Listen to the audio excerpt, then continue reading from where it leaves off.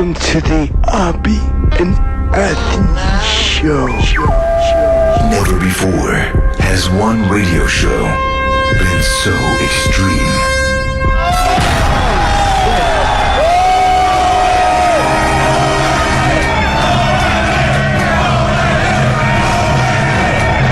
So vulgar. I'll fucking shove my face up a chick's ass in a second. Someone said we curse a lot. Do we? I have no idea if we do. So flatulent. Who just farted? I did, but I didn't know it's time. Like rotten eggs and sewage. Oh, wow, thank you. I can't believe that us sitting around like this is actually a radio show. This is not going to get any better than this. Are we on the air? Oh, we are? Oh, okay. Quite simply, the greatest show in the history of broadcasting. O&A every day, that's what I say. You guys having a good time or what?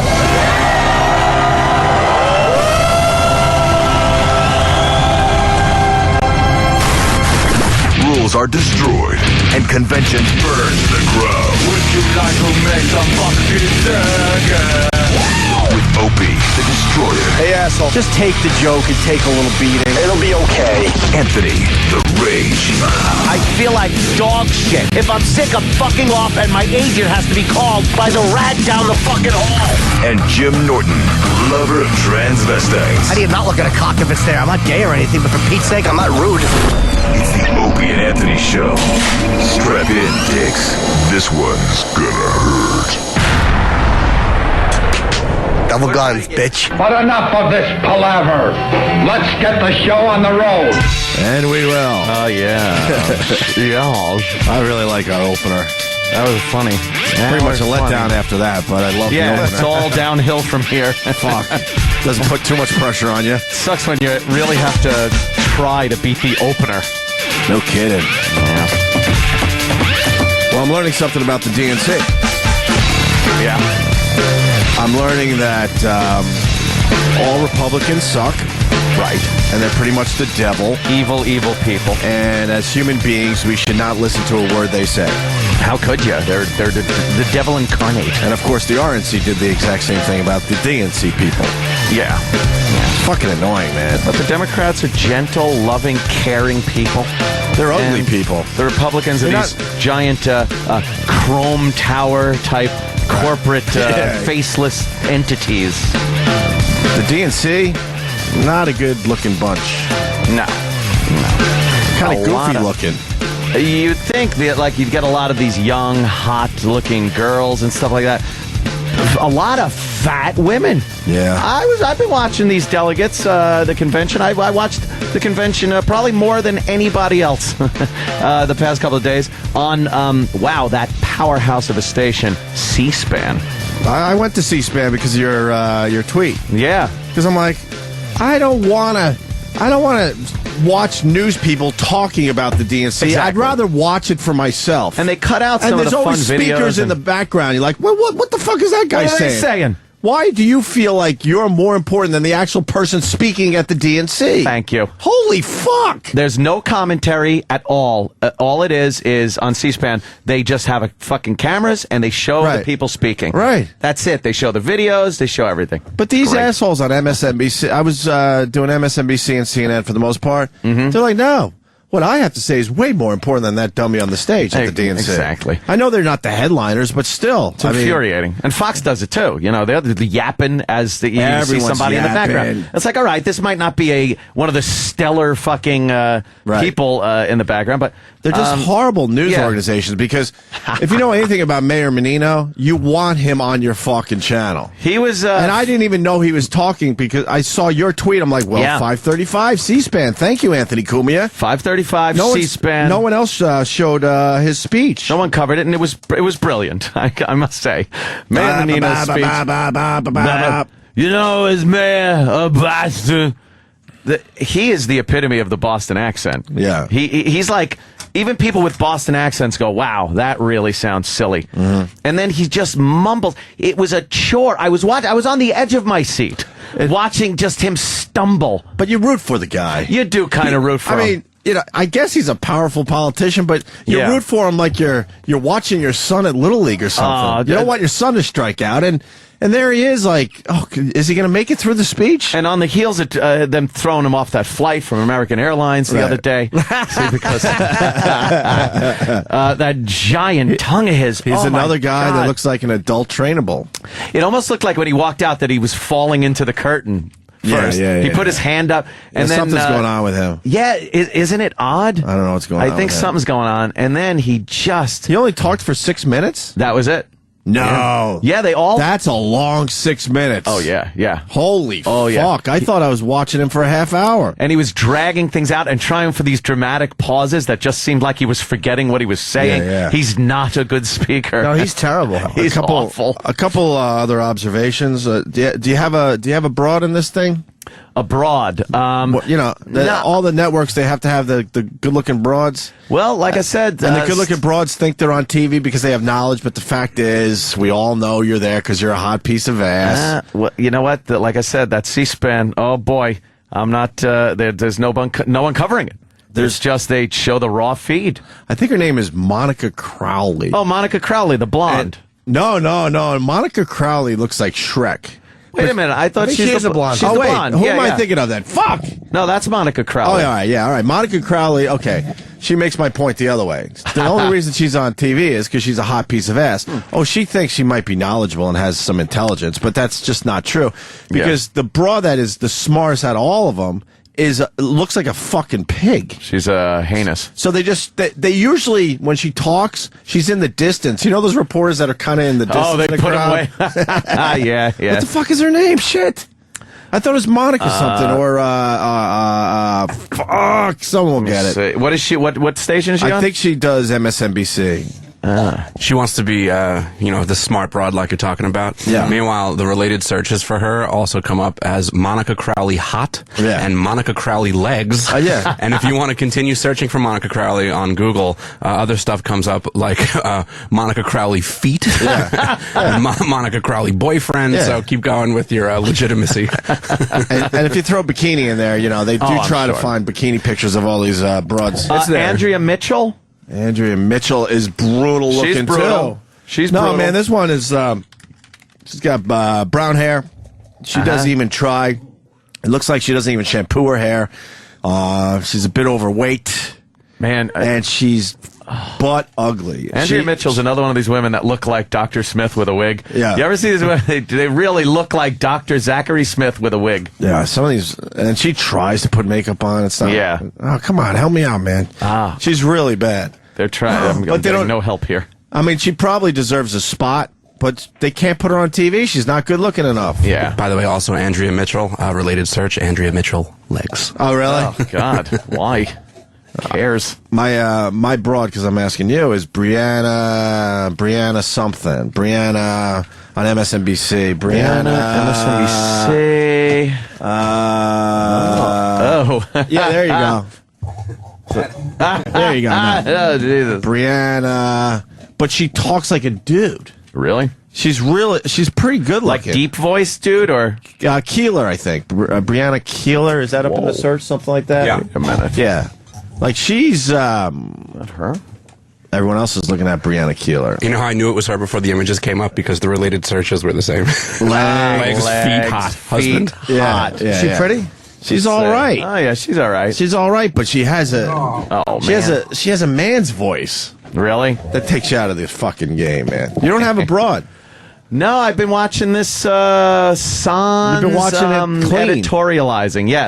Yes, I like it that way. You get to make your own decisions on these people. And believe it or not, I don't think everything with the convention is completely horrible and wrong and nasty and.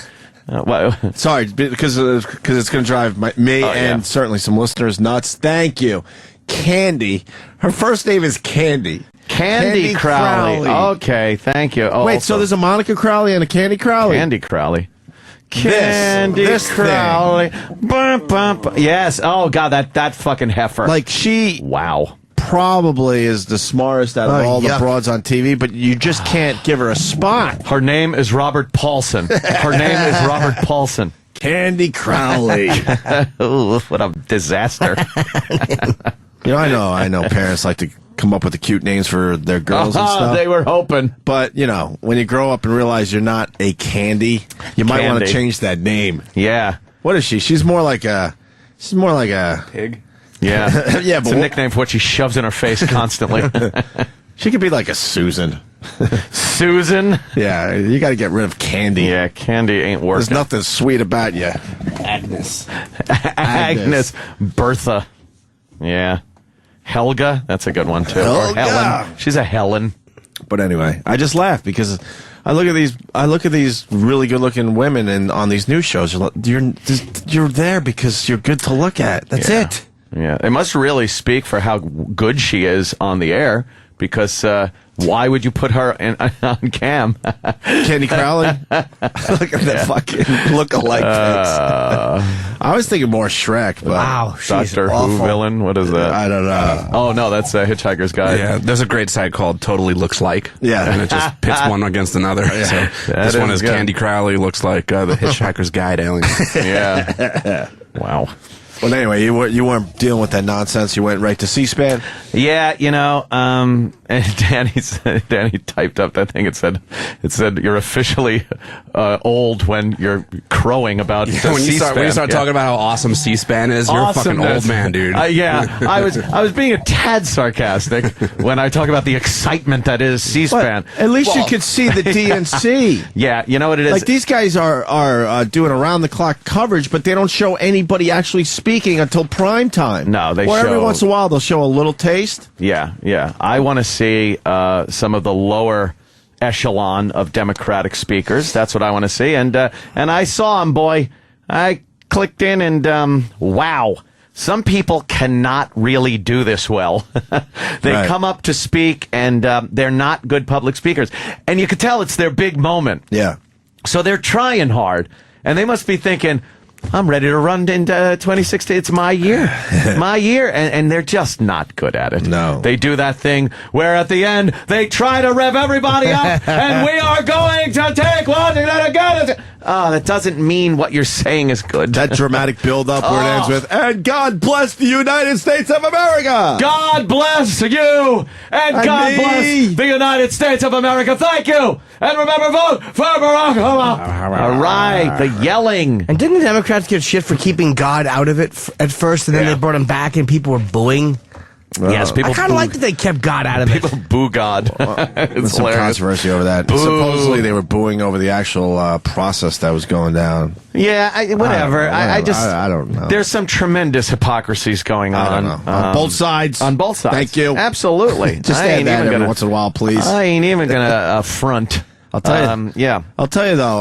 I don't want to argue his points. I just want to say that Clinton. Holy fuck, the guy knows how to speak. That was a home run for the Democrats. He just knows how to speak. Night. Like you said before the show, you don't feel like he's giving a speech. No. Obviously, he knows what he's going to talk about, and probably most of it's written down there for him. Yeah. But he is just such a natural at it. You just feel like he's up there winging it the whole time, and when he makes his points, it doesn't seem like he's just towing the party line, which he is. I'm not. Right. Don't get any illusions, but it comes off so natural with him. He engages you. Good natured. He's He good like at engaging the person. he puts that little laugh in where it doesn't seem. Like, I've seen all these other politicians giving these speeches. Well, they get up and it seems so phony. And I know he's just as phony, but it just comes natural to him.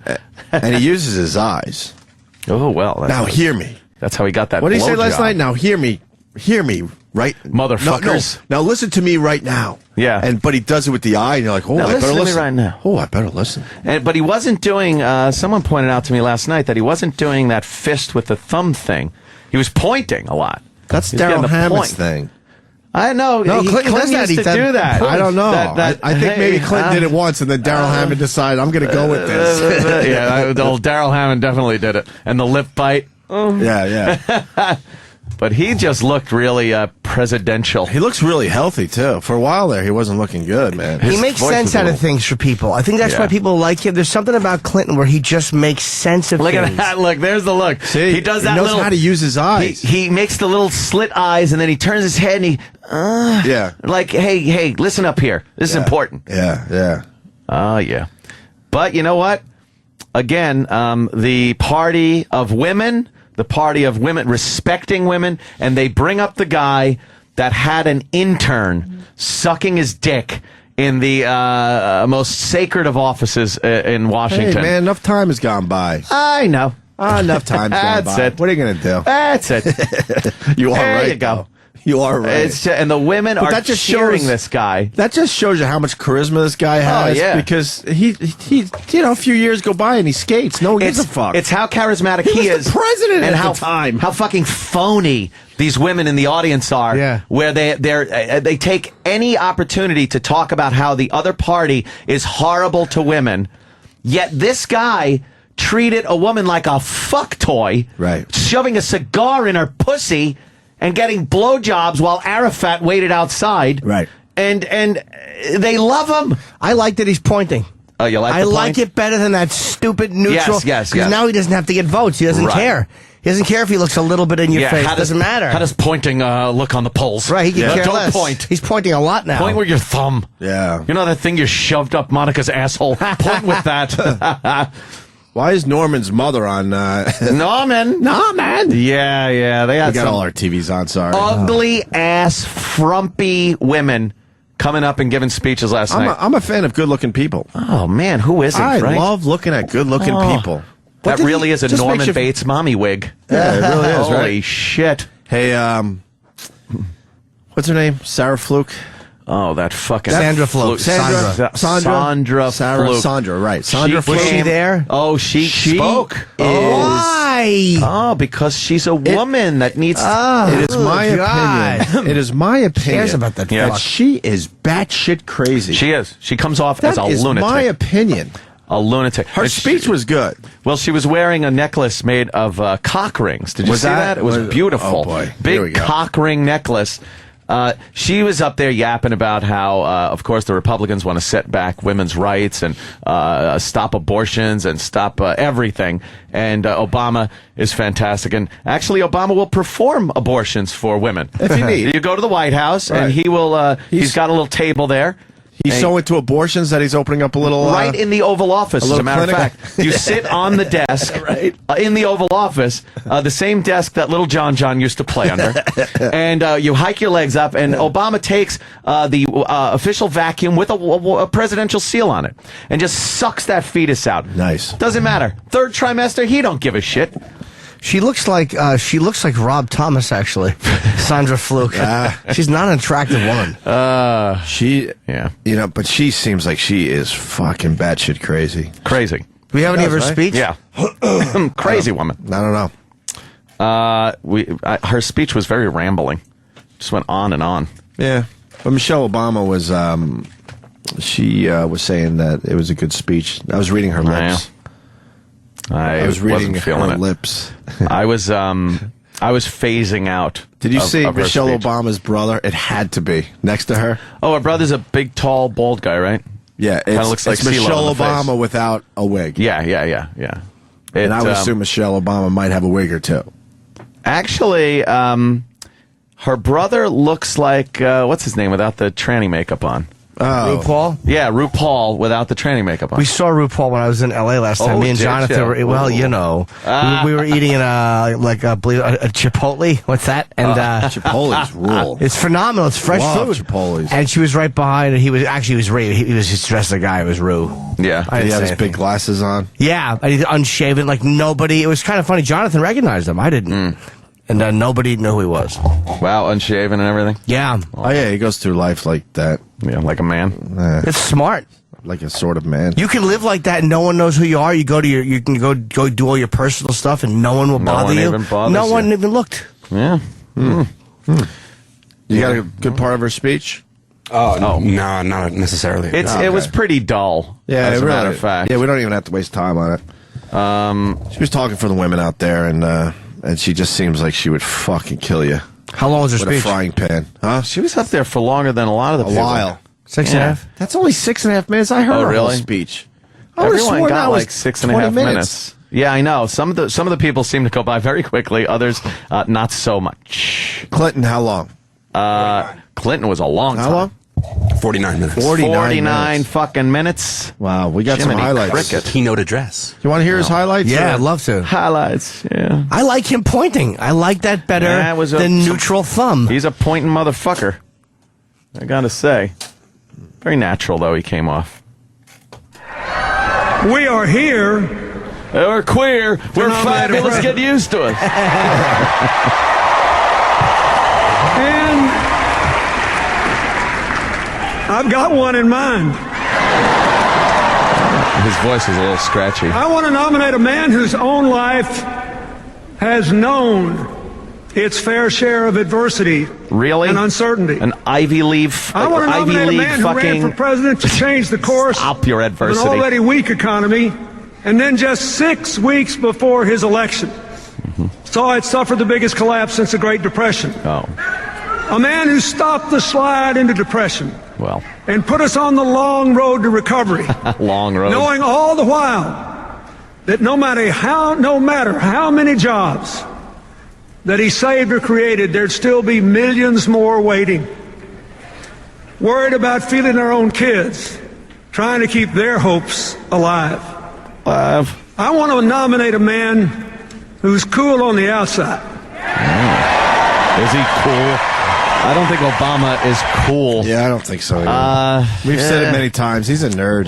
Yeah. I was reading about his meltdown when him and John Bonner, remember they almost, or Boner, or his name is, when they almost reached that agreement, and then it fell, Boehner, I'm sorry, Yeah. and it fell apart at the last Yes. minute. There was, they said that like, he was calling Boehner all day and he couldn't get him on the phone, and people said that he was fucking pissed. fuming. Yeah. Oh man. Yeah. But he got greedy. He asked for too much money. Yeah. Boehner was going to give like $800 million. I think he wanted $1.2 trillion, and Whoops. it fell apart. Yeah. Which was Obama's mistake. But who burns for America on the inside.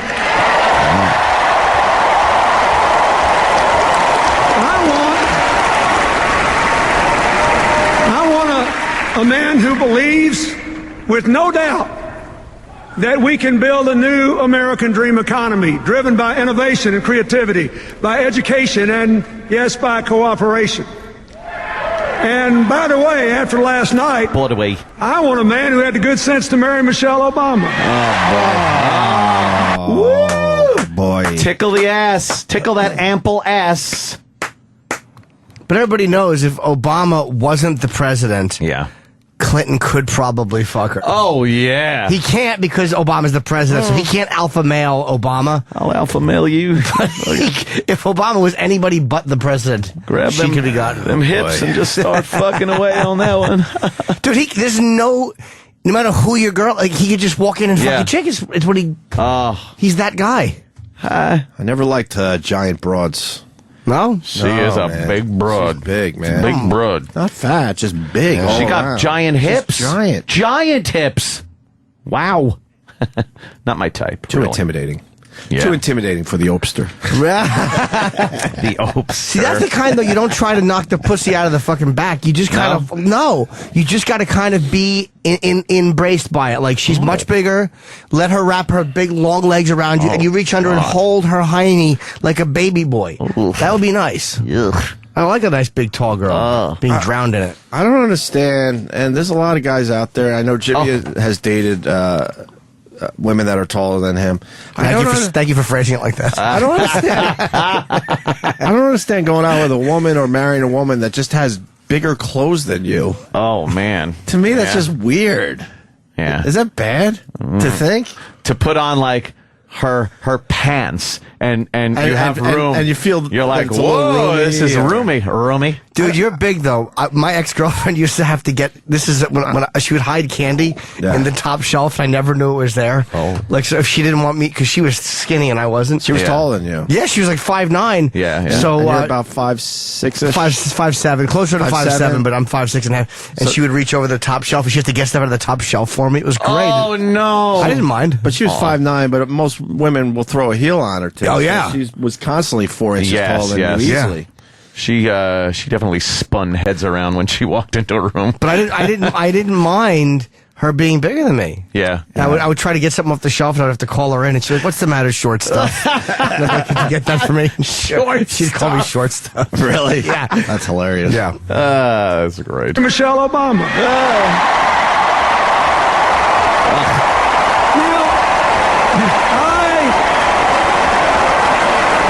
Shut the fuck up.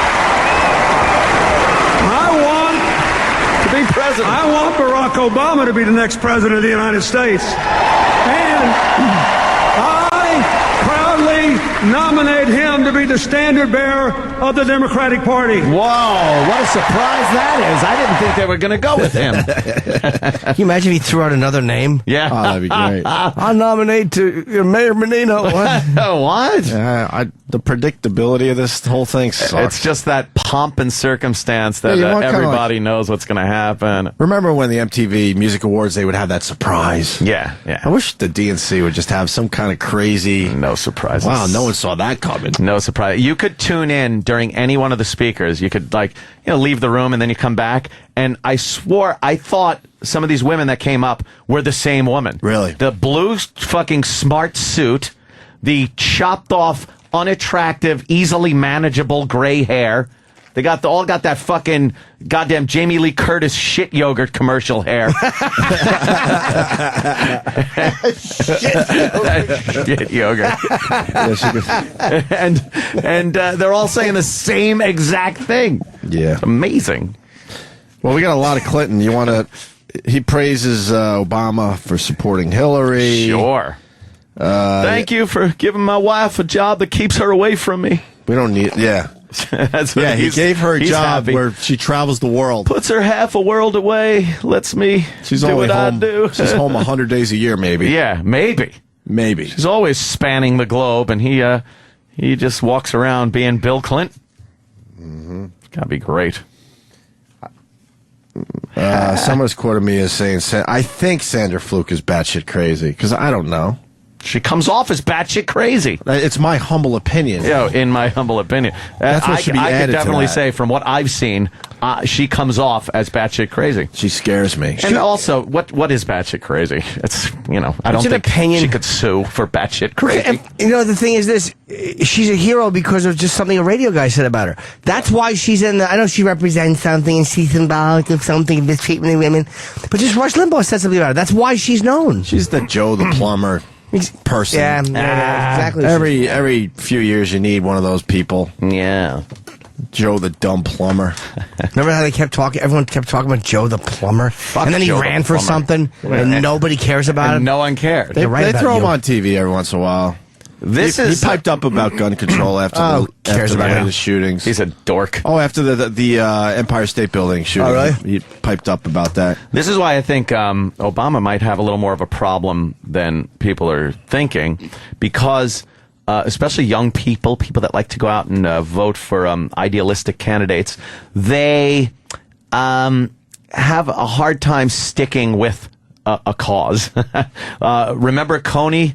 Remember that whole thing? Mm-hmm. So I'm thinking you're not going to get that turnout of young white voters, which is predominantly who put Obama in the White House, coming out, because this isn't a real exciting first black president, hope, change kind of a situation. So I don't think that voter turnout is going to be as high as it was. It's going to be really close for him at the beginning of his first term. It's going to come down to Ohio. Ohio. Cowboys so goes won. Ohio, so goes the election. Cowboys won, huh? Are the Cowboys supposed to be good this year? I don't know. I don't even know. You should know. It's sort of your team, Jimmy. You don't know? Do they know where I'm working next week? Are any of the Cowboys coming to see me in Addison? Fuckers. Fuck them. You going to Addison next weekend? No, but I'm saying when I do. I'm in Irvine next week, but no one cares. But Cowboys beat the Giants at home. That's pretty impressive. I saw part of it. I was out to dinner. I saw it on the TV. I was like, it was kind of good to see them doing well, but yeah. If they're having a good season, I'll watch more, but I just don't give a shit. Good season. It's all about the Jets. Jets. People asking Jets or Giants. Jets. I've said it a million times. And I don't like that we have Tebow. It's fun to watch him, but not when he's on your team. We'll see. You want Bill telling America to vote for Obama? Why not? I'm all talks about how jesty. He talks about how Obama saved the auto industry. Well, yeah. Did he? What he did? You want to hear that? I'm asking you guys though. Is what he did right for the auto industry? Like I think it was. I mean, it did. It's doing okay. People right? seem to like it. Yeah. That's another one of the points I was making last night was the fact that I'm not completely against everything Obama has done. And there's two schools of thought there. Some would say, maybe it is good to let it fucking fail. And see what comes next. And see what comes next. But a lot of these auto workers especially were being paraded up there and saying, hey, we have jobs here and we wouldn't have had he not bailed out. I think it was the thing to do. That industry. But then how come bailing out the banking industry has got such a fucking... Because then they turned around and just gave themselves massive fucking bonuses. Yeah, maybe that. And that just pisses off people. Yeah. It all came out that they still got their incredible, over-the-top millions and millions of dollars of bonuses. But it was with the bailout money. Yeah, they're just pieces of shit. That's what pissed off everybody, that came to light. I don't know what's going on with the money that the auto industry got. Well, apparently GM's doing much better. People are still working, and the bailout for the auto industry seems to have worked. I can't bash him on that. He did promise to get the troops out of Iraq and bring them back. A lot of them were transferred over to Afghanistan, which, whatever. But he made that promise and actually followed through with it. That I can respect. I can at least respect, even if I don't agree with any policy, I could respect that he said he was going to do something and then did it without this fucking weird agenda thing and just something that's bad for the country. You just hate that he's black. Well, yeah, but I mean, and you know what though? He's also See, he admitted it. Oh my God! I gotta get to a message board immediately. It finally happened. I've been telling you guys. You listen closely. I haven't listened in 2 years. Then why are you talking about it? Just fucking go away. Shut up. Shut your face, fuckers. Idiots. I take pride in the fact that I haven't listened in 2 years. Bye. Shizbag, shut up. Oh, fuck wads. It's kind of fun, though. Isn't it? That's great. It's just idiots. I think the banks, though, by the way, I don't think the auto industry has the reputation of fucking people like the banks do. That's why people hated those bailouts more than the auto industry. They're seen as more blue-collar guys. Oh, my God. Auto industry is all... It's America. It's blue-collar. It's different. Yeah. Fuck yeah. I mean, no one's getting interest on their money in the banks. Dude, it's fucking sick. What about the new commercial? 5 times for what bank? With the guy, with Ben Stiller's dad there. That's all bullshit, too. TD or whatever. Yeah, you're going to get 5 times what the other banks are giving you? Get the fuck out of here. I don't even have a savings account anymore because I just didn't see the point of it. I don't know. Right?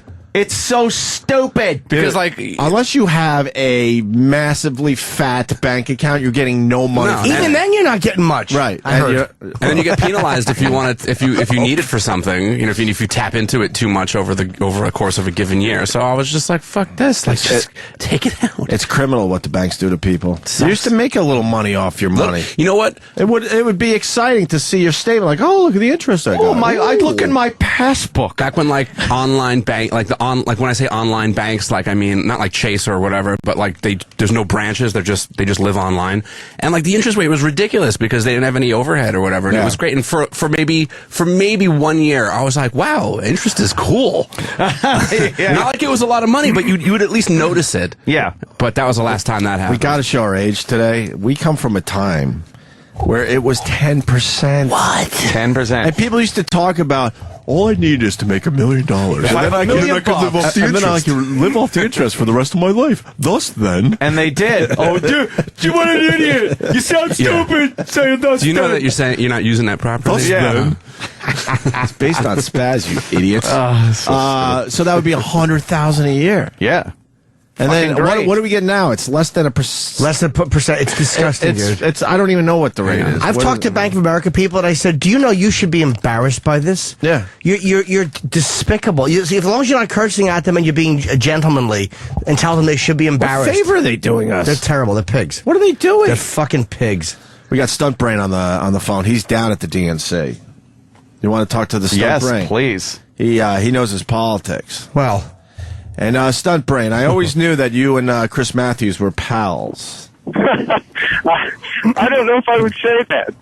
Once he realized I was with the Blaze, his face turned into a pained expression. Yeah, you tend to lean a bit right compared to Chris Matthews. A little bit, I would say. Yeah, almost 90-degree angle. Yeah. But you snapped a picture with Chris Matthews. Yeah, I got Chris Matthews yesterday and Joe Biden as well. How'd you get Biden? That's a good one. Wait, Jill? Jill. Oh, Jill. Yeah, Joe Biden would have been a home run, but I was... Did you get a picture with a president? Not yet. Yeah, I got mine. The Clinton lined up. Yeah, I know you. I got mine. Why would I bring that up? Well, you don't often bring it up. No, not really. I'm kidding. You bring it up all the time. I love rubbing it in Jimmy's face. Okay, then it works. Go ahead, Stump Brain. What do you got on this DNC thing? It's all bullshit, right? Well, both conventions are a giant mess. It could be done in a day, but they take 4 days of partying and stupid. Well, they want to lap each other's asses as long as possible. And you got to think the party's awesome when they're not on the convention floor. There are VIP parties and big donor parties going on all over this town, just like they were in Tampa. Huge parties in hotel suites. Tampa, they were on giant yachts and in mansions. So I went to a couple of those, but they're just amazing. The amount of money that's being shoveled around this town is ridiculous. Hey, what kind of party will like a Clinton go to tonight or Obama? I mean, I'm sure the night of the speech. What kind of parties do those guys go to?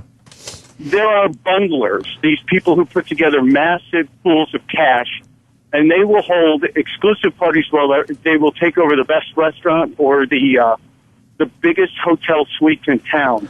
And there'll be shrimp as big as your head. Oh, wow. And all kinds big as your fucking head. Stump Brain, you know, right. Who pays for all this?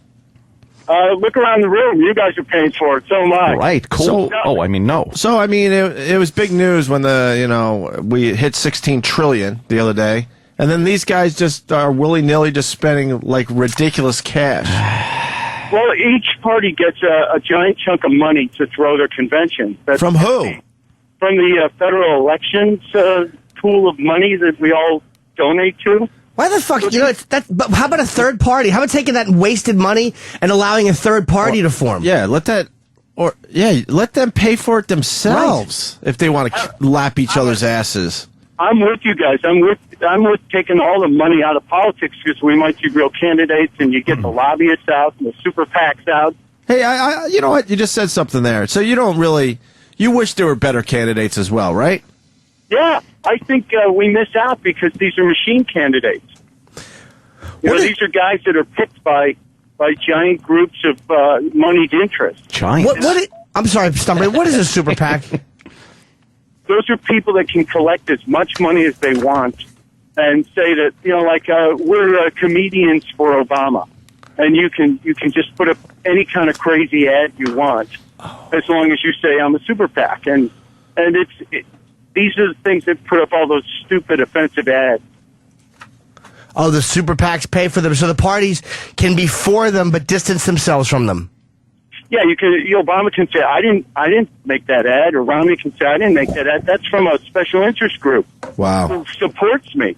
But they do have the right to tell them, hey, cut it out. But they obviously have some kind of relationship with these super PACs. Yeah. Behind closed doors. Sure. They're made up of friends and, right. Again, people who bring in gigantic chunks of money, collected sometimes, $23,500 at a time, whatever the maximum limit is per person. Are you inside for this whole thing? Been inside. I am headed right now to, you can't get too close, so they drop you off about 6 blocks away, and then you have to go through 2 different security checks. Right. I'm about 2 blocks from the arena. How close were you to Clinton last night when he was speaking? About 100 yards. Wow. That's kind of cool. A little press gallery. And I got real close to Romney, Christie, Ryan all last week. It's just a little tougher wearing a Blaze hat, getting close. Well, how about you hide that? You know me. I like to cause trouble. Yeah, but why wear a Blaze hat? You're not Jimmy Olsen. Go down there. What's the matter with you? It says press. There are several different conservative media outlets here. The Fox News is here. All the ABC radio talkers are here. So we're not the only ones here. But who's getting interviews with these guys? Like, who's getting, obviously CNN, MSNBC, but who's getting interviews with guys like, with Biden and you know, and Romney last week or whatever? There are, like you said, all the networks get first preference, and then occasionally you'll get second tier radio guys because there is a radio row set up with about 30 different radio stations. Is Sirius there? Sirius is here. David Webb's here. Andrew Wilkow was in Tampa. Who? Yeah, exactly. I don't know these people. Why don't we know any of these people? Oh, no. They're on the political channels. Sirius has actually a few people here. There's about 4 tables set up for Sirius. Right. Last night, the fire marshal locked the doors at 8 o'clock, and there were a couple thousand people standing outside trying to get in, chanting, "Let us in." You know, all dressed up with their credentials. Right. And I went outside because I was trying to wrangle the Secret Service thing to get Clinton, and I got locked out. And I'm standing with Tom Brokaw. Oh. And he could not get in. He was locked outside for an hour. He barely made it in. Brokaw was locked out. That kind of makes me happy. Wow. Yeah. And I asked him, can I get a comment on video? And I'm not anywhere near Anthony's voice, but he said, no. These guys are doing their job trying to make us safe. That's a smart answer. Yeah, that is a smart answer. What He was smart not answer. happy. what other things are you seeing down there that we're not seeing watching the TV? Well, in Tampa, the giant vaginas from Code Pink were hilarious. They were good. They're not here. There have been 2 small protests. A bunch of people on bicycles rode up to the NASCAR museum and laid down in the street. That didn't do anything. They were just screaming. There was a protest in front of Hunt Energy yesterday, and the Occupy people had a 1-block-long march. 1 block long, huh? Boy, there's another cause that was predominantly young white people that just, again, they got bored with. That's it. Yeah, the conventions, they're pretty much typical once you get inside, and I really hope for a lot more action outside. Not going on. Yeah. There's a lot more vendors here in Tampa. They're selling a ton of Obama stuff. Yeah, huh? Everything you want. There's all the Obama things you could want. Oh, I got to get you some buttons for your boys up there. Hipsters for Obama. Hipsters for Obama. I would love that. Yeah. Every special interest group has an official Obama button. Women for Obama, Latinos for Obama, hipsters for Obama. And then there's the button, once you vote black, you never go back. Yeah, I've seen that one. I saw that one on Twitter last night. Seems a little racial, let's say. How dare you play the race card? I know. I'm sorry. God, I always do that. Oh, man. You can't mention Chicago, pizza, golf. Those are all racist. Or Monday. Yeah. That's right. Monday, too. Is there a pin down there that says, I like lesbos for Obama? There's LBGT for Obama. Nah. Yeah. And I saw we don't need the rest of those. Sluts for Obama. Sluts I'm not for kidding. Obama. Nice. I saw that button. All right. Yeah. See that? Yeah. You should see the button I'm making up. Not a lot. Anthony will wear it. No one else. Oh. Can only imagine. Yeah. When do you come back, Mike? Tomorrow morning at the crack of dawn. Once Obama's done, I'm on a plane getting the hell out of here. I've had enough of this. What's your take on changing the venue from the 60,000 seat stadium back into the 20,000 seat arena? Absolutely, because they don't think they could fill it. It had nothing to do with the weather. I mean, the official statement is they're worried about thunderstorms, just so the people out there know. A good point to But a be lot of people saying he just can't fill the damn thing. A good point to be made is the fact that with, I think, 20% chance of rain and thunder, and if there was a ball game or something going on in there, they would still continue it. Right. They wouldn't tell everybody, well, stay home, it might rain, you know? No, they wouldn't. But there are some logistical problems trying to get 73,000 ponchos handed out to people, because you can't bring an umbrella inside the arena. Uh-huh. So that's every morning when you go in, if it's drizzly, there's a graveyard of umbrellas laying out just short of the checkpoint. I think this hurts Obama a little bit, because last time we all remember the scene, 80,000 people and Oprah crying, and now it's going to be downgraded from that. You expect even bigger, right? But that's why I'm thinking this has nothing to do with the weather and has more to do with the filling the seats, because who wouldn't want Obama in front of 60,000 screaming fucking people? And it looks great. And in a weird way, in the rain makes it a little more dramatic too. Yeah, I mean, I've seen that before. Kind of looks cool. Yeah. It could have been very dramatic, but moving it from a 73,000-seat place to a 20,000-seat place that last night already had problems with the fire marshal, tonight could be a real big mess. Yeah, I'm getting here early, and I'm going to see what the hell happens. Let me ask you a question. Mike, I'm sorry to interrupt you. How come people with credentials couldn't get back in? Like, how does that happen? How do they let too many people in? Look, God only knows. This has to be probably the worst organized large event I've seen. They really have too many volunteers, I think. There are more volunteers than actually people who should be in seats. And there are volunteers everywhere. And the fire marshal just went, look, we're full. Close the doors till we get people out of here. Wow. Is it true that there's about 5,000 delegates and 15,000 press? That's what I heard. That's a good point. The press center is 5 blocks from the arena, and there are press people from all over the world. There are bureaus set up with entire, giant convention rooms full of people with computers and internet access. Amazing. So that's possible. Yeah. And there was a giant group of press here for the GOP in Tampa, too. Yeah. I hear the press outnumbers the delegates. That's a good chance. You Yeah. know, they are everywhere, and they're from all over the world. I was drinking with a guy from Australia last night, and they can't put it away. But, they can, They're yeah. here. There's a huge press presence. The delegates are loud and have stupid hats. But this is their, I guess, thank you. Did you get to talk to some of the celebrity delegates like Newman? I saw Newman, and he's about the only celebrity here. No, Bunk is there from The Wire. And who? Tony Galoob. Oh, right. What's his name? What? Shalhoub. Shalhoub. Who's he? Penn is here from House. Yeah, he was. Who? And Harold and Kumar's okay. Cal Penn is here. Right. He spoke yesterday. I saw Will.I.am, and Eva Longoria was hosting an event last night with Flo Rida. Ooh, do tell, star-studded. Hollywood gossip? Oh, who's dating who? Who's singing who? Yeah. Do dish, Stunty. Do dish. Did you see any canoodling? No, I missed the canoodling. Yeah. They threw out the canoodlers the first night, the 2 guys from California who got all load drunk up and got thrown out. I heard Godsmack was down there last night. They just call them Smack, Opie.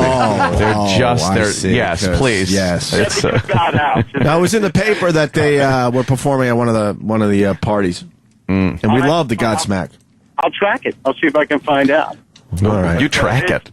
I'm tracking that. I'm like TMZ. You got me on the street. This is great. Stump Brain's in a bar with an Australian when there's real parties going on. What's wrong with you? Get into something. I don't know. The afternoon. It seems fun, though. All right. Drinking with Aussies. Before the party. The Aussies start drinking early. Yeah.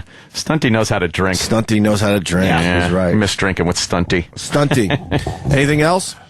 That's it, boys. I'm going to head through security and see what's happening this morning. If anything cool happens today, I'll send you a text. I like having a correspondent down there. Yes. Yeah, this is kind of weird that we have a correspondent for something. It's our correspondent. I like it. You got to call tomorrow for the big wrap-up. Yeah. All right? I'll give you the wrap-up in the morning. Thanks, fellas. All right, man. All right, have fun. Cool, man. We like Stunty a lot. Yeah, he's great. Yeah. I don't that's necessarily cool. agree with him politically, down there. but I like the guy. How the hell did he get down there? Huh? The Blaze is a political Blaze, thing. man. Yeah. Oh. That's Glenn Beck's thing. We'll give creds to anybody. Glenn Beck has a few bucks. Apparently so, huh? Yeah. All right. You want to get Bill telling America to vote for Obama? Well, Bill, yeah. If you want a future of shared prosperity, where the middle class is growing and poverty is declining, where the American dream is really alive and well again, and where the United States maintains its leadership as a force for peace and justice and prosperity in this highly competitive world, you have to vote for Barack Obama. Look,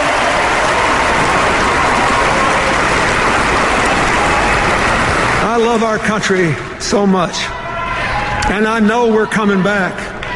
For more than 200 years, through every crisis, we've always come back. My blowjob. People have predicted our demise ever since George Washington was criticized for being a mediocre surveyor with a bad set of wooden false teeth. Surveyor. And so far, every single person that's bet against America has lost money. Because we always come back. We come through every fire a little stronger and a little better. And we do it because in the end we decide to champion the cause for which our founders pledged their lives, their fortunes, their sacred honor. The cause of forming a more perfect union. Wow. My fellow Americans, if that is what you want, if that is what you believe, you must vote and you must re-elect President Barack Obama. God bless you and God bless America. Don't stop thinking about tomorrow. I do miss that guy. He kept it fun. We all look back with rose-colored glasses, don't we? Well, he just kept it fun. I drink through rose-colored glasses. Oh, Chippa. That's a good one. Wordplay shit kills. Wordplay shit. Well, this is what we're going to do. We're going to take a break because right around the corner, we got some highlights from Mayor Menino's speech. Oh, he's amazing. He really is amazing. What a speaker. He's not a fan of Romney. When he stumbled out, well, he's not a fan of Romney because he couldn't say his name. Ron to me. Ron to me. Is that how he was saying it? Yeah, he had a little trouble saying Romney a couple of times. I thought his, I thought he was all right. But maybe we're just used to how he talks at this point. Yeah, you pop some of that on after the break, and people will say, no, he's not all right. Okay, good. Yeah, it sounds really bad. I think we're just used to how bad he sounds. It's like how some people can have a conversation with Roland. Yes. Yeah. I By speak the way, Roland. I speak Roland. I do not speak Roland. I speak Roland. Okay, I sort of speak Roland when he's in here. I can translate Roland. At the during the after show when I'm driving home and listening. Oh, I know. Yesterday I was cursing my radio. I'm alone in my truck cursing because I was saying I don't know what he's even saying. But that's why it's so good to have him on the radio. He mushes words together like it's a run-on word. You know how many program directors out there would pull their hair out if Roland was on their channel or radio station? If he wanted to say something like Romney is a conservative, he would go, Romney's conservative. Romney is conservative. But I understand that. I don't. He's terrible. What he's saying. We should ask him what he thinks about this whole thing. Oh, God. Get his fucking take. Yeah, that'd be good. Is Roland listening right now on his way in? If he's not here, I mean, I'm assuming if he was here, he'd be. I want a solid minute from Roland. Oh, there's so many good restaurants to see. I want one. Good restaurants to see. I want Roland on the clock for 1 minute to give us a whole overview of the DNC. Oh, boy. Before we go to break. Well, do we know his party lines? Maybe we could have a quick debate, and he could debate his side and some other. Right. Anybody of equal intelligence, unless he's too. Well, how does he say Mexican? Mexican. Oh, Mets. That's right. It says Mets. Mexican. So he's got to be Mexicans. More Democrat, obviously, right? I would think so. What do you got before the break, Jimmy? I had a dream last night. I forgot that Ted Danson was the president. Ted Danson was the president, and I was at an event, and I was actually allowed to sit next to him. Oh. And I was talking to him, and something was happening. We were about to get up and leave. Jimmy's wacky dream. No, but I was trying to bond with him, and I was talking about something. I was like, yeah, you know. And he just wouldn't look at me. Like, he wouldn't look at me while I was trying to bond with him. It was humiliating. And then Zach Galifianakis stood us all up and marched us a different way. That was my dream. You have some wacky dreams. Well, they were bored to death together, so that's probably where I put that together. Yeah. Oh. That was my dream that Ted Danson was president. And I couldn't tried to bond with him, and he just wouldn't look at me. See, you have the same type of dreams as me. You want to be friends with people. Yes, I do. I almost was friends with Obama in my dream, and I blew it. Fuck. I had a situation in a dream just the other day where I woke up and thought, now, why didn't I realize I was dreaming in this dream? Because I talk about how when things get too strange in your dream, you go like, oh, cool, I'm dreaming. And then you just go on rape fest. Right. But This one, I was hanging on to the outside of a jetliner, and that's how I was traveling from point A to point B. How cool I would was that hanging be? on the outside. It was kind of frightening. Of course. And I was getting that weird dream falling feeling. I hate that. It was pretty cool. But, and I'm like, why didn't I just think, oh, I gotta be dreaming. They would never allow this. Because you work at this company, and that's how it feels coming to work every day. You're hanging on a plane about By the your plummet. fingernails. Yeah. We see less people around here lately. Yeah, that's true. What's going on? A lot of people taking vacation time or something before they get fired. Oh, before. Whoa. Everyone's taking vacation before they get fired. Don't let the door, Yeah. Bada bada boo. Hey, here's your hat. What's your hurry? Hello, you must be going. Goodbye. Goodbye. Thank you. Goodbye. What is that from? Bugs Bunny. It figures. He would shake shake someone's hand as he's leading him out and go, goodbye. Goodbye. The best. All the bugs. Good old bugs. Mayor Menino speaking next. This is the Opie and Anthony channel on Sirius XM. We should do a montage we say when these mics go on. We should do a montage of the first thing when these mics go on. We should do a montage. Because even after all these years, it's just dumb little noises. Noises.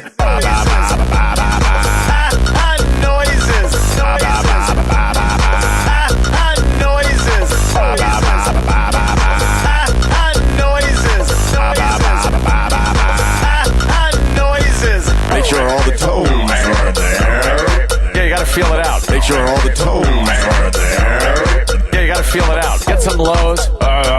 Get some highs. Get some lows. Get some highs. Get some lows. Get some highs. Get some lows. Get some highs.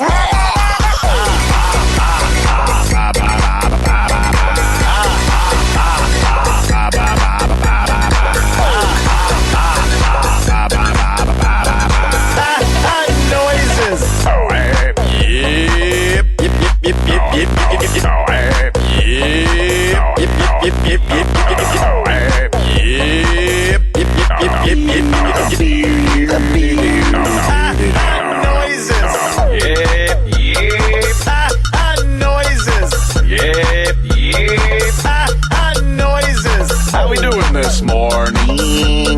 Let's do it. How we doing this morning? Let's do it.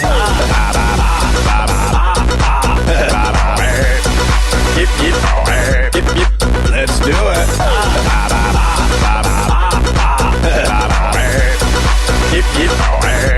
Noises.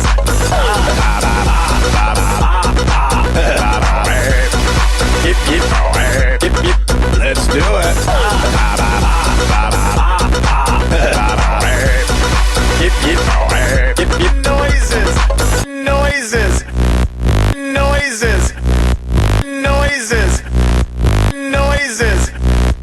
Noises. Who's that old guy over there? Uncle Paul, with the creepy old guy stare. Uncle Paul, now he's coming over here, slowly limping down the hall. It's too late now, 'cause here comes Uncle Paul. Let me show you how to make a big boy love you. In today's episode, Uncle Paul recalls his favorite Jordache commercial. Yay! That was Timothy and Amber. She would always jump up. I'd say, you got the look, and she'd go, I want to know better. And I'd say, you got the look, and she'd say something, and I'd put her face in a pillow. Yeah, we'd all dance Jordache, and I'd slide them down. Sure, I'd say, let me smell that word. Yeah, I could always tell when she'd been running around, because her little feet would smell. And sometimes Jordache in that little middle scene keeps the smell of the private set. Yeah, the jeans would just keep that in there. Scrub-a-dub-dub. Somebody's becoming a woman. They're so young, their bodies are confused. The body don't know what it's doing. I bet you was jogging around the playground. Did you fall off the jungle, Jim? I smell a little copper. My dad says when we're in my room, we have to keep the door open. Jordache. Basics. I'm not going to do anything different if the door's not open. Who's that old guy over there? Uncle Paul, with the creepy old guy stare. Uncle Paul, now he's coming over here, slowly limping down the hall. It's too late now, 'cause here comes Uncle Paul. On an all-new Hoarders, a Long Island mansion on the brink of quarantine, and one Italian millionaire who can't let go. I have 7 or 14 disabilities. Anthony used to have a life until hoarding took over his existence. This is my stuff. I'm a collector. I'm not a hoarder. What do you want me to do? You're saying that me? I am not a good parent? Dr. Robin tries to bring Anthony back and help him cope with the reality of the situation. Anthony, your gun closet. Do you see what's on your gun closet? There's roaches everywhere. This isn't good for you, Anthony. How do you even store food in this environment? The refrigerator has roaches all inside it. It doesn't work. These conditions, they're not livable. How could you have let it get this bad? I've Epstein-Barred. That young girlfriend of yours moved out. Danny doesn't even come over anymore. Oh, they didn't care. No. Oh my God, what's that? Doctor, we found a skeleton. Is that And then my dog died in it. There's roaches in the movie theater, a karaoke stage filled with rats, raccoons crawling over child pornography. It's like a carnival of garbage. All on the next Hoarders. Sirius XM. Sirius XM. The Opie and Anthony Show. All right, we got one more thing as far as the DNC goes. Tonight's the big night, I guess. Obama's will give his speech, I guess. Yep, he's going to get up there and give a little speech. But we did have Mayor Menino. He talked. Thank God for Anthony tweeting that Menino's speech was on C-SPAN, so I went right there. Oh, you got to go to the C-SPAN website and see what the schedule is for the Democratic National Convention, and you see when all the speakers go on. I'm surprised they keep it pretty tight, this schedule, and I saw Menino was up at 5:30. Figured people did not want to miss it. Well, the big news networks aren't talking about Mayor Menino's speech. No. He didn't knock the doors down, you don't think? Wow. What did Sam say? You cut up this Hopefully audio. I resign. Besides that, how dare you? What was your observation on Mayor Menino? Well, I think you guys were definitely right about people not being so desensitized to him as we are, because we've heard the absolute worst, like not even English. The thing about this speech I found was there were a few flubs here and there and mumbles and stuff, but he completely lost the audience as the speech went on. Totally. And like you could hear, if you really listened, you hear the points he's making, and if another politician had said it, that would be the point where everybody goes, woo! Yeah. Like an applause break or something, right? Exactly, but nobody knew that was their cue. Right, he's so bad at speaking and getting the crowd behind him. Right, so you can hear him stop, and you can hear what he's saying, and there's silence, and then he just moves on to the next thing. He's terrible. Awful. He really is bad. I don't. He's been doing it for so long. I don't understand how he could be that bad at public speaking. I don't understand. He either. really needs like a whole thing to happen, like the King's speech. He needs that in his life, maybe to help him out. Well, we had Jeffrey Rush in here. We should have said, "Hey, we got a job for you. Yep. Go up to Boston, help us out." Boston. So we got a few clips. Yeah. Over the. Menino starts his speech choosing odd spots for pauses and cites Martha Luther King Jr. Martha Luther King. That's Jr. what I heard. Yes. Good evening, fellow Democrats. Just to hear him right off the bat. So good evening, fellow Democrats. And you can hear those. He doesn't even have mic technique after all these years. It's terrible. And he doesn't think about what he's saying. Like you can hear in that pause, his brain wanted to say fellow Americans. Yes, but in his head he also wanted to say fellow Democrats. So he had to stop himself. Right. And then he had to make sure he wasn't saying Republican. Like he just doesn't. He doesn't even know how close he's supposed to be to the mic. That's like us starting the show every morning. Like, good morning, everybody. Yeah, good morning, everyone. Right. Like, how do you not know how to use a mic? He's a dunce. Oh, he is. He's just so intrusive. Yeah, he is. Good evening, fellow Democrats and fellow Americans. Americans. Aren't they one and the same? Aren't they one and the same? And fellow people. And fellow Americans. And fellow humans. Fellow people with ears and heads. All right, just say everybody. Fellow earthlings. He talked for 6.5 minutes, and he's filling time by adding Americans to Democrats. Fellow people in our solar system. Fellow people in our galaxy. Fellow people in our universe. Right. Get it. Good evening, fellow Democrats. You know we got to play it another 5 times. Of course. Oh, he is great. What is he holding down a belch? Doesn't sound like that. Little acid reflux. He sounds like a kid who just got shoved out onto the stage in front of the microphone. Talk! His abusive father, talk! Good evening, fellow Democrats and fellow Americans. I come from Boston. We launched a revolution. We first sent John Kennedy to Congress.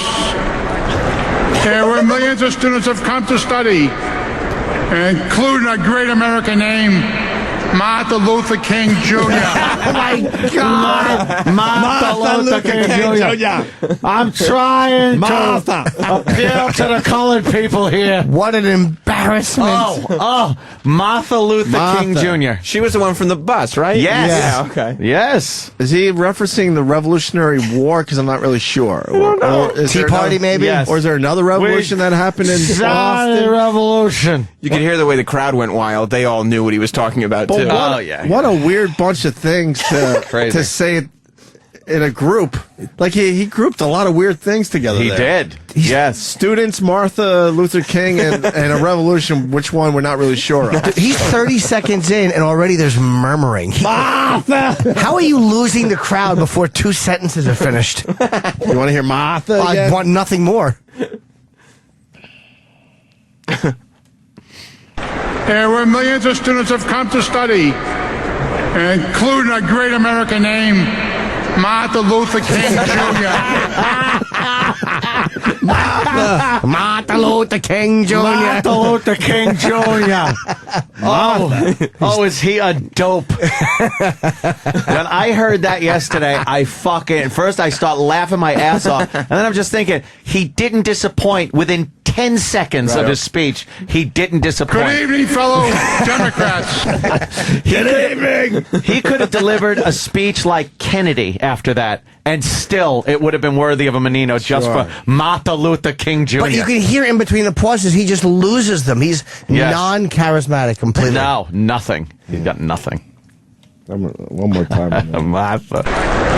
There were millions of students who have come to study, including a great American name, Martin Luther King Jr. And he said a great America named, including where I come to study, including a great America, Martin Luther King Jr. Go ahead, Jerry. Your brain is supposed to organize words and then flow them out. But I think what his brain does is it opens a hatch and dumps all these words into his mouth, and then he has to make a snap decision before they fly out. How are you a politician and you can't speak properly? I don't know. That's hilarious. How is that possible? And he's been mayor forever. He's not new, you know what I mean? Like, this is not like his big... Well, we pulled our stunt 14 years ago. Oh, my God. And he was sounding like a blithering idiot back then. Oh, God, yeah. And he was already the mayor for a couple of years at least. I think he's close to 18 years up there now. Yeah. Kind of sounds like he's licking Doritos crumbs out of the corner of his mouth the whole time. Oh, yeah. You know, I thought this wasn't that bad when I was watching it live, but now I realize I just got used to this. You're just used to him. Yeah. And please put him in the context of what happened later in the night. Put him in the context of Bill Clinton's speech and then this speech. I think it's pretty close. Fantastic. I think it's a close second to Clinton's speech. Oh, was it? Menino talks more about Boston. I know all Americans are proud to carry the torch of progress. And in Boston, we take that You know what? People are playing along at home, and I want to make sure we don't miss anything. Yes. Dan Mooney says he said including Martha. Great America, Martin Luther King Jr. Including Great America, Martin Luther A King. wonderful MTV VJ, Martha Luther Quinn Jr. And someone else wrote, you guys, Tony in Michigan, what are cunts of study? Yes. Did he say cunts of study? It did sound like cunts of study. What was that one? They've come to study. Oh, let's hear that again. Cunts then. of study. Yeah, I heard that too. Yeah, a lot of people saying, I can't believe you're missing cunts of study. Scott Yeah, that is Jersey a also. good one. That means we got to play the whole first clip. I again. know. Fuck it. Absolutely. Good evening, fellow Democrats. He's just like your loud, drunk uncle. Yeah. And fellow Americans, I come from Boston. We launched a revolution. We launched revolution. We first sent John Kennedy to Congress. There were millions of students have come to study, including a great American named Martin Luther King Jr.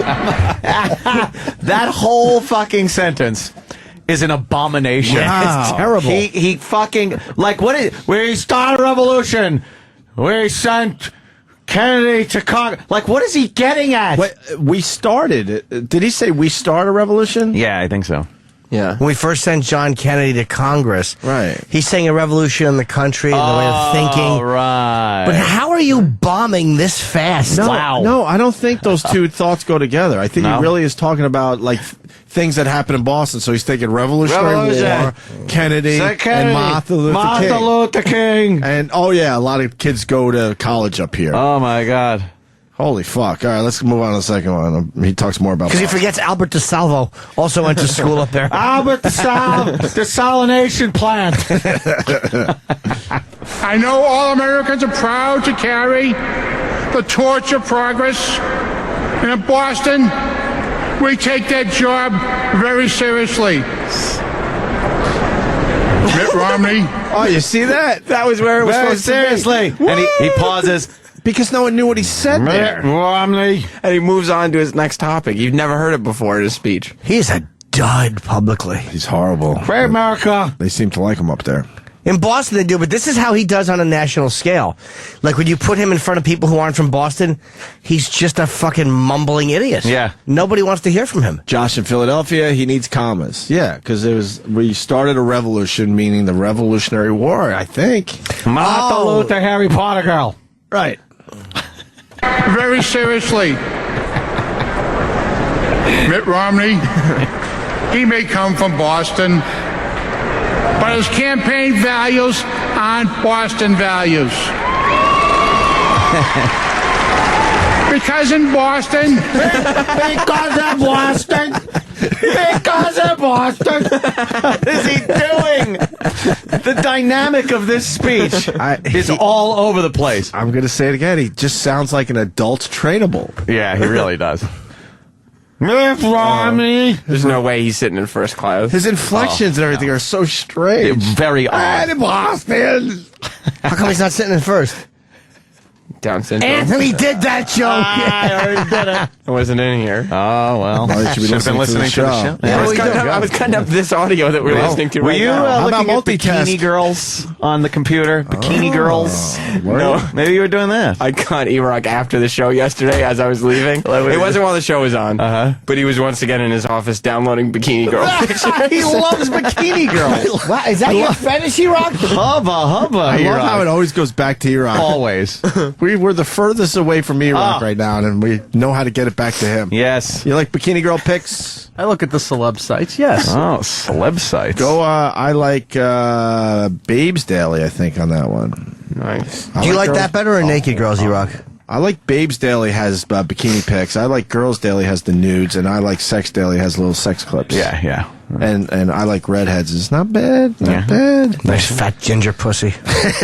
With freckles on. Ginger girls are taking over fucking the television airwaves as far as commercials go. Really? It's all henna heads now. All of them. It's amazing. They don't look too bad. Look, All right, we'll get back to T-Rock in a second, but this Mayor Menino shit is too good. Because in Boston, we know this country didn't become great by excluding folks and leaving each other on their own. What? What did he just say? On their roam? Leave each. What did he say there? Leave each other on their roam. Yeah. Leave each other on their roam. Leave Shoemaker comment alone. They're leaving each other on their own. On their own. In Boston, you know what we call immigrants? Oh, boy. Mom and Dad. Mom and Dad. Immigrants. Mom and Dad. Mom and Dad. That's just the Boston accent. Mom and Dad. Yeah. And you know what we call them jigaboos? We call them jigaboos and we keep them out of our neighborhoods. We're the most segregated major city. Of course. Mom. When a pregnant woman was killed and her husband said a colored guy did it, the police shook down every Negro in Boston.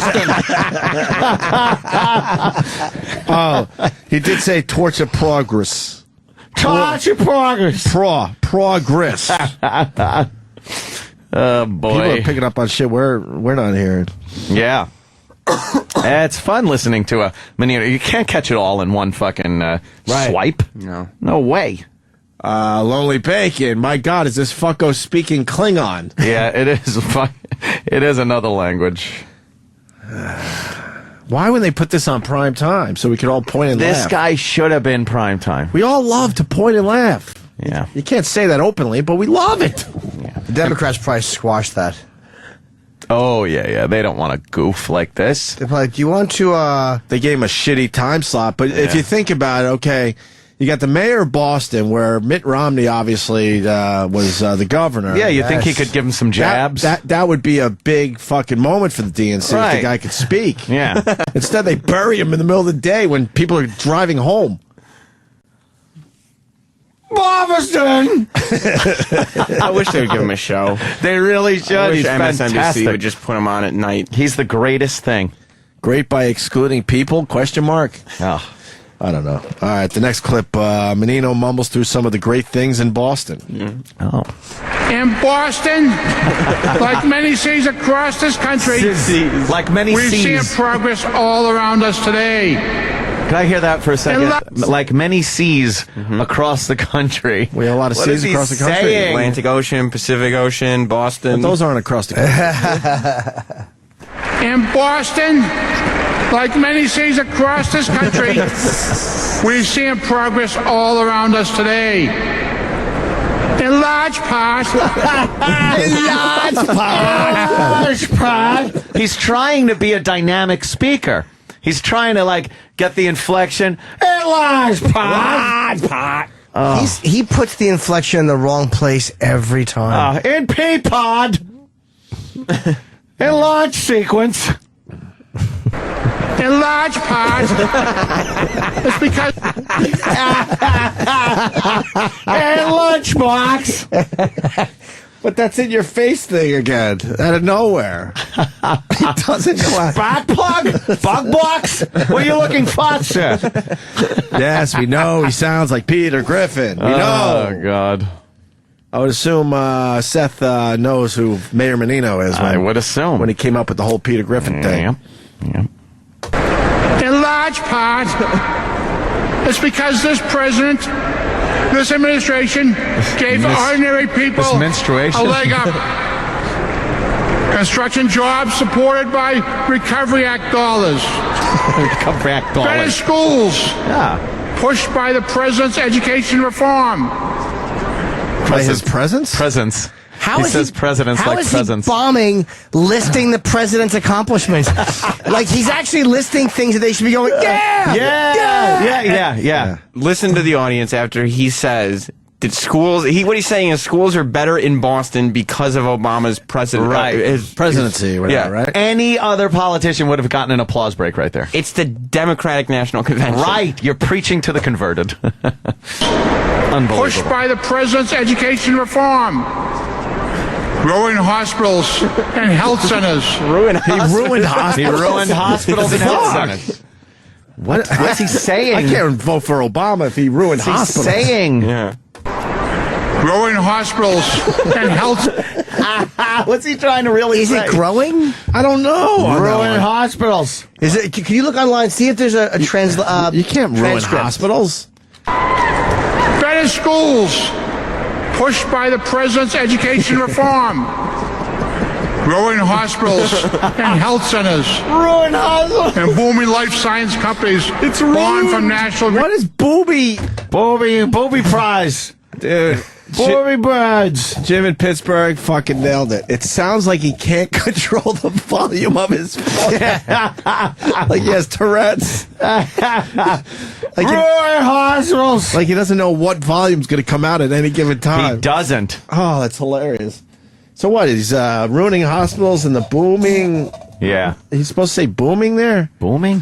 Growing hospitals and health centers. And booming life science companies. Boomy. Born from national research support. Bond? So today. Matt on Long Island. So your pants. Matt on Long Island wants to know what are Recovery Act dolls? Recovery Act dolls, Bobby dolls, all kinds of dolls. Cabbage press dolls. Blow up sex dolls.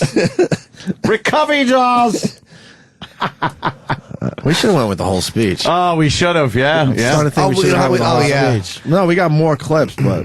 Oh, yeah. Every fucking second of it was great. Wow. Believe me, he just sounds like an idiot. I'm just used to this, because I watched, and I'm like, all right, he Yeah. did all right this time around. No. Menino tries to take some shots at Romney and talks about an immortal healthcare system. Yes, I heard the immortal. Yes. The immortal. And Sam writes, he has officially lost the audience. They're now looking at their pamphlets like, okay, who's up next? This is great. 3 minutes in. I think I could go to the bathroom before the next guy gets up there. Mitt Romney talked last week about broken promises. Well, he would know. Even worse. Wow. That was supposed to get something. A laugh or a cheer. It got indifference. Nothing. Because he's got a fucking delivery like Eeyore. Oh, well, he would know. How many people is he talking to right now? Well, I mean, not like prime time, but there's a couple. No. There's probably 5,000. Primetime Sam Robert? Not like that audience? What? Yeah, that's Quite that audience. Oh, boy. Did he say Mitt Romney fucked last week? No way. No way. Mitt Romney. No way. Let's see. Mitt Romney talked Romney. last week about Top last week about. It's close though. Mitt Romney talked last week about broken promises. Well, he would know. Nothing. Even worse, Governor Romney is now running away from the major accomplishments. A health care reform that Accomplishments. he called a model for our country. A model for our country. A model. A mere model, man, for our country. Like the Hulkster. Like Hulkster. Oh, my God. Immortal. What is he saying? We have an immortal healthcare system. Model. He called a model for our country. It will never I die. like Mitt Romney, but he's learned all the wrong lessons, and now he's doubling down on all the wrong plans. Oh, God. He can't get through anything. He can't get through a sentence. Holy fuck. I don't think he could get through one sentence. He has absolutely zero public speaking charisma. It's amazing. Zero. It would be zero, right? Zero. He was going to say doubling down on all the wrong programs. Yeah. But listen, doubling down on all the wrong. He just keeps stuttering. Wrong. He's like an open micer. It's like watching a guy do comedy for the first time. Wow. He called a model for our country. I like Mitt Romney, but he's learned all the wrong lessons, and now he's doubling down on all the wrong plans. His campaign is based in Boston, a city moving forward, but his ideas would set our country back. I have no idea what the point was there. God, zero applause. Nothing. He's completely lost the audience. Did he at this say point. Romney's campaign is based on Boston? It's space Boston. But there's something in there he forgot to say. Romney's campaign is out of space in Boston's planet. Boston. Let's hear that part again. Ronnie Bennington. I want to hear about how it's based in Boston. God, that was a terrible clip. Lessons. And now he's doubling down on all the wrong plans. His campaign is based in Boston, a city moving forward. Really? But his ideas would set our country back. His ideas would set our country back. But, Oh, okay. No, but his campaign's based in Boston. A city moving forward, but his ideas would set our country back. Spaceport Boston. Spaceport Boston. Never have I seen such a wretched hive of scum and villainy. Spaceport Boston. Wow. Well, Well, it makes perfect sense when Jimmy says it.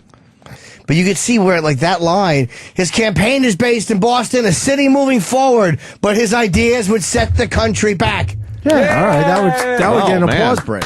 Yeah. He's what did he But say? instead, he got nothing. These are not the words you're looking for. But he was he's trying to do a gambling thing. Like, he's a good man, but he's doubling down on all the wrong programs. Right. But he's a good man, but he's doubling down. Like, he just destroys his own momentum every time. My friend doesn't like you. I don't like you either. I'm here in the cantina at Star Wars. Oh, he said groped and promises. Okay. Groped and promises. Groped and... Oh. And finally, Menino closes his speech almost as strongly as Clinton did. Right, we heard Bill Clinton's close. Oh, yeah. They all know how to close, man. Yeah, but here he goes. They have to yell over the applause. Oh, it's crazy. Don't stop thinking about tomorrow. They love them. And they end with like, and God bless the United States of America. Yes. So we're going to get one of those moments. Uh-huh. Up in Boston, we have a plaque that says, No colors. No colors allowed in this restaurant. Up in Boston, we have a plaque that says, Paul Revere started a ride. Which in a way... There's no way the plaque says that. Paul Revere started a ride. Started his ride here, maybe. What does the plaque say? Paul Revere started a ride. Started a ride? No one would put that on a plaque. Oh, my God. He's trying to get pride up by talking about Boston. Now he's representing Boston. But nobody cares. Stop talking about Boston. Yeah, we get it. You're from Boston. We heard you. What is National convention. What does the plaque actually say? Yeah. Because there's no way it just says Paul Revere started a ride. Paul Revere started a ride. This plaque. Dedicated. Up in Boston, we have a plaque that says, Paul Revere started a ride. Which in a way has never ended. That's true about our country too. In every generation, the American people have taken up that ride. Pushing the United States forward. Forward. We've never gone back. So today we have a clear choice to make.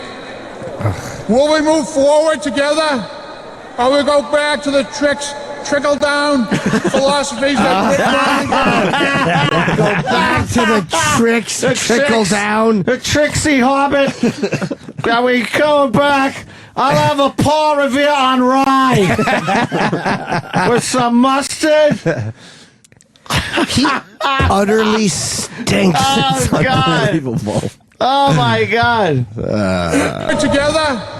Or we go back to the trickle-down philosophies that Mitt Romney believes in? Oh, he's got nobody with The him. choice is clear. It's time to keep moving forward. It's time to re-elect Barack Obama as President of the United States. President. Thank you, Charlotte, and have a great night. Thank you, salad? So, isn't this great? What's that supposed to be? Some kind of sick joke? This is going great. You had best unfuck yourself or I will unscrew your head and check down your neck. Did you see that jerk? Okay. Negro. You use your tongue prettier than a $20 whore. So to speak, literally. Now go home and get your fucking shine box. Holy shit. Oh, God. Yeah, that's... Are you about to call me an asshole? The last time I saw a mouth like that, I had a hook. Yeah. That was very funny. Wow. Reactions to the speech. That's great. There you go. Wow, does what a terrible blunder. To trickle down, to Trickle down. Oh my God, is he terrible? Trickle And down. the lack of control on his own volume of his voice. Boston! It's just out of nowhere. Boston! We're Boston. I think he's dyslexic. I firmly believe he's dyslexic. Has to be. And that's his inability to take the written word. He probably is amazing. I bet we're going to find out someday that he is an amazing case of overcoming a tremendous deficit. Like, we should be looking at him like, that is fucking astounding what he's able to do. They're probably going to say someday that it was revealed after his death that he had profound autism or profound dyslexia. He has an inability to just read something and say it. Right. But to be his public figure as long as he is, he couldn't be that dumb. It has to be his brain is putting it back. Profound. He was profoundly dyslexic. Where he would actually not see the words forward. He would read them backwards and then translate them on the way out. We'd go, oh my God, he made so few mistakes for a man who was profoundly dyslexic. Yeah. Chuck Nilosek, he knows what the plaque says. Oh. The idiots are coming. The idiots are coming. Started a ride. Started. What? I don't know. A riot. What does the plaque really say? God, Paul hilarious. Revere salted a rye. Okay. Salted a rye. Blue Healer KY. Paul Revere. That is some great shit from It's Mayor unbelievable. Thomas Menino. It really is. Unbelievable It really how bad is. he is. It really There has is. to be a positive in that. Seinfeld episode with Marble Rye. You wouldn't let him run the count. Excuse me, the counter at a Dunkin' Donuts. No. Because he'd fuck the orders up and he'd say them wrong. Right. Hey, Dunkin' Donuts. What? A Bulgarian cream. No, a Boston cream. Boston cream pie. Ride. Oof. Yeah. I've never heard a crowd so completely indifferent to a speaker at a rally where they all have the same ideology. Who had to go on after him? Wow. Oh, how easy to follow is that? Yeah, that's true. Can I read killed the crowd. Can I read a tweet that could be completely wrong? Sure. Buddy working at DNC just called an ambulance for Tom Brokaw. Really? You know, when George Steinbrenner went down, we did have the news first because we have listeners everywhere. Who tweeted that? He was awake and moving on his own power when they took him away. Oh. What if he has chest pains? Maybe he's Banner Pilot is saying this. We have no fucking idea. Maybe But we have known in the past that we certainly do get some news way before anyone else because of some of our listeners and what they do for a living. Maybe it's exhaustion. He is an old guy. Or maybe it's not true at all. Maybe it's not true at all. Let's see. I think it's true. Then it pops You up think it's on- true? Because it behooves me to think it's true because we had the news first. Behooves. Oh, that's true. Ah. Yeah. I sprained my tongue trying to pronounce some words that are very difficult. I don't want to say this, so he might be. No, I don't know. Yeah. You want to give him any words of support, Opie? Fucking maybe no. Maybe you should give him a few words of support. I learned my lesson. You know, maybe no good luck he bros. should. No good luck, bros. Maybe he should. I don't know. I don't know. I'm looking at Pal Talk. You work for that fucking jaded commie fucking network there, Lynn. Why don't you fucking find out what happened? She's giving me the finger. Very nice. I love the interactive pal talk. Call up. Yeah, I gotta work my sources. All right, we should break because that was just terrific. That was terrific. He would have cost Obama so many votes if he had been on like all the TV stations. If they'd given him the primetime slot. They just knew. They just put we have to bury this guy. They buried him. Yeah, and it's too bad because he's in Boston where Romney's doing his whole thing. That's a major city, dude. Yeah, Boston's a major fucking city. Maybe they give him 6 minutes. He's like, what he is? He's a clod. The man is a clod. A clod. Yeah, he is a clod. Bobby Valentine wants to punch. Bobby Valentine. One of the guys from WEEI up there in Boston. EI in Boston. Is he in charge of the Red Sox now? Oh, yeah, he is. And station EIEIO. Red Sox having a bad year. Yeah. Yankees falling apart, too. Well, but none of that did, matters anymore because football started. But they did win. So who won the World Series? So they're no longer tied with the Orioles for first. Who won the World Series? Because now that football started, it's over. It's not. No, they're not. They're not done yet. Gives a fuck about baseball when football started. It's the boys of summer. It's and they're fall. still playing the summer game of baseball. Will there be a Mr. October this year? I don't know. There's always some standout, right? There's always a chance someone's going to be Mr. October. I don't fucking care. All right, we'll get into the Bobby Valentine audio next. It's pretty good. All right. And some shit. Cool. This is the Opie and Anthony channel on Sirius XM. Show me penis!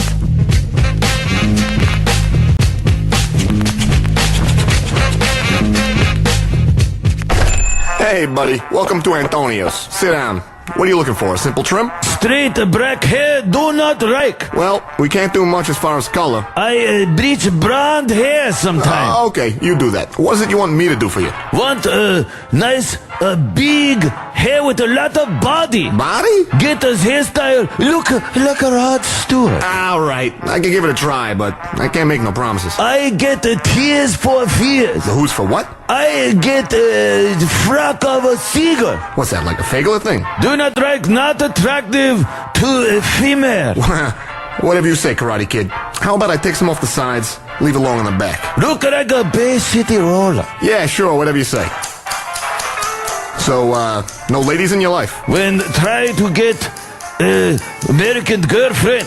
So that's why you're here. Well, you gotta just keep trying out there, buddy. Hungry like the wolf. Yeah, well, there's a sandwich place down the block. Well, there you go. What do you think? I look very sexy. Yeah, right. Great. Look good. Glad you're satisfied. All right, Fu Manchu, hit the bricks. I get on with a skateboard, longboard. He forgot his fucking glasses. Hey, buddy, you forgot... Yikes! That's not what I meant when I said a little off the top.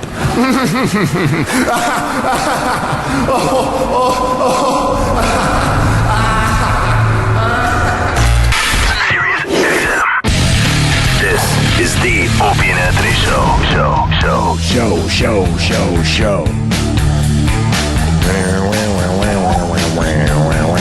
Kittens are just adorable. Yeah. Aren't they? When are we going to do our kitten video? Like kittens. We're trying to do a kitten video.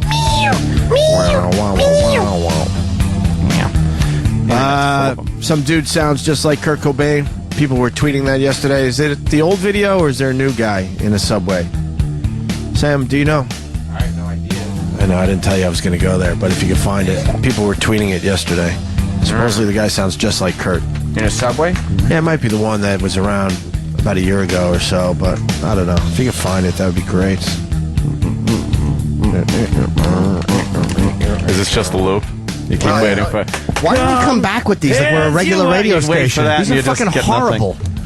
These are fucking horrible. You hate these, don't Because you? it's regular radio shit. We're not on fucking, 92.3, fucko. We can play what we want. Play the song for a minute. La da da da da da da. We'll all sing along. Fuck we There you were, here you were. Yeah, it might be this guy. It might be a new guy. Let me see this real fast. Who's this? The guy sounds just like Kurt Cobain, supposedly. Nos tenía una gran sorpresa. No, it doesn't. Para mí, es igualito. I would like to look too, but I can't because someone's over there having the time of his life. Sí. Oh, is this like that? Is this one of the DNC speeches? Is this the... Jesus Christ. No, it's an Asian guy. Is this the Eddie Vedder show? Yeah. Oh, okay. ¿Cuándo tocas We gotta, guitarra? like, ¿Desde cuándo sound like the artist? pasión por la música? Bueno, toco desde los 10 años aproximadamente. Desde los 10 años. ¿Y ahora tú tienes? 10 years. Yo tengo 27. 27 años. Muy bien. 20. Cuéntame, Very good. He's ¿quién 20 eres tú something. en el escenario el día de hoy? Yo soy Kurt Cobain. Wow, sounds just like him. Amazing. That's Kurt. Oh. They're playing a video of Kurt. Now he's going to do it. Oh, boy. Oh, whacking on the guitar. It's tuned differently. Yes. Come as you are, as you were. It's how I want you to be. Holy shit. And a trend, as a friend. It's how I know let it be. Take your time, hurry up. Yours is yours, don't be late. Take a rest, as a friend. It's how I know memories, yeah. Memories, yeah. Memories. He's like, he's just speaking phonetically, too. Yeah. So because he's getting some of the words wrong, but it's hilarious. Well, if English was his first language, it would be perfect. Yeah, That's good, man. yeah. He doesn't even know what he's That's pretty singing. good. Yeah, you wonder if he doesn't, right? If he's No, he's just making sounds that Nirvana made. Is there more to this? Let's see if there's more performance. Yeah, I'll see if there's more performance. Oh, no song? Rape me again. I'm the only one. I'm the only one. I'm the only one. He's singing "Rake Me." Rake me. A ver, por favor. Smells Like Teen Spirit, el corito. Load up guns, bring your friends, fun to lose, super thin. She's a boy, say I'm sure you know, I know, dirty well, hello, hello, hello, hello, hello. He just doesn't know English. Yeah. At least he's not saying hello. Hello, hello, hello, hello, hello, hello. When lights out, it's dangerous. Here we don't entertain us. Self-stupid, entertainers. Here we don't entertain us. I'm a lotto. It's pretty good.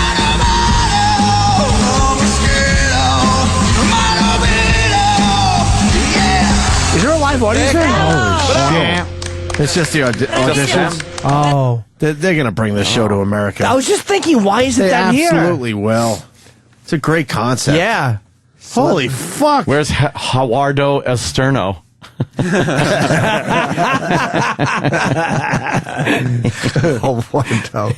Wardo. Wow. That's pretty goddamn good right there. Fuck, that's good. No, he doesn't know the language. No, you can tell he gets some of the words wrong, but, what are you going to do? Eddie Vedder's the same guy. Yeah. The same thing happens with Eddie Vedder because he doesn't know the language. Take me, take me again. Do they have a live audience for like their finals or semifinals? Yeah, They I would do. think. It's a little dull without the audience. Who won the last one? Can we look that up? Because that Eddie Vedder guy was good. Wasn't it him that won the last one? Oh, I don't know. The Eddie Vedder guy, Maybe they had another season. Yeah, do a little investigating. Look Don't it up. touch me. Say 'em.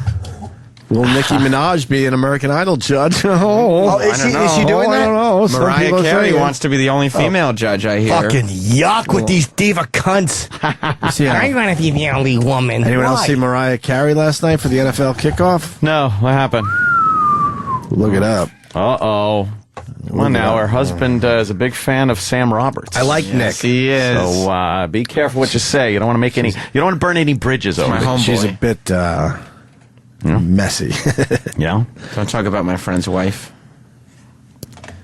Nothing? Friend. I don't know who won the. All right. I mean, like it's Mariah Carey. From last night, though. See how? Oh, that's just. Well, what the hell was that? I don't know. It just started happening. Come on, Sam. Stop fucking around over there. It's such a tease to have Danny on that computer for a couple of days or something, and then Sam, I don't know how to work this. Roberts comes in. Yeah. Oof. Fucking pig hooves with typefaster. All right, E-Rock, get in here. I wasn't even thinking of that. It never ends. Never ends, Calvin. By the way, that wasn't what people were tweeting as far as Kurt Cobain goes. Of course not. It looks like it might be another dude in an actual subway. Oh. Sam. Oh, Sam. Go to. Why would it be the right one? Why? Maybe it is the same guy. No, Maybe it's he grew not. his hair out. I don't think so. Go to TJ Wells 13 on Twitter. He gets the big plug today. Congratulations. You'll get 5 followers out of that. Oh, nice. Maybe 7. 7 new followers because we mentioned you your know, name. they tell 2 friends and so on. And so on. Right. And so on. Well, you know what? You got like 12 followers. All right. Let's listen to this. Why do you have to say Sam's an idiot in his tweet? Well, it's just fun. You are. I'm not. Oh, and he does pennyroyal tea. Nice. Oh boy, looks So like. why would you get a video that worked? It's TJ Wells. He's a Russian. Is it the same guy? Why is he in a hurry? No, that's a Russian. Oh, it's a different guy.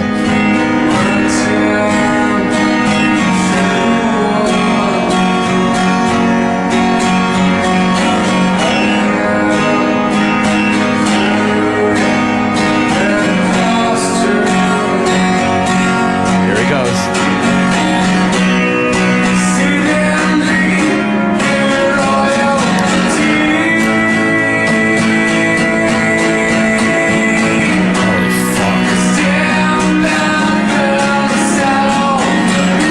This commie fuck is pretty good. That'd be a great Nirvana cover band. He might even be better, right? There's another guy. I like this guy. He seems to know English.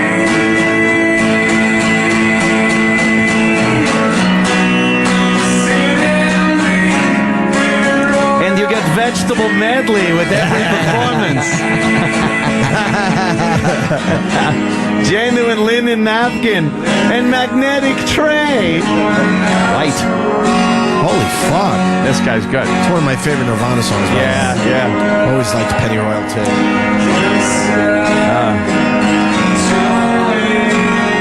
His big Russian jacket hanging up. Oh, yeah.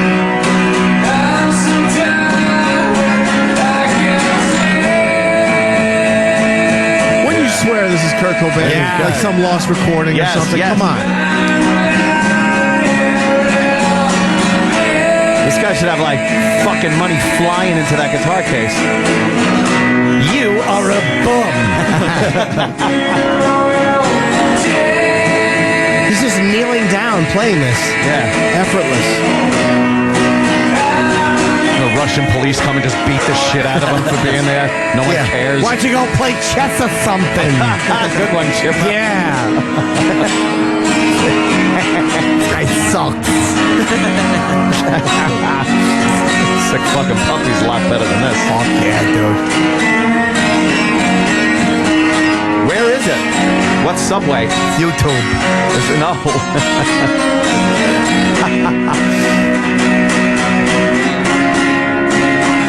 I am liar and thief.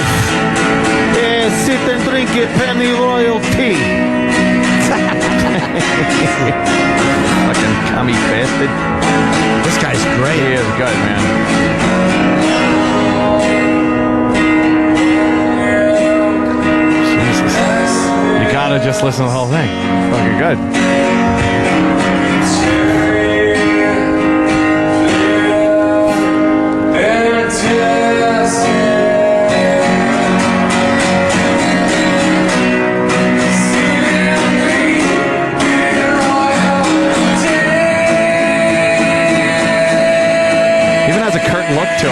bit. kidding. That's what I'm saying. Nirvana Yeah, this guy. People were saying we raved over this guy a long time ago. I don't remember. I remember there was somebody else. Is it the same guy? Maybe he had another song? How the fuck are we supposed to remember? I remember there was a Russian guy. This video's been up since January. Since January? Well, you know how cold that must have been when he shot that in fucking Russia? Maybe it's the same guy. It's another Nirvana song. Is he in Russia, or is this just some Russian guy? Russian subway performer. So he could be a Russian subway performer or Russian subway performer. Look at that white wall. It's so clean there. Is that a New York subway? That No. must be Russia. That's it. Is there any more? Look for Russian subway performer. Wait, Look what's for- that? Is that another video Maybe for the guy? there's another one down in corner. Down in the right there. Come on, Sam. Stop futzing around. And you could drink penny royalty on our magnetic tray while you see my dinner show. Is that him? Yeah. But That's not in the him. subway.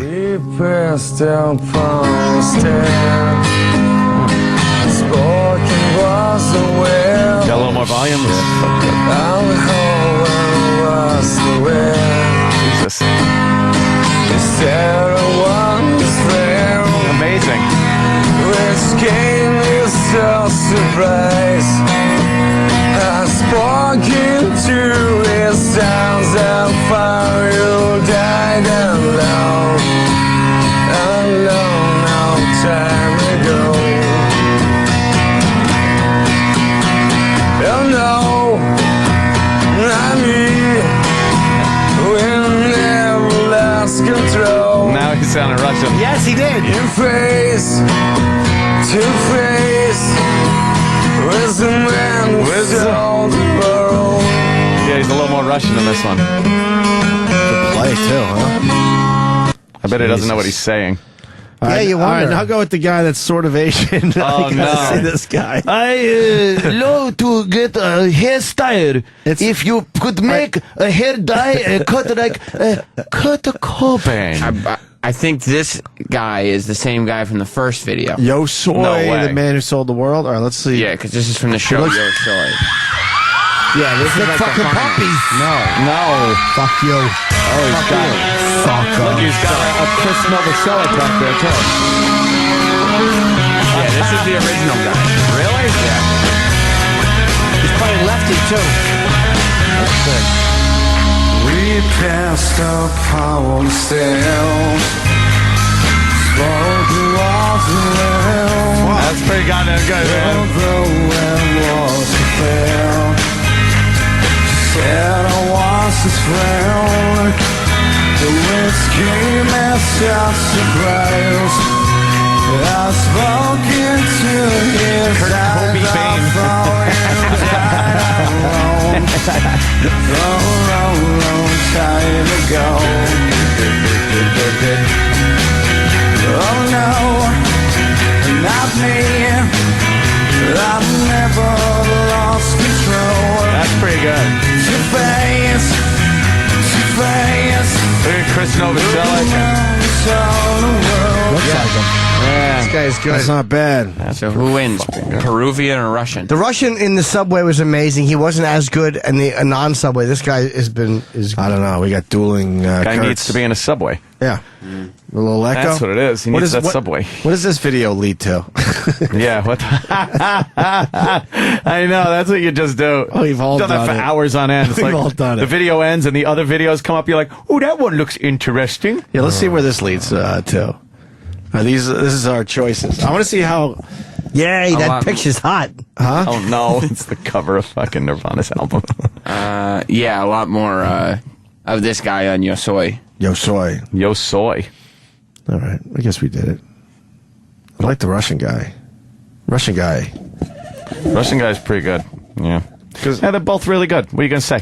Well, I mean, they produced this whole performance for the guy. Yeah. Russian guy's just in a subway with a lot of echo. It's true. No mic on his voice. Nope. Mike?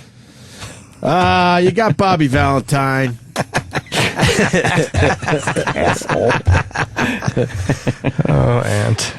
Bobby Valentine could be a bit ornery at times. Yes. He was quite the card when he was with the Mets. Remember when he wore the mustache? It's And legendary. Just assumed no one was going to notice. He got kicked out for arguing with an ump, and then A little while later, he's sitting in the dugout with a fake mustache on, thinking like everything's going to be fine.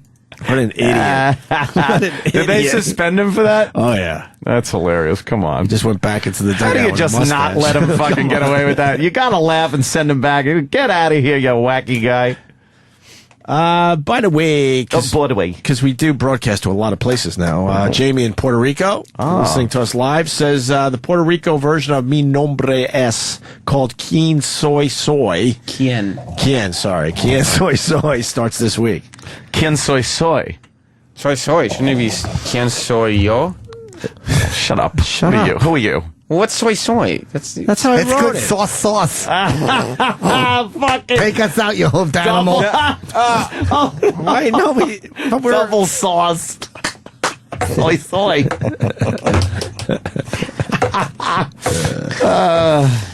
hoofed animal. You hoofed animal. Jeez. Poor E-Rock. Chip is so mean to E-Rock. He really is. And we're all so nice. Yeah. Oh. Bullshit. It's a juxtaposition. We're in Boston. Yeah, I don't know what is soy. What is that? Well, quien soy soy would be like who is or am. Yeah, quien soy yo would be who am I. Oh, Right? well, maybe. How do you know that? I know a little bit of Spanish. How? Did you see the video of the woman? Somebody twittered, Mayor Menino is the drum solo of public speaking. Absolutely. You gotta. They just showed it behind your head. I guess there's some woman that she fell asleep on a scooter while it was going. Oh shit! And someone actually got it on video. Oh, I got to see that. It's classic. She fell asleep on Phil Rizzuto? No, he was the a scooter. Fuck his wife, Cora. Wow. Jesus. Right when his shit comes out. Wow. Oh, yeah, here it is. Can we put this on our Facebook, there, E-Rock? Opie and Anthony on Facebook. We'll have this video up in a couple minutes. All right, let's give it a little look. And then we'll get into some Bobby Valentine. We have to preview these. We sure do. So we know they're entertaining. Yeah, it's right now. It's just a dash cam video. Yeah, there's somebody on a audio. scooter. Uh-oh.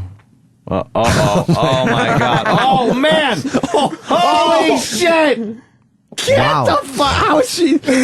Dude. Luckiest person ever. Dude. Oh, my God. Luckiest person ever. Well, wow. They hit. She sideswiped a tractor trailer coming at her. shit. While she's asleep. She's so... They're saying it's a the she. scooter's still going, by the way. How the... Luckiest person ever. You don't know the scooter starts... Look, it's still going. Oh, my God. Into traffic. Wow. You don't know. It looks more like a guy, doesn't it? Broken. I'm sure maybe kinda a looks like broken a chick. leg or broken arm, maybe. Holy fuck, this is a great video. Go to our Facebook page, Opie and Anthony. How in the fuck I'll tweet did this that shit, too. tractor trailer not hit that person head on? I got to see that again. There's a scooter ahead of the car, Scooter. veers into oncoming traffic, and sideswipes. You're missing the whole part. Go before. Oh my God, is that amazing? Holy fuck. That trucker pulled over a little bit. Oh, did he pull just over? Enough, like, look. Just Oh my God. And the second truck behind him. a glancing blow. How the fuck isn't she dead? That's an amazing video. That guy could have caught someone getting hit head on a scooter by a tractor trailer. He just missed a great video. Just missed an amazing video. No, it's even better that didn't happen. That's fucking cool as shit. Go, I want to see it again. What kind of injuries? Because she's sort of limping away, so not many injuries. Probably a broken arm. I see a lot of road rash on that lower back. Fuck, you'll accept that. Yeah, Oh God, yeah. As opposed to the Are you kidding me? fucking is that all road rash? the Yeah. flesh explosion that would have happened. And the guy immediately did what you're never supposed to do. He just jumped out of the car. and Move the picked her victim. up. Yeah. Get up. Well, what do you? That was. She's all the way to the right, and then just makes her way all the way to the left over the yellow Oh my line. God! Right. And, Ah, All right, right. that is so close. oh my God! All right, I'm thinking broken wrist. Oh yeah, shattered arm. No problems with the legs whatsoever. Probably a pretty fucked up left arm, and that's it. And some road rash. How do you fall asleep on a scooter? Holy! Is that what it was? Is that a great video? That's amazing. I can only imagine because That person's hand or arm is shattered. Maybe the foot. There's something badly done. But that is... Where was that?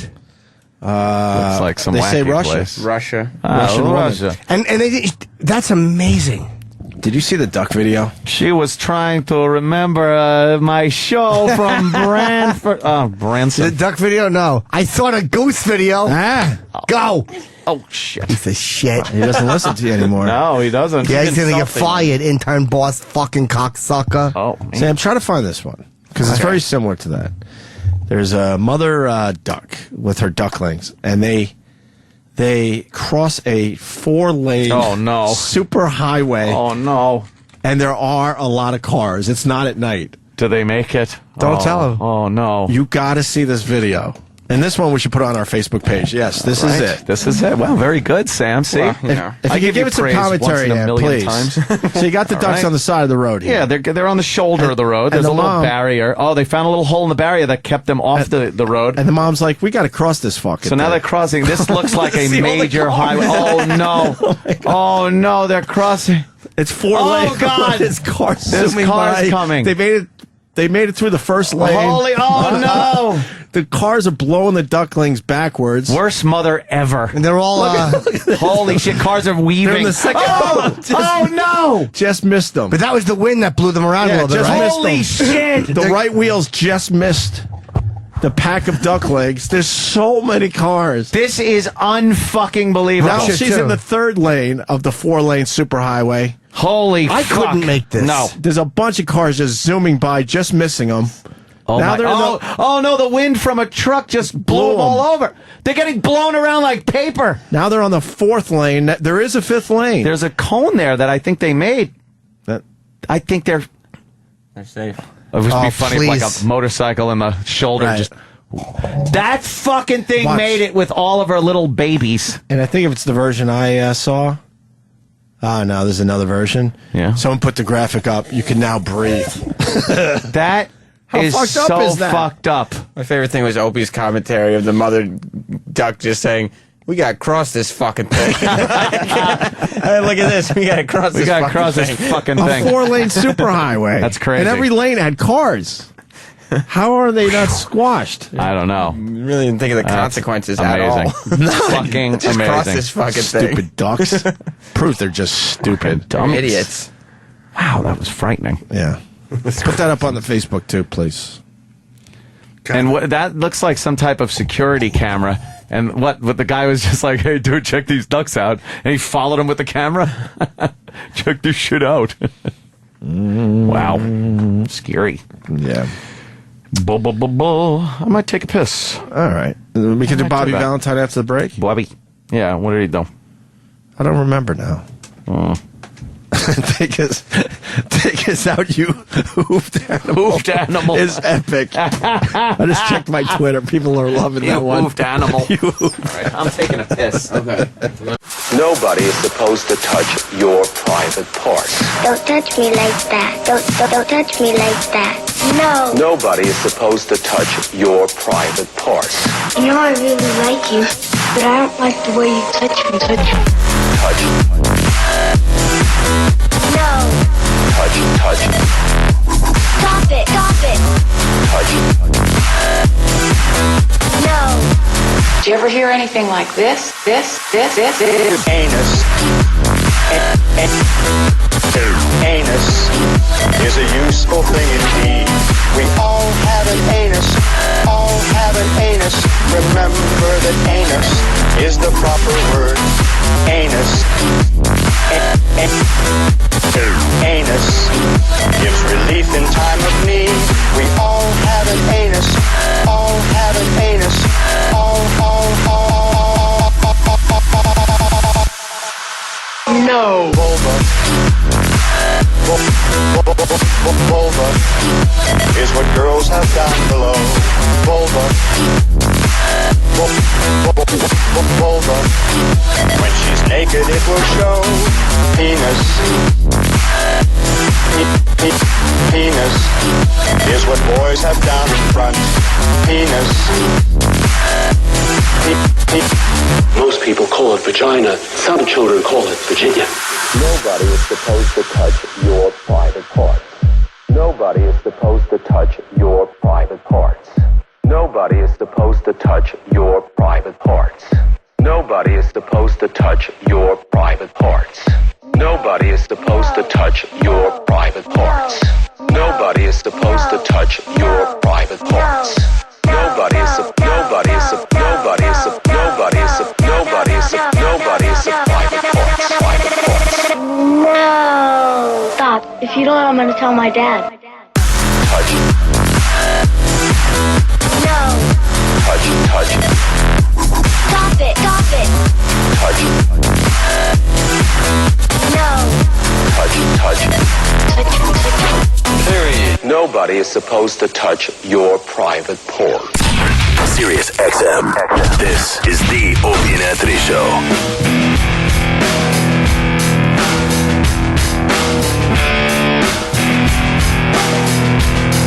Is the music going to kick in, or is it a loop?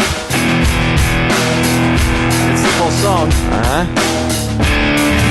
We couldn't tell, though, because it's one of these. Yeah. Nice. That's better. That would suck if it was just that beginning part, right? What is this? Audio Slave.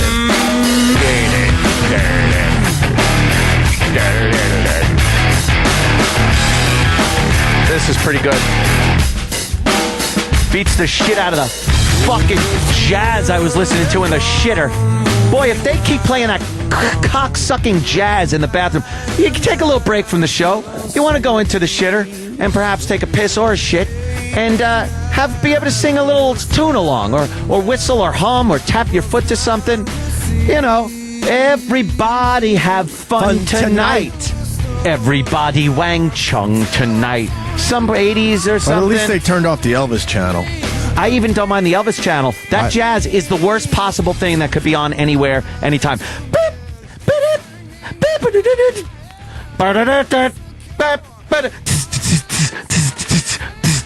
Ding ding ding ding ding ding ding ding.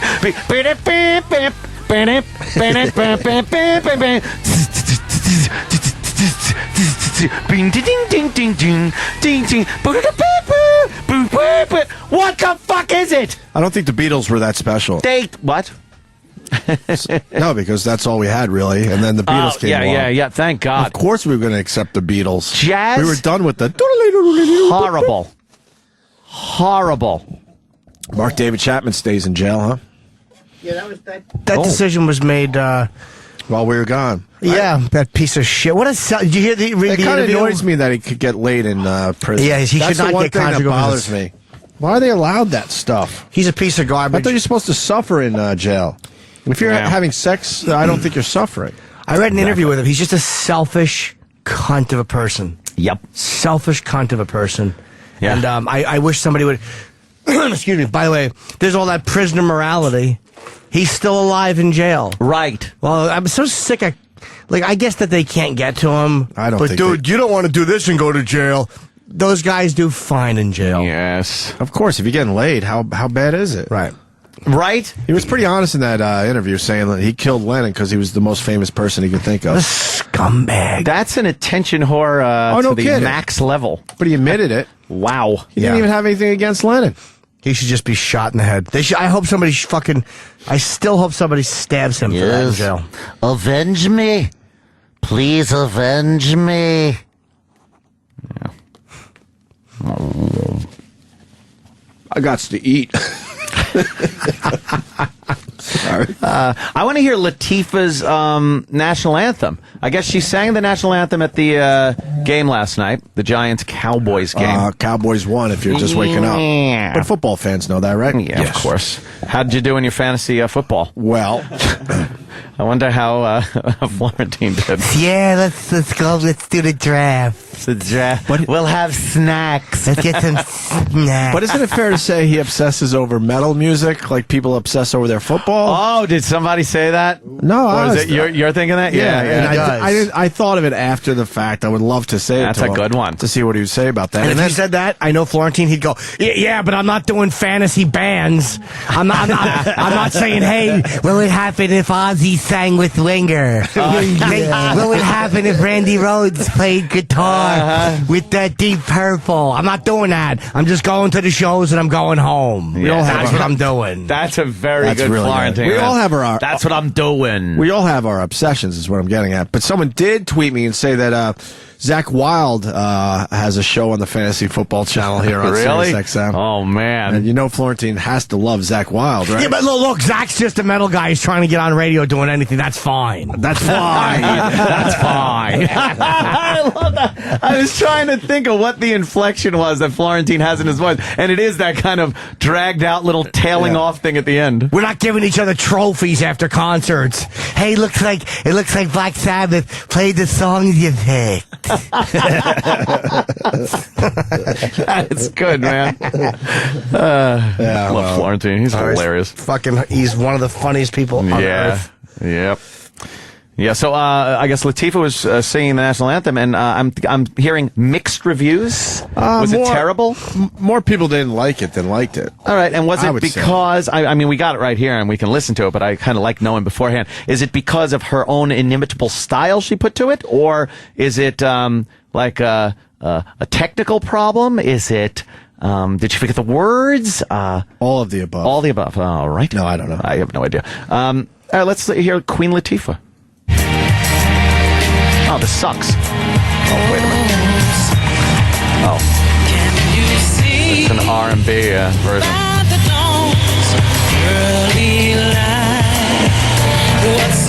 It's not traditional, but...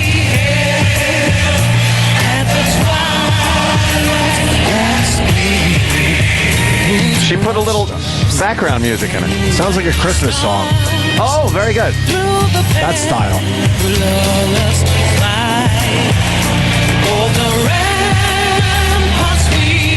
There's a choir with her. Yeah.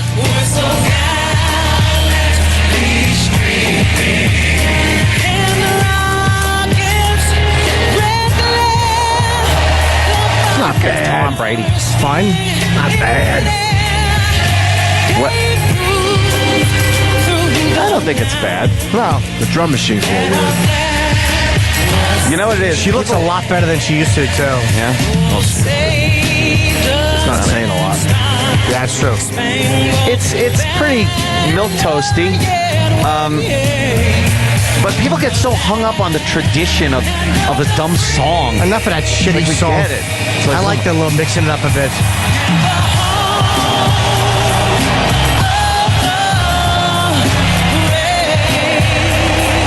Another one. Give it one more. Yep.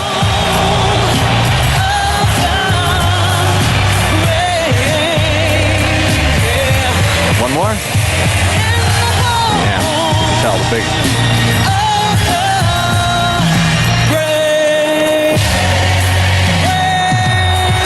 Jesus. Is it Spinal Tap ending? That's good. That was fine. I mean, it's different. It's her vocals are buried though. You usually don't have... Yeah. No? Yeah. They're buried in the mix. Is the bass taken away from my vocals? Turn down some of the bass. She's got a good singing voice. Heat will rock you, and heat will... It sounds pretty good. I like it with the music, but... Did you like that movie she was in where she tried to get that athlete back in shape and they fell in love? Look, I accidentally watched that. You did see that one? We talked about this before. I don't remember you actually seeing it. We went through the trailer. Yes, I was doing some work on... I swear, this is... Look, it's easy to say I sat down and watched it, but I didn't. I would never... It's one of those movies I said I would never watch. It's the most not believable concept ever done in Hollywood. Exactly. Sorry. I was doing work on the computer. I was doing some After Effects work. And it was on TV, and I just didn't even want to change the channel. I could give a shit. So I kept looking up when, you'd hear something happening. Right. And I kind of knew what was happening in the movie. Right, sure. I swear, I didn't give a shit. Yeah, why would you? There's no way to change the TV once it was on the computer. No, I didn't care what was on. That's just it. I didn't care. And she likes girls, right? I think she's gay, Yeah. So why wouldn't you act like you like men if you're in a movie where you're supposed to like a man? Like she didn't really even change her demeanor. She should just do this every time. Ugh, I just like the mic stick. Ew. Ew. It tastes like fucking Pledge. What do they spray it? Well, good. It's better than tasting like fucking rancid. Yeah. Yeah, come with something. What happened? She falls for this sports guy who's she's like a physical therapist. Well, and yeah, but star it doesn't athlete start out goes like down. that. And No. No? She has a girlfriend, a friend that's a girl, not a girlfriend. And that one is going out with the sports star guy. And she's like only going out with him because he's the sports star guy. Oh, I see. And he gets injured, and Latifah's like, I could help this motherfucker. So she starts helping him out. And she falls for him, and he starts falling for her. And then the other girl, who's really hot, comes back. And he tells her to go take a fucking hike. Well, not immediately. They get back together, but then he realizes, it's over. She realized, everyone realized that Latifah and him should be together again. Does he realize that the other girl was just into him because he was an athlete? Yep. And not what he's really about? Which is what Latifah was into him and for. Piggy Girl likes him because he's a good person, not because she's a fat girl who likes an athlete. Correctamundo. That was always cool when Fonzie said that. Fonzie said it. Correctamundo. Correctamundo. Yeah. Do we need to watch the trailer again? No. Stunk. The movie it's a bunch of bullshit amundo. I never fuck fat chicks amundo. I don't fuck anything over 300 pounds unless they're twins amundo. Hey, what's on TV? Oh, it's Telemundo. Mundo. Hey, go to break Dumbo. Hey. I'm the Fonz. Hey. I was searching out a movie for me and my young son yesterday. My young son in the car. And I put on a movie called Hop. Has anyone seen this piece of shit? Yes, about Heather Mills. You saw it? Oh, wait, we did. I think we did this break. Or I'm having a major deja vu. I think we did this, and you did that exact line. Oh, did I? I think. I don't remember Hop. I saw it. It was on before skipping a jump. Go to fucking take us out. No one's following that, you piece of garbage. Hop is a movie. Yeah. What's it about? You got the Easter Bunny. So think Santa Claus. Okay. And then he's got to pass it down to the next Easter Bunny. Oh, it's like the Santa Claus with Easter. Yes. It's Christmas with Easter. But but Santa's a person in a Santa suit. What is he got to find a bunny? Well, it's kind of like royalty. They find the next bunny to be the Easter Bunny. But for some reason, the Easter Bunny wants to do music in Hollywood. So a human takes over the role. Oh. Is it The Rock? No, it's not The Rock. Oh. Hey, Hopamundo! Is it the Hulk? No. And Rowdy Roddy? And I made it through 15 minutes. Wow. This thing is horrendous. Doesn't Russell Brand play the bunny? I think Why so. would No. Good. That's great. Yeah. Talk about that the next wanna time see he's the in the trailer? building in our show. Yeah, let's see the terribleness. Easter Island, get it? Oh, the big heads. Go ahead, son. Take a look. Whoa. Welcome to the Easter Factory. Oh, I thought it was going to be real this rabbits. Is where we make all the animated. candy and eggs that I deliver well, to it's part of the it's children of the world. CGI. So cool. Someday, this will all be yours. He's The playing rabbit's drums. playing drums. Because he's a young rabbit. Bunny. Crazy. Rehearsing your speech. He's not going to be a good Easter I want bunny. to drum in a band. I want to see the world. Now listen to me. You need to get it together, get rid of these drums, and get your priorities I never straight. saw this part. Get out of the jungle. My dad's right. You know I what they'll do call need you. to get my act together. In Hollywood. All great artists suffer before right. they become famous. That lady wrote Harry Potter in a ditch. I'm Evie. And you are? In a horrid movie? Now we got it. Please don't From the go. producers of I'm Alvin and the special. Chipmunks. What's that? Special. See? Jelly beans? No way. Oh, yes, Fred. I am the Easter Bunny. Hop in. My son ran away. The sun is very difficult to replace, but not impossible. What the? What's that on your head? What? Oh, my new earmuffs? He put rabbit ears on. A Assemble little the pink chickadee. berets at once. They're like ninja fucking bunnies.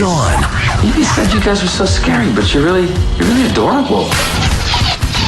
Uh-oh. The plot is hatched. All right. All those What are you up to? It's called a coup d'etat, which is a French for coup d'etat. This is an extreme emergency. We the bosses now. We the bosses. We the bosses. Begins. I'm back. Leave this to me. Hey! Wow. Easy! Oh, Carlos, can I touch the egg of destiny, please? Ow! There, you touched it. That was harsh. Pop. It ends here. The more sensitive chicks in the room may want to avert their eyes. Terrible. I apologize for even bringing it to the show. fuckaroni. Russell I Brand. apologize. I don't even know what the movie's about. I guess the human becomes the Easter Bunny. I am literally going to smash my head into the wall. I hate these fucking animations That's anyway. funny. It's like Well, so it's stupid. half animated. He's terrible. acting with a real human. That must have been. It's Alvin and the Chipmunks with bunnies. What's that? I would love to hear an interview with the real guy. You know how it was. Oh, really? You yeah, want to get that? acting with fucking CGI things. Well, it was a lot of fun. I mean, we knew we had little rabbits. Yeah, what would he say? Terrible. But it's a cartoon. Hey! Suckamundo. Yeah. Oh, here we go. To follow a dog act, I gotta tell you. Oh, no. It's pretty There is an interview? Oh, yeah. All those things in that time. I was watching Chaser and I thought, that is easy. Well, you play an animal in this movie, E.B., the Easter Bunny. You are bloody professional. Yes, I do. Oh, I don't know how so you link wacky. those things together. How did you know what the Easter Bunny sounds like? I just used intuition, really, and my own voice. Oh, okay, so just a He acts combination. retarded. And you have to play against nothing. No. I mean, nothing you don't have talent, but it's great. Hard? No, he physically wasn't there, but his This is exactly what I was talking about. I didn't want to say. Back to after your local news. Stay with us. I was being very sarcastic. So how is it? Well, I acted with a green screen, by a green screen, and other people were wearing motion capture devices, and I acted with them. And later, they miraculously put in the. Did the movie do well? I don't remember. It probably came out around Easter. I never heard of it. I think it might have actually done pretty well, but that's just a No way. My son will sit through movies now. He was done after like 12. I'm like, hey, where you going? He jumped off the bed like, Had fuck it. this shit. That's what he said? Yeah. So Wow. fuck this shit. He said, fuck this shit. Pretty cool. That's a cool way to talk. You like it? Fuck yeah. You're not worried? I don't give a fuck. Fuck the Easter Bunny. Whoa! My mother would say, don't say that or he's gonna leave coal in your basket. Oh, not the Easter Bunny. Your mom was an idiot. Shut your mouth, fucking cocksucker, with your stupid you-know-what hairdo. Your mom was stupid. Yeah, your mom had fucking affair with a you-know-what. With what? Say it. Can't say it, I'll get fired. You should get fired. Yeah, Hop made $108 million. Oh, wow, okay. Get the fuck out of here. That's a hit. Yeah. What? 100 million. That made $100 million. That's domestic. It made $183 million worldwide. I never heard of this movie. I swear. Oh, I don't remember it either. I just went HBO Kids and this thing popped up. I said, all right, I'll give it a shot. Hey, remember earlier we had a tip from a listener about Tom Brokaw? Uh-huh. Tom Brokaw rushed to Charlotte Hospital. Oh, boy. It's on Drudge. Oh, boy. We have listeners everywhere, man. Did it say their source was the Opie and Anthony show? I know. I get scared. I get scared when that shit happens. What happened? Was taken to a hospital in an ambulance. After an appearance on MSNBC's Morning Joe? That probably did it. Yeah. What else did they say? He was probably nauseous. Brokaw's 75. Yeah. What was he taken in for? Tom Brokaw felt lightheaded. Out of an abundance of caution, he was taken to a hospital and is being evaluated. I'm feeling lightheaded, and out of an abundance of caution, I figured I'd get some medical attention. I'm guy-headed.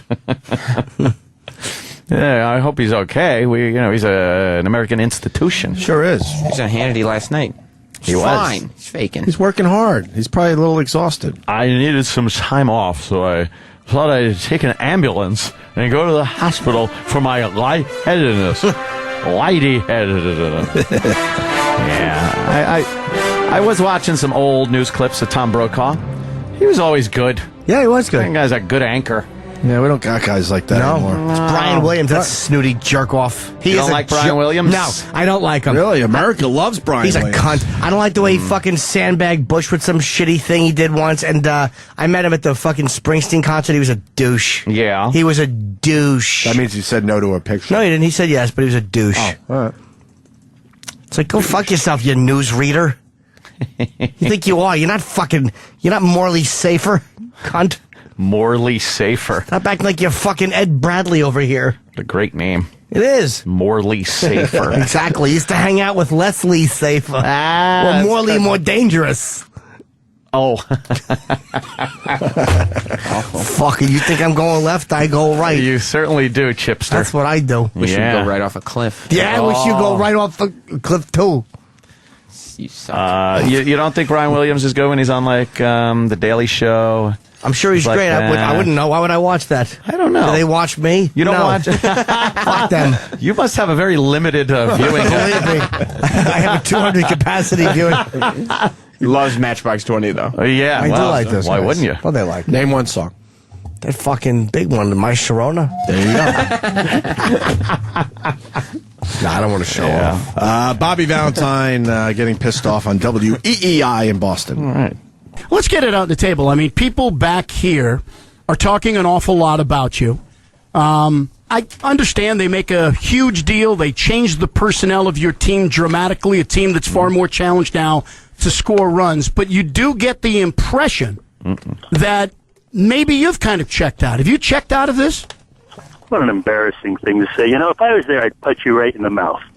Nice. Good for Bobby. Wow. Now, he's saying in the paper, which you heard just a slight part of, he did laugh after that. He went, because now everyone's taking him to task. But he should be able to punch you in the face. You should be able to say that on a radio show. What did the guy...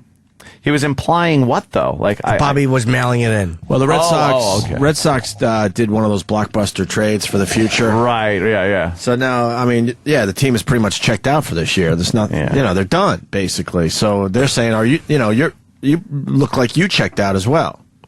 I guess it's a fair question, but Bobby Valentine could say, I'll punch you in the fucking face. Embarrassing thing to say. You know, if I was there, I'd punch you right in the mouth. How's that sound?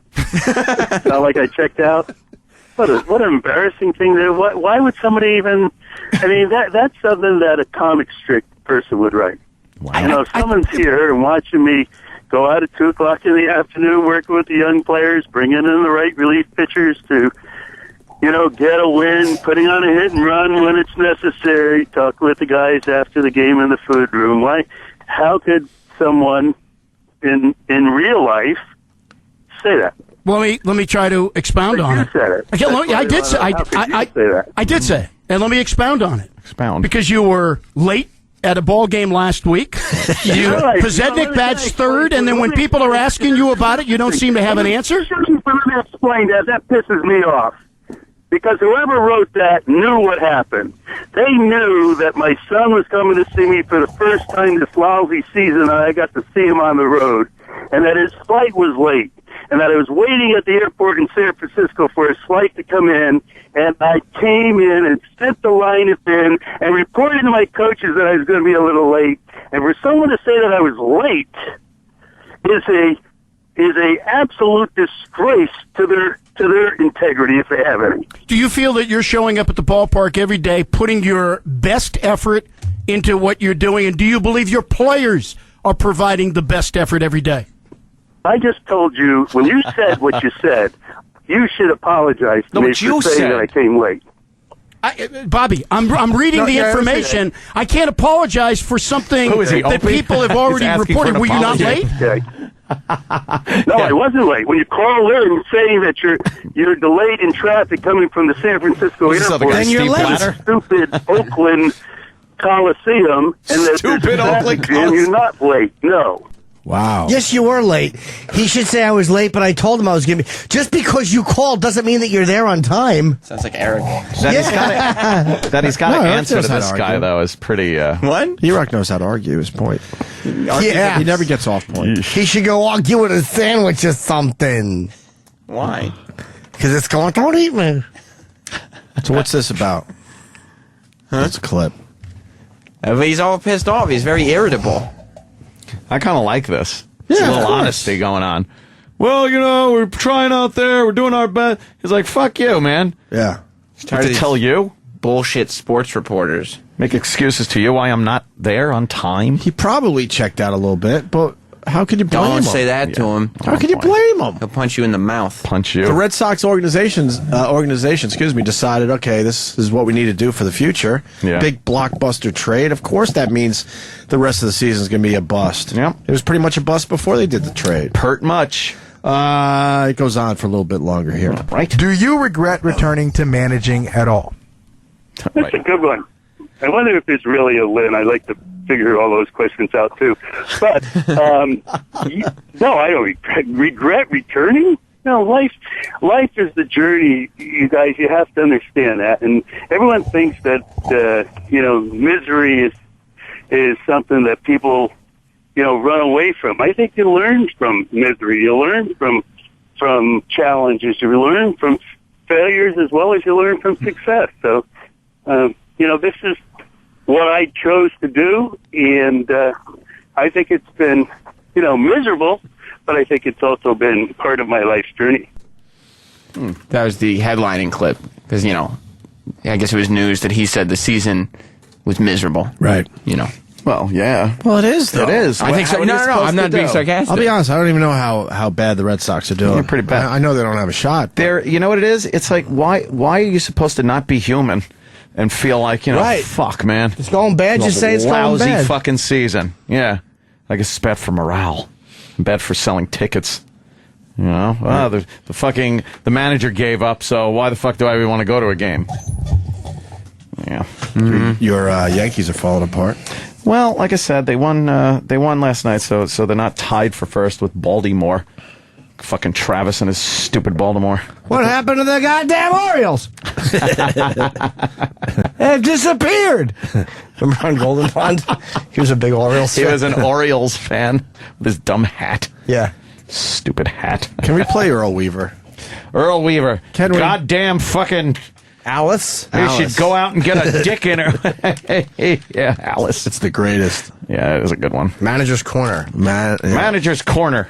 You got E-Rock or... Yeah, 1 second, it's loading. It's loading. Why don't you have it ready? Really? What the fuck is wrong with you? Now, the Manager's Corner, with the thoughts and opinions of the American League's winningest manager, the Orioles' Earl Weaver. Today's show is sponsored by Baltimore's Six Best, your area Oldsmobile dealers, Anderson Olds, Schaefer and Strominger Olds, Lee Oldsmobile, Metro Olds, City Olds, and Stuberger Olds. And now, to the Manager's Corner with Earl Weaver. Well, Bill Whitehouse, Earl, that certainly is an answer. From Frederick, Maryland, wants to know why you and the Orioles don't go out and get some more team speed. Team speed, for Christ's sake. You get fucking goddamn little fleas on the fucking bases, getting picked off, trying to steal, getting thrown out, taking runs away from you. You get them big cocksuckers that can hit the fucking ball out of the ballpark and you can't make any goddamn mistake. Well, certainly this show is going to go down in history, Earl. Terry Elliott of Washington, D.C. wants to know why you don't use Terry Crowley as a designated hitter all the time. Well, Terry Crowley's lucky he's in fucking baseball, for Christ's sake. He was released by the Cincinnati Reds. He was released by the fucking goddamn Atlanta Braves. We saw that Terry Crowley could sit on his fucking ass for 8 innings and enjoy watching a baseball game just like any other fan, and has the ability to get up there and break one open in the fucking ninth. So if this cocksucker mind his own business and when we managed the fucking team, we'd be a lot better off. Well, certainly you've made your opinions known on the fans' questions about baseball, Earl, but let's get to something else. Alice Sweet from Norfolk wants to know the best time to put in a tomato plant.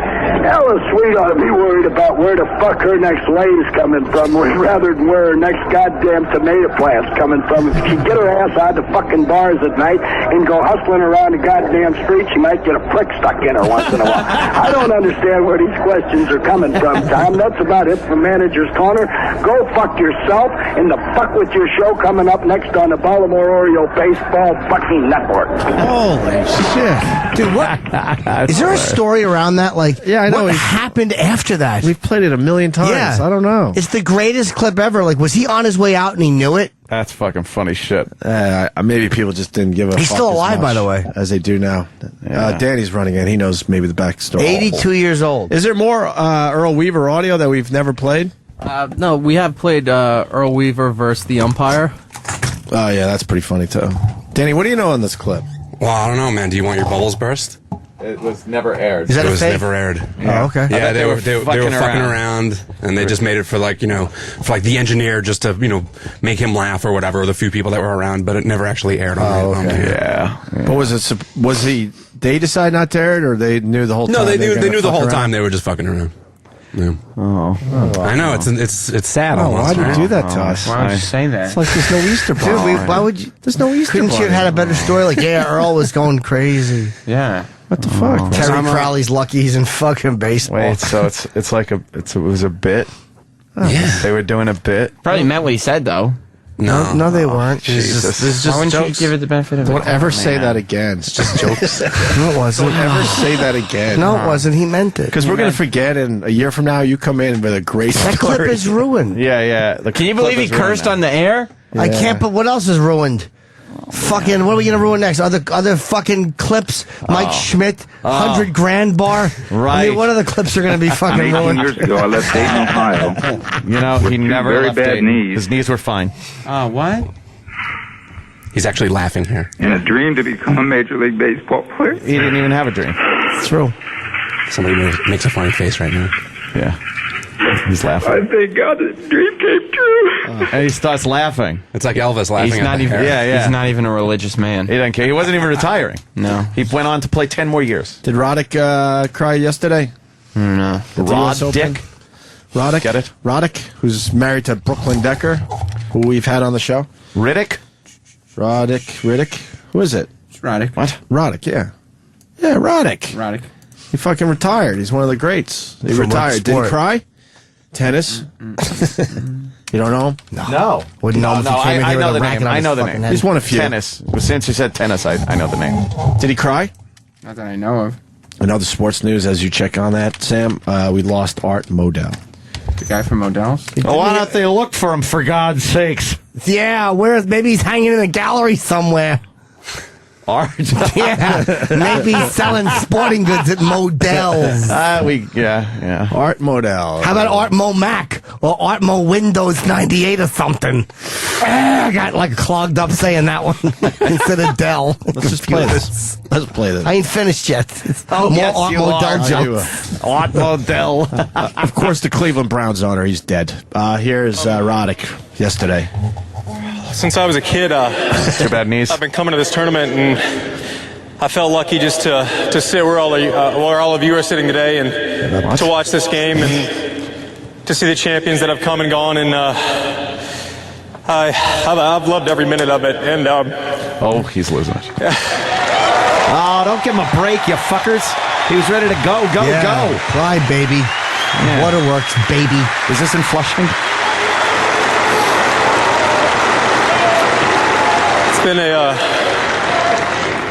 It's been a road, a lot of ups, a lot of downs, a lot of great moments. I've appreciated your support along the way.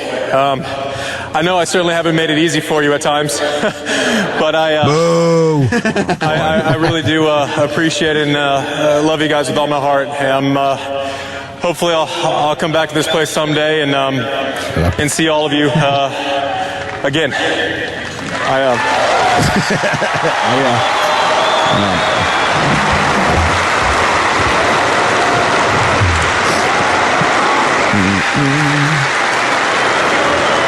Last, I just want to say thank you to my family, my mom, my dad, who are up here, who gave me every chance. Thank you, and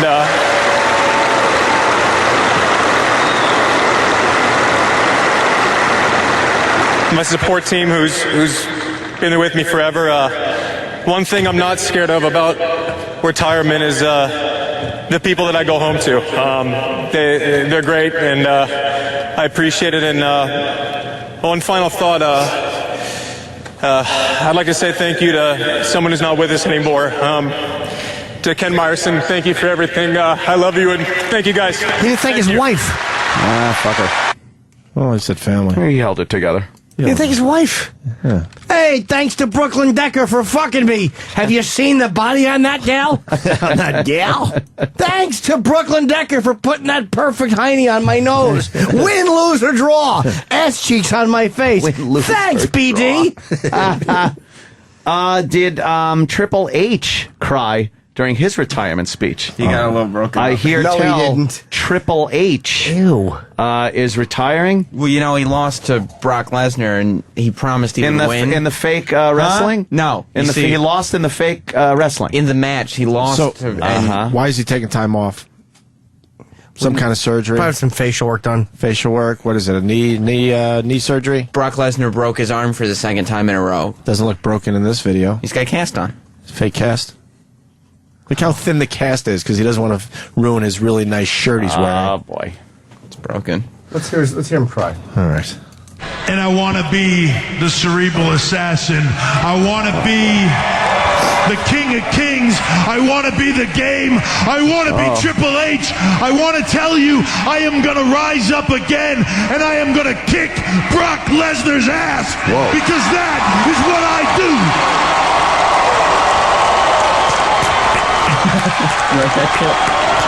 that's pretty good.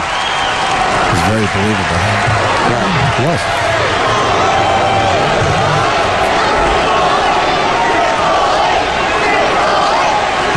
That doesn't sound like a very energetic chant. Oh, it's building. No, it fell apart. We in Boston. That's what I want to do, but I can't. Oh no! Oh no! Why can't He's retiring. HIV positive. And the truth is, it's because I don't know if I can. I'm getting chills from this. Douche chills, but they're chills nonetheless. Brock Lesnar has forced me to look inside myself and say, am I done? Yeah. Look at these dummies in the audience. God. It's entertainment. Sports entertainment. It's a show. It's fake. Show's breaking bad. Did E-Rock have a hint this was happening when he was writing his fan fiction? He took it on a different direction. I can't say that I can come back and beat Brock Lesnar, that I can come back and be better than before. Do we have to do that? Hang on. Wait, what happened? Sam started that this video like where he thought it was going to get good. Yeah. This whole thing is almost 10 minutes long. Yeah, I saved you guys a lot. Wow. Triple Don't H complain. Where's the crying comments. part? Well, he just gets like shaky voice. When? We're 5 minutes into Oh, this. you're getting it now. You're only 2 minutes into it. There's only like 30 seconds left of the clip. Yeah, quick.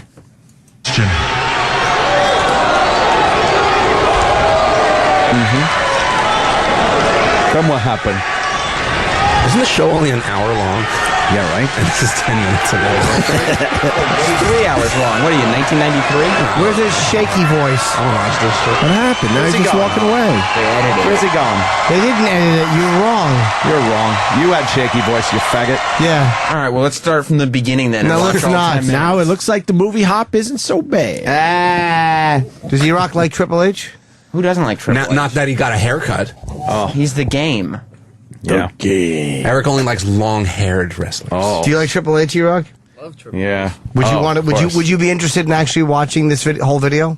I saw it already. Oh my God. What do you think? What kind of emotions were you going? He loves Triple H. Ham, Hellmans, and ho-hos. Wait, that's Quad H. Yeah, he likes eating Oh boy. harps, hats, and hooks. All right.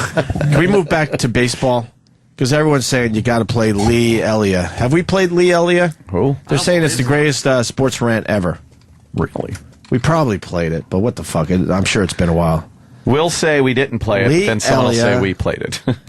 There You guys a did this. lot of tweets coming and saying you got to play this from 1983. I'll tell you one fucking thing. I hope we get fucking hotter than shit just to stuff it up them 3,000 fucking people that show up every fucking day. Because if they're the real Chicago fucking fans, they can kiss my fucking ass right downtown and print it. They're really, really behind you around here. My fucking ass. What the fuck am I supposed to do? Go out there and let my fucking players get destroyed every day and be quiet about it? For the fucking nickel-dime people that show up? The motherfuckers don't even work. That's why they're out at the fucking game. I remember this They one. only go out and get a fucking job and find out what it's like to go out there and a fucking living. 85% of the fucking world's working.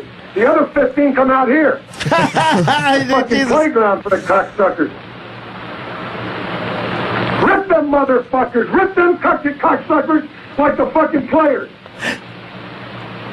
Got guys busting their fucking ass and them fucking people too. And that's the Cubs? My fucking ass. They talk about the great fucking support that the players get around here. I haven't seen it this fucking year. Wow. The name of the game is hit the ball, catch the ball, and get the fucking job done.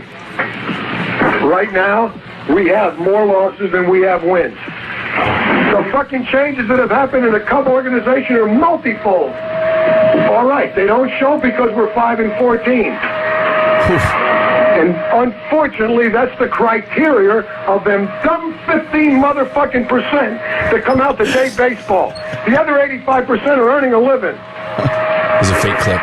It'll take more than a 5-13 or 5-14 to destroy the makeup of this club. I'll guarantee you that. There's some fucking pros out there that want to fucking play this game. Someone vacuuming in the background? Stuck in a fucking stigma of the fucking Dodgers and the Phillies and the Cardinals and all that cheap shit. All these motherfucking editorials about Say and fucking the Phillyitis and all that shit, it's sickening. It's unbelievable. It really is. It's a disheartening fucking situation we're in right now. 5-14 doesn't negate all that work. Got 143 fucking games left. What I'm trying to say is don't rip them fucking guys out there. Rip me. If you want to rip somebody, rip my fucking ass. But don't rip them fucking guys because they're giving everything they can give. But once we hit that fucking groove, it'll flow. And it will flow. The talent's there. I don't know how to make it any clearer to you. I'm frustrated. I'll guarantee I'm frustrated. It'd be different if I walked in this room every day at 8:30 and saw a bunch of guys that didn't give a shit. They give a shit, and it's a tough National League East. It's a tough National League, period. That's all right. Now, who was he talking to when he said that? His mom. Oh. Now, I want to know, what was the Cubs' final record in '83? Oh, very good question. Because he said they would research. turn it around. Because the talent. They were is there. 5-14, 143 games left. Turn this I don't around. think it ended well. There it is. Turn it around. 71 and 91. Yeah, because that was his last year with them, so there's no way they did well. 71 and 91. It's not bad. 20 games under 500 is terrible. Yeah. They start out at 5-14. So they won 5-14. So after that tirade, 66. they won and 66 and 74. and 77. 77, right. Still didn't even play 500 ball there. Yeah. And now people are saying Hal McRae. Have we ever played the Hal McRae? We probably I'm did. sure we've played all of these. I never heard this before. Yeah, we definitely played that. I remember that, yeah. Find Hal McRae, Sam. This will be the last one we do. Come on, Sam. Hal McRae goes nuts. Stop. I didn't want to get myself into a situation where all I had to go after him was all right, and our lefts were swinging the bats well, so I wanted my left-handed hitters to hit. Did you consider Brett for Miller with the bases loaded in the seventh? No, don't ask me all these stupid-ass questions. What's wrong with that question? No. In the... Oh, shit. Stupid-ass questions every night. Why the I hit Brett for Miller? Miller started. American Tourister? He's playing against left-handed pitchers. Brett is not playing against left-handed pitchers. Why the I bat for Miller? You think I'm a goddamn fool? Well, shit. You tired all these... Whoa, he's throwing shit. Every night. And stay out here asking all his dumb ass questions. Stupid. Sucker. Ask me that stupid ass shit every month. Is he bleeding? Yeah. Holy shit. I'm not taking no shit off. You guys are not taking no shit off the players. I'm sick and tired. I'm fed up with everything. No shit from you guys, no shit from you players. And they can do It's any like Downfall. thing they want to do. I'm sick and tired of Black all Hitler. this bullshit. Now, put that in your pipe and smoke it. Oh, easy. Wow. Did he get fired for that, or what happened Come after on. that? You assaulted a guy. Guy's Back then bleeding. you could do that, though. Back then you could assault. It was 1992. Yeah, but 92, you were still getting away with You shit. could get away with it. 92 felt a lot like the 80s stuff. Right. You got to remember that. I bet you not much happened. Maybe a little fine. Yeah. I remember when he played, I think, for the Royals. Yeah, he was a royal. You must be royalty. Come on, go down, Sam. You're in the wrong place. Damn, for the love of Christ. What happened to him? He threw a phone which cut a reporter on Impact. He also served as... Oh, okay. What happened to him? Nothing. Nothing? See, I'm telling you. Hilarious. We used to live in a time, man. You not only get fired, you have to go, Jimmy, you smacked my water. I'm going to fucking sue you. I smack it like you get this. sued. Shut up, water. Good one. You get fired, you get sued, and you have to apologize, and you're still a piece of shit. And people tweet about you. Yeah. That's what happened. Fired, sued, apologize, and you're still a piece of shit. Good one. Doesn't even rhyme. Doesn't mean that's so stupid. E-Rock wants to play Earl Weaver arguing with the umpire to break. Why, E-Rock? Just to wrap it up all nice. Why do you want to play that? I asked if he wanted to. Well, stop whispering it. People's ears. There's all fucking. He likes to whisper. Stop whispering one mic at a time. He whispers to us individually. It's so weird sometimes. Gets in the ear. Yeah. Nice cock. Would you like your ass eaten after the show? I see you've been sitting. Yeah. Oh, he just said you're watching the news in my ear. Oh, creepo. I don't know. You could do whatever the fuck you want, I guess.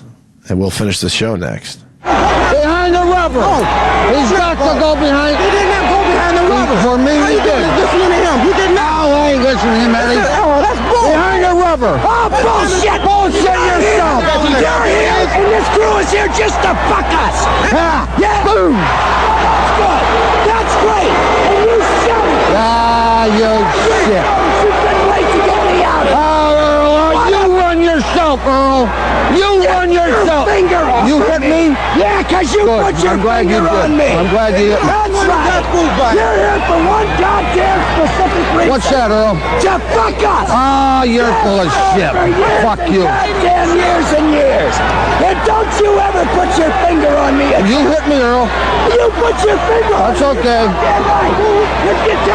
I didn't. You ain't gonna knock nobody on his ass. You do it again and I'll knock you right in your nose. I didn't touch you. You pushed your finger. I did not. No, you're lying. Goddamn it. You're lying. No, you are. You are lying. You're a big liar if you are a liar, Earl. You are a liar. You are. I'll tell you something. You're here for one reason, to fuck us good. Wrong. That's the only reason you're wrong, Earl. And you'll have your chance tomorrow. Oh, you got it as quick as you can. What is wrong with you? You ain't no good. No, you aren't either. Yeah, you ain't no good. You're no fucking good either. Your ass will never have our games in I hope. What do I care? Yeah, what do I care? What are you doing here now? Well, why don't you call the league office and ask him? Yeah, I will. Oh, good. Don't think I won't. Good. And the quicker you get on, it'll be better too. Yeah, yeah. That's right. You ain't going nowhere. You aren't either. About 5, 10 fucking years from now, who's in the Hall of Fame? Oh, you're going to be in the Hall of Fame. You know it. Why? You know it. Fucking up World Series? You know it. You're going to be in the Hall of Fame? You know it. I've won more than I've lost, kid. Oh, no, you haven't. Games, count games. You don't even know. You better get going, huh? Oh, I better get going. You better get going. What the hell are you doing? Tell me the truth that you had your hands on me. Nah, that's wrong, Earl. Wrong. Are you looking for that perfect gift? Well, look no further. Introducing the Jim Norton Guide to Jersey City Prostitution. It's unbelievable. This 4-disc DVD box set, personally narrated by the famous self-deprecating comedian, will show you some of the most notorious places to pick up women in one of the most dangerous cities in New Jersey. If I could, all I would do is rape jokes right now. In this video, you'll learn how to properly approach a prostitute. It's easy. They do recognize you after a while. They'll heckle you, they'll yell things. Keep riding around. Hookers never like Sabbath. I learned that. I would only pick them up if they got it on the right right side, I would stop. Shit like that. How to avoid awkward situations when dealing with a hooker. I remember one Puerto Rican chick got in my car and she was eating peanut brittle. She sucked my dick and it was the whole that peanut smell. I was looking at hookers. And I stopped and the tranny walked over and snatched my glasses off and said, "For wasting my time." He actually high-beamed and flashed the cop. And I'm like, she took my glasses. I'll never forget it as long as I live. And most importantly, how to spot a fake. A lot of times people get fooled, man. I never realized that a guy would get tits. Like, it didn't occur to me. I was getting hookers for a long time at that point. We were fucking, and it was pitch black in my car in Jersey City. I knew. Well, when I discovered that the lady was not quite the lady I thought, it's like, what am I going to do, talk to her manager? I fucking dumped my load. So don't be caught off guard and take this advice from someone who's been there time and time again. I should be fucking the mouth with a rock. It's the Jim Norton Guide to Jersey City Prostitution. Available at adult bookstores everywhere. Sirius XM. And now, the Opie and Anthony Show. There's too many men, too many people, making too many problems. Disturbed. Great.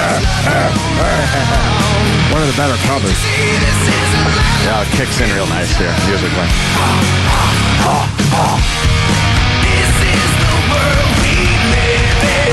What happened to these guys? Where'd they go? Where'd they go? Never went away. Yeah. Still doing it. Remember how intense that guy was? Yeah. I forget his name. It's crazy. Crazy Israeli. Draymond? It was a great interview, man, but very intense. What? Yeah, he was fucking... it was crazy. By the way, anybody keeping track, I am back into Apple. I have some Apple 700 calls for September 22nd. I'm waiting for their big news conference about the iPhone 5. Well, that's today, right? So if you want to play along with Anthony, that's what I'm doing. I'm back in. I got in yesterday, and I'm hoping for the best. Thank you. Yeah, I know. I'm just waiting to see the red numbers instead of the green numbers, meaning... Yeah, and Apple's on the rise. It's trading somewhere in the 600s, and they're saying it's just going to keep going higher and higher. Yeah, that's what I want. I need... I got my 700s I was just reading an article to Anthony during the break. After 35 years, Voyager nears edge of solar system. Voyager. I remember when that left. Mr. Butt Cabbage, our science teacher. Mr. Who? That was his name, Stanley Butt Cabbage. He was our. We used to tease him and say, Mr. We used to say Mr. Ass Lettuce instead of Butt Cabbage. That's pretty. Well, why would you just say Butt Cabbage? Huh? Why wouldn't you just say Butt Cabbage? Butt Cabbage was his name. I think with a V. Butt Cabbage. But he was my science teacher, and I remember 1977. Mr. Butt Cabbage talking about it leaving. This was in high school, so he was talking about it leaving the solar system. Or beyond the final planet. It did something in like 84, whatever it did in the early 80s. Yeah, my science teacher, Mr. Cockbroccoli, he told me that... Jim's look of horror. Wait, let's do this. Because I was very, as a matter of factly. Well, what was his name, the teacher? Mr. Cockbroccoli. Blasted off 35 years What? ago today on a mission to Jupiter. Butt cabbage? Cock broccoli. What's wrong with cock broccoli? Nothing. Yeah. You don't have to read the article. Cabbage? I don't know. That was really his name, though. Butt Cabbage with a V. Fucked up. Mr. Cock Broccoli. That's his name? Cock Broccoli. Cock broccoli. Cock broccoli. Oh, Jimmy doesn't like that at all. No, I don't mind. No, it's terrible. I'm scrunching my face. Yeah, Jimmy's scrunching his face. Oh. It was the delivery because you said. Yes. Well, Mr. Cock Broccoli. And he said, and I have nothing. Yeah. He said. I pulled a Voss there. Here's the thing. Yeah. We got the audio clip from their site. Because it has 8-track tapes on it. 8-track tapes. That's their technology. They're using 8 tracks, but it's still sending back. Is it playing? Still sending back shit. Wonder how long it takes a message to get back. 16 minutes. Is that it? 16 hours. 16 hours. 16 hours. It's 16 hours. Oh. 16 hours 16 behind, minutes is right? twice the distance to the sun. So, yeah, wow. 16 hours to get what's going on. So they fucking blurt something out. The Voyager 1 spacecraft is now more than 11 billion miles away. It's 16 light minutes away. Yeah. Is what it is. Yeah, that was in the article. Oh, okay. The Voyager 1 spacecraft is now more than 11 billion miles away from Earth. Wow. It blasted off 35 years ago today on a miles. mission to Jupiter and Saturn. and it carried a record filled with music and the sounds of our planet in case it encountered intelligent life on its journey. Play a record. Scientists have been eagerly waiting for Voyager 1 to become the first human-made object to leave the solar system. As NPR's Nell Greenfield Voice reports, there are new signs that it might be getting close to that frontier. The people who work on Voyager 1 and its twin Voyager 2 have been involved in this program for a long time. Norman Ness is a professor at the University of Delaware. He recalls that he sent NASA a proposal for a Voyager instrument back in 1969. Whoa. And in December received a telegram from NASA that I had been selected for the Voyager mission. He was ecstatic because these probes were going to visit far-off giant planets. The prospect of leaving the solar system and exploring interstellar space was not really on his mind. Not only didn't we think the spacecraft might have problems living that long, we didn't know if NASA was going to continue to support the mission after the primary mission had been accomplished. Well, NASA kept funding it. You have to support and even though it. Voyager's technology is funded by today's standards, what if there's for a big example, monster each out there? spacecraft has an onboard 8-track tape recorder.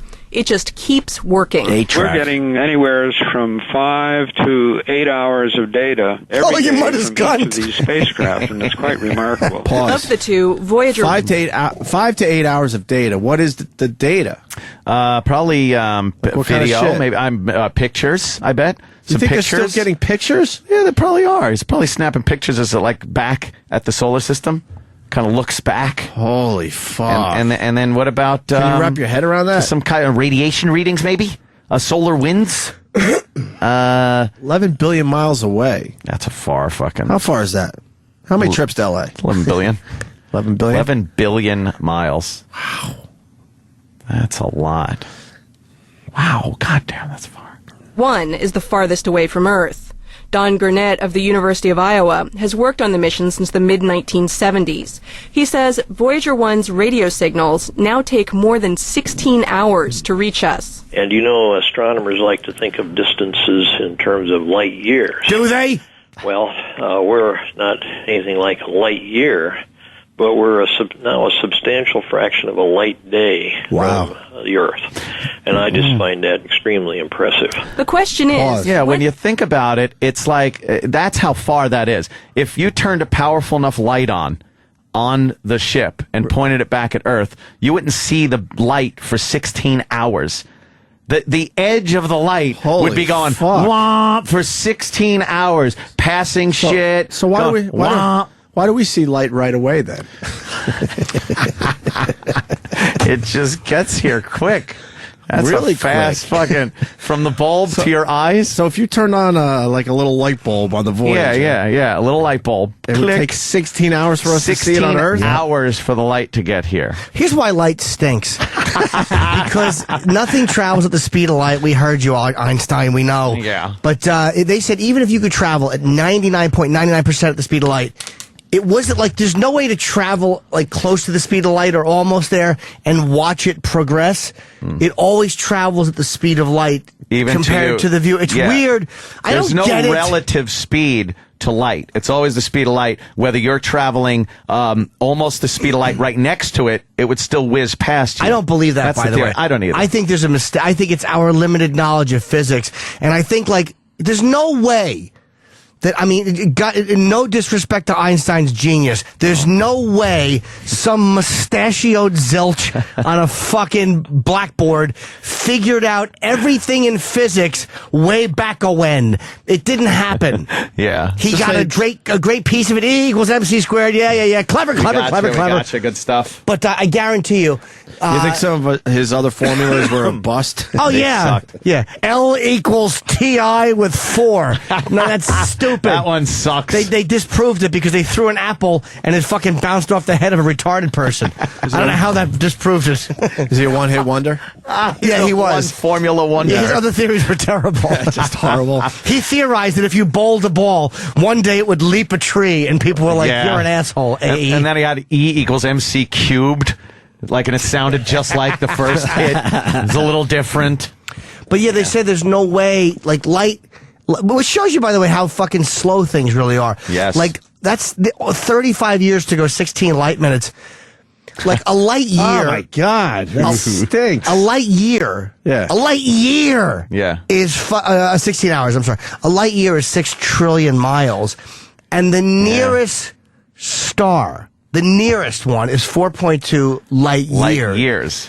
So we've gone 16 light hours away in 35 years. Now, how long will it take? God sucks. He doesn't give us enough time. Everything's too far away. What the fuck? We live out in the middle of the woods. Why couldn't he give us a light year? And our nearest neighbor, Andromeda Galaxy, 2 million light years, and that's the closest one. 2 million. Wow. 2 million light years. Man, I can't take this size thing. No. Yeah, I know. Wait till I start getting to my cock. Then we'll see. Let's get back to this audio, because this is just, you can't wrap your head around this shit. Man. Will Voyager 1 finally leave our solar system? Voyager! It's already way beyond the planets. Way We even beyond looked the back and planets. snapped photos of them, Looking including back. a famous one of Earth, looking like a pale blue dot. For years, scientists have been waiting for Voyager 1 to exit the bubble of charged particles that stream out from our sun. Then it would truly be in the space between stars.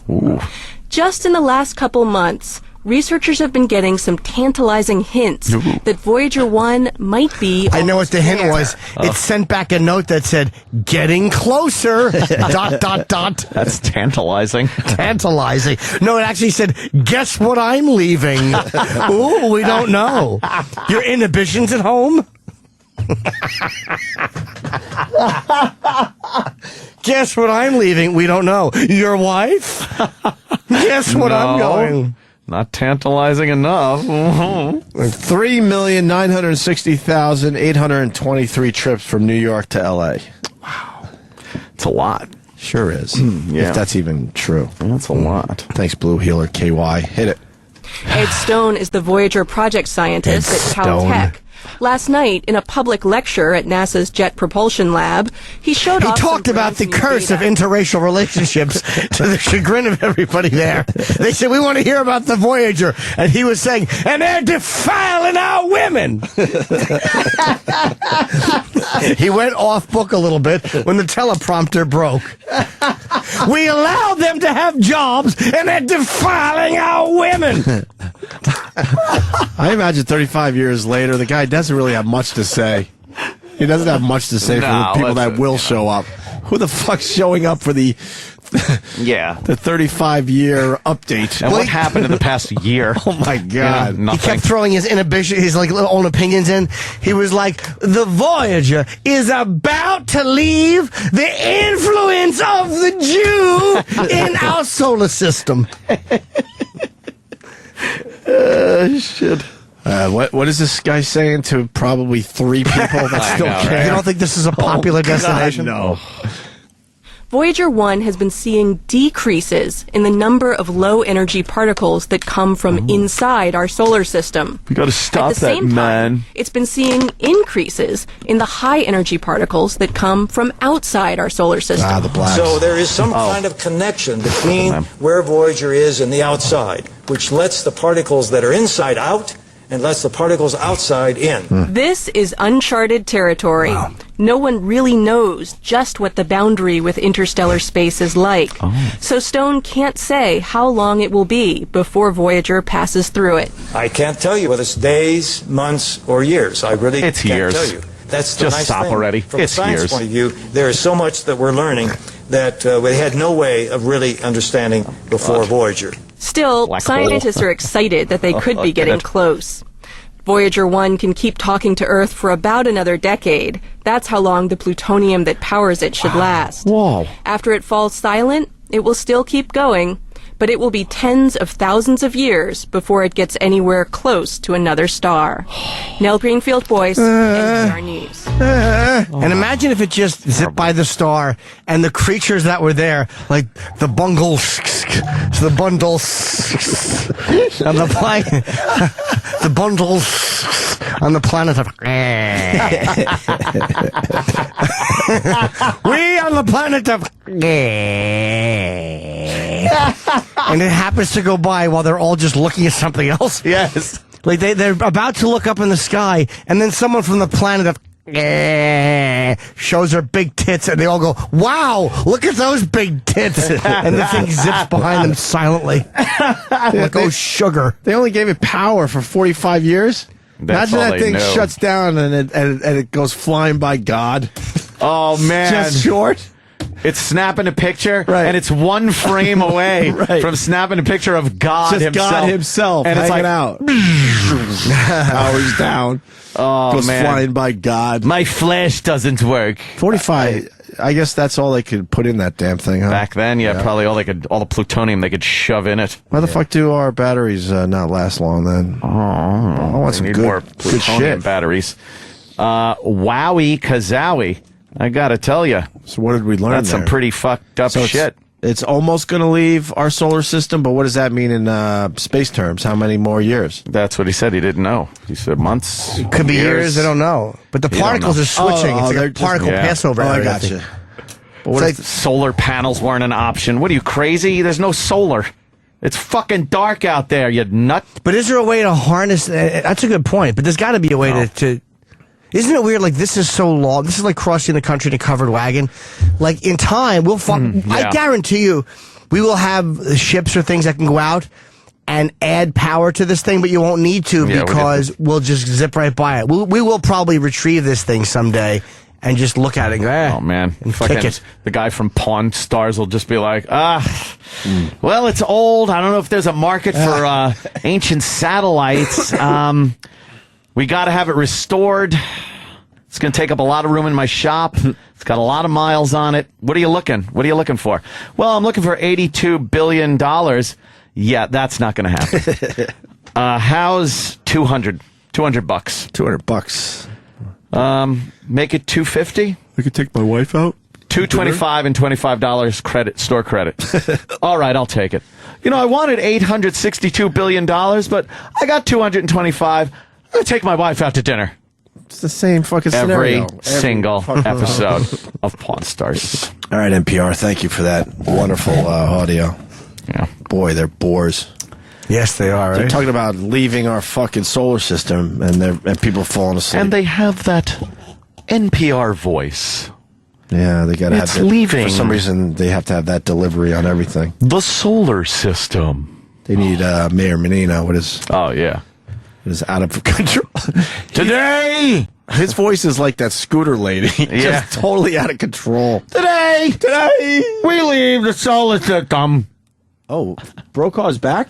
Making a big claim last night about who's really to blame for the nation's enormous. They're saying he's fine. Oh, okay. Yeah, That's good to know. He was light. It was a weird lightheaded thing, but they said it was because he was just standing up very quickly. Oh. Like, what he would do is he touches his toes and then he stands up very quickly and says dipsy doodle. That doesn't sound like a good thing to do. No, but I just like the idea of him saying dipsy doodle. He was playing the teen game of the 70s, Pass Out. Yeah.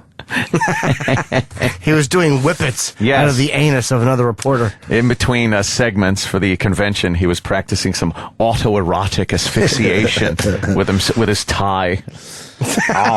Jerk me off while I choke myself. I do like the feeling that I'm passing out while I orgasm. As the cum flies out of my penis, could you choke off my windpipe so I can't breathe?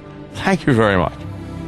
I do so enjoy when the tunnel vision starts and I feel my ejaculate pouring down my testicles. Fantastic. Jimmy, you got any plugs? Oh, a plug. I do actually. Look at the time. I have a couple. I have this. Oh no, 13th, 14th, 15th of this month, I'll be returning to Irvine to the Improv. Nice. September 21, 22, I return to Columbus, Ohio. Nice. And I have a show going on sale Saturday, November 3rd. I'm doing the show with Artie Lang, Dave Attell, and Amy Schumer.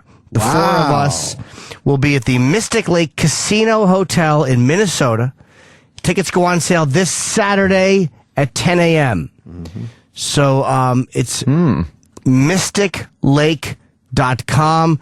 I don't know why tickets go on sale Saturday instead of Friday. That is such an old school way of thinking where people can buy. Right. Why the fuck do they continue Online, to do that? Do it anytime. Like we're plugging it on the radio. We could say buy tickets now, and then we go buy tickets. It's so stupid. It really is dumb. In this day and age. Yeah, it's fucking terrible thinking. What's Dave gonna tell you? Probably a fucking secret. You had me there. I'm like, I don't know where he's going with this. Fucking ring the bell, you cocksucker. Take us out, you fucking bacon-making bag of shit. I told you something. Oh, yeah, one other thing. Yeah. Happy birthday, Sam. Sirius XM. And now, the Opie and Anthony Show continues. This is After O&A Live. Here's your host, Sam Roberts. We've got some champions for you to meet right now. Happy 18th birthday to young Sammy Roberts. This is going out from Greg, Anthony, Bobo, David, and Tippy. Happy 7th birthday to Ethan. Good timing. It's After Opie and Anthony Live. Did you have that on standby, or did you just think of it? No, I had it on standby, but I wasn't bringing it up unless somebody else did. Yeah. But since nobody did, that was when we did a whole. There was a whole string. We didn't do that. No. Did that. We had like a couple fans who they were writing in and sending pictures and stuff to all the local news channels that wish happy birthday in the morning. And it's not like the local NBC, ABC, CBS. No. It's the independent ones, like a Fox or a... Right, and they're out in like Buffalo and stuff like that. There's a small town, yokel stations that do these dumb happy birthdays. And they did everybody at one point, to the point where like every character on the show had a happy birthday. You had some happy birthdays, right? Yeah, and then there was I think some to characters that Jim made up. Yeah. Oh, Paul Hargis, we got him on the Chip wall. Chipperson. You want to play a couple? Well, first of all, how come nobody's answering the phones? I got one guy on line one who's just calling. Like, why wouldn't anybody talk to me? Where's the other guy? He's out doing something. What a dope. Is he kind of dumb? He's not here right now. He doesn't. He's not very aware of the world around him. He seems like he's not dumb, but he doesn't focus on that. There's other things going on around him. I've seen Sal. This is the other intern. He'll be back, right? Yeah, he'll be back in a few minutes. Okay, because I want to talk to him, and I want to see if you guys pick up on this once he's back here. We have the two interns. One who was just in here. I guess he's on the phones now. Call us up if you got a what did you learn or whatever. Intern Fred Armisen. 866-WOW1-WOW.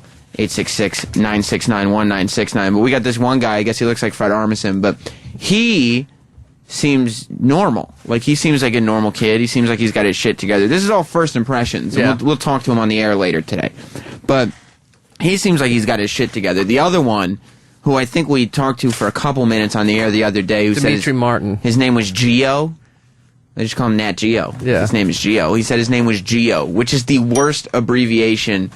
Like, what's his name? Giuliano. I think that's his full name. Well, we should call him Julie then. Yeah. I mean, that seems pretty obvious to me.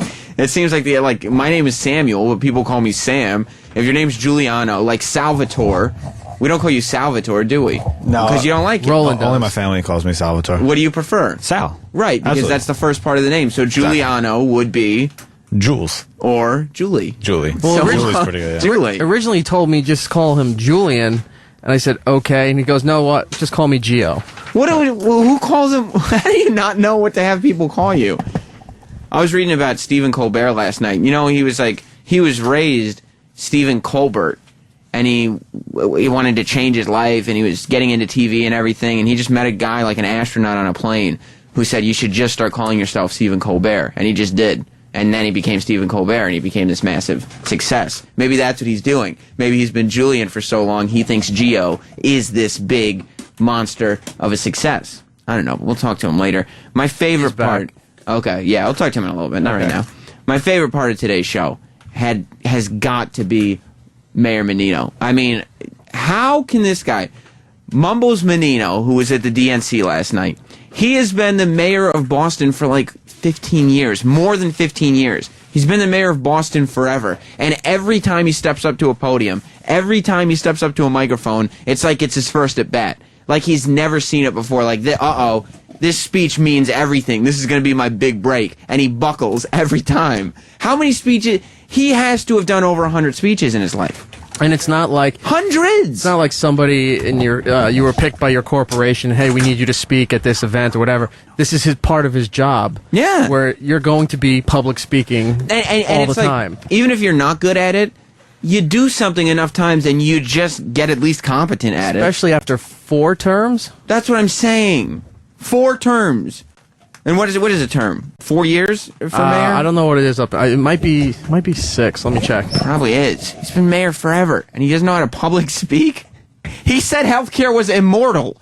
He said immortal. Jay in Tampa, you're on After Opie and Anthony Live. Prime time. How you doing today? How you doing, Jay? All right, great. Hey, listen, I learned today that Menino would never be allowed in first class. That's right. You double learned it because I guess I apparently accidentally stole Anthony's joke when I wasn't listening because I was cutting up the audio. Thank you, Jay. But you definitely learned that. That point was enforced to the upteenth degree on the Opie and Anthony show today. But yeah, it's like this is the first time that he's done a speech. Like it's like Mayor Menino comes across as one of those like. You know how every few years you hear about some local town who's got an 18-year-old mayor, who's some kid out of high school who just decided to run for mayor and he got it, and he's doing nervous speeches and stuff because he's a kid. He doesn't know what he's doing. This is Mayor Menino, except he's an old man who's been in office for years. 1993. He started in 1993. I don't even remember. I was in 3rd grade. And look at what's happened since then. Let's see. Drew in Minnesota. Drew, you're on After Opie and Anthony Live. Hello. Love the show, guys. Thanks, Drew. So today I learned that Jim's going to be in Minnesota here doing a comedy show with Amy Schumer, David Tell. That's right. Casino. Now, what I found out, or what I think is interesting, is that casino is a dry casino. There's no liquor whatsoever. And I'm wondering how that's going to play. Well, I mean, it'll probably be better, I would think, for him. It's probably easier to do the show without drunk people. People will still go, don't you think? I'm sure they will, yeah. I heard Jimmy say that one thing he dislikes the most is drunk asses in the Yeah, I mean, they're difficult because, people get drunk and they think they're all comedians. Like, they're like, oh, this guy's on stage telling jokes. I could tell some jokes myself.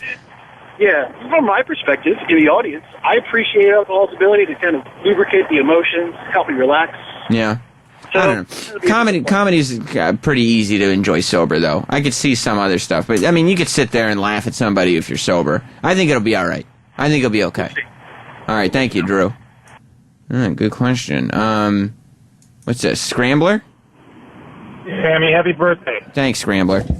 My wife's aunt, she is a public speaking coach, and she teaches people like heads of companies, public speakers, people running for politician seats, how to not fumble with their hands, walk around, and all that bullshit, so they don't look like idiots. And I understand that, like, public speaking doesn't come naturally to most people, and that it's, it's the most common phobia of all. Like, that's the thing that people fear more than anything is public speaking. But this is not the guy's first time at a podium. He's been a mayor for 20 years. You'd think just by process of doing it 1,000 times he'd be good. Or decent. At least he'd be able to form a sentence. He wouldn't strike out within the first 30 seconds of his speech. Exactly. And he's the mayor, so he should have somebody that he pays just to make sure he doesn't look like an asshole while he's reading a speech. Yeah, but he's got to be so full of himself at this point that he thinks he's great. Like, he just doesn't want help from anybody. Yeah, who else would be mayor for 20 consecutive years? He's got to think that he's just the shit, and he's putting all this behind him. All the criticisms, they're all wrong. I'm a great public speaker. I just won't rewatch any of my speeches. And maybe he's like, well, they keep re-electing me, so maybe they like how much I sound like an asshole when I'm up here. Yeah, exactly. Thank you, thank you, Scrambler. And I mean, listen, I hope Mayor Menino is mayor forever. Why are they closing the curtains, E-Rock? I don't know. There's always hijinks going on here. Assuming it's something that's a surprise for me. That would be news to me, too. I've been in here. I know you've been in there, but, Joker? Hey, Sam, real quick, I just wanted to wish you a happy birthday. And are you changing your name to Sam Robert? Yeah, maybe that's what I need. Something a little more powerful. That'll be your wrestling name. Sam Robert. I'm French-Canadian. French-Canadians are always villains, right? Yeah, pretty much. Ken. Yeah, I learned today, 12 minutes into the movie Hop, these kids that fuck this shit. This is okay. Thank you, Ken. Okay, there's a balloon. Oh, birthday king. I guess I'm the birthday king today. That's right. Roland. Roland just came in with an ice cream cake. Sal is taking a picture. I guess this will be on Facebook and Twitter and stuff. It's delicious. Troy, you just here for the party? You heard there was a party? Yeah, I'm here to hang out. Yeah, and there was some ice cream cake. That looks good. Roland, any excuse for ice cream cake? Yes! You going to be able to expense this? Well, that's why I took a little bit to get approved. Yay! Eric, did you know this was coming? I had an idea. I wasn't 100% sure. Yeah, why wouldn't you tell Eric and he'd get a little music? This is a very lackluster thing. Well, it's better than nothing. That's true. You're right. Yeah. I mean, I'm just saying a little music. A lot of birthdays fly by here and nobody gives a shit. Is that what happened to you? Yeah. I texted you from Hawaii. That was nice of you. Thank you. Technically, the music would just be in the loop, so it doesn't matter. That's what I learned today. They did. Oh, good. Thank you so much. I got a crown-shaped Mylar balloon. I got ice cream cake. It says "Happy Birthday, Sam." Oh, those are M&Ms. Yeah. There's M&Ms on the cake? Yeah. That's incredible. You see this, Julie? This is the type of thing that you can attend. Wait, you said your name was Gio. But what's it short for? Juliana. All right, so Julie. You can call me Julie if you want. Yeah, Julie. That seems like a little. Julie's a little. You like kick on Jules? Intern Julie. I prefer Jules to Julie, honestly. But why? Well, I mean. Wait, she's more Giuliano. masculine. What about Julia? Nah. Jules. We'll go Julie. Julie is probably. I mean, just something because you need in radio. You need something quick. You need something that slides off the tongue. Jules. You thinking Julie? Julie. Is Julie invited to the ice cream party, Roland? Yeah, I had to carry the plates and forks and shit. So. But Roland, you can't invite yourself. Does he always look confused to you? Yeah, I was Troy, he's always confused.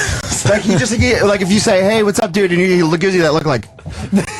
Is it the balloon? I'm holding a giant balloon as we broadcast. Oh, he does it all the time. Oh, it's not just. Well, the balloon seems a bit pompous, like you're the king. Well, you gave it to me. I know. It's a giant crown that says "Birthday King" on it. As Hallmark, what's the most obnoxious birthday balloon you have? Is that what you did? Yeah. Well, thank you very much, Roland. I very much appreciate. Yeah. Yes, cut the cake, Troy. Probably hard.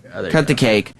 Julie, you can have a piece of cake. I think that's really fair. hard. Yeah. Well, it should be. I hope so. It's ice cream cake. We're gonna need a few minutes to defrost. Okay, so let it defrost in here for a couple minutes. Then, Julie, you can enjoy the cake with us. That's no problem. Do you get confused a lot? Is that a thing? Well, I mean, Sal just like makes me feel stupid because he's good at Pro Tools and shit. But is that what happens, Sal? You go, "Hey, you know Pro Tools?" and he's like, "No," and You're a fucking idiot. Yeah. Just like I don't know what that you'll means. Make yourself feel better. It's not just Sal. He does it to everybody.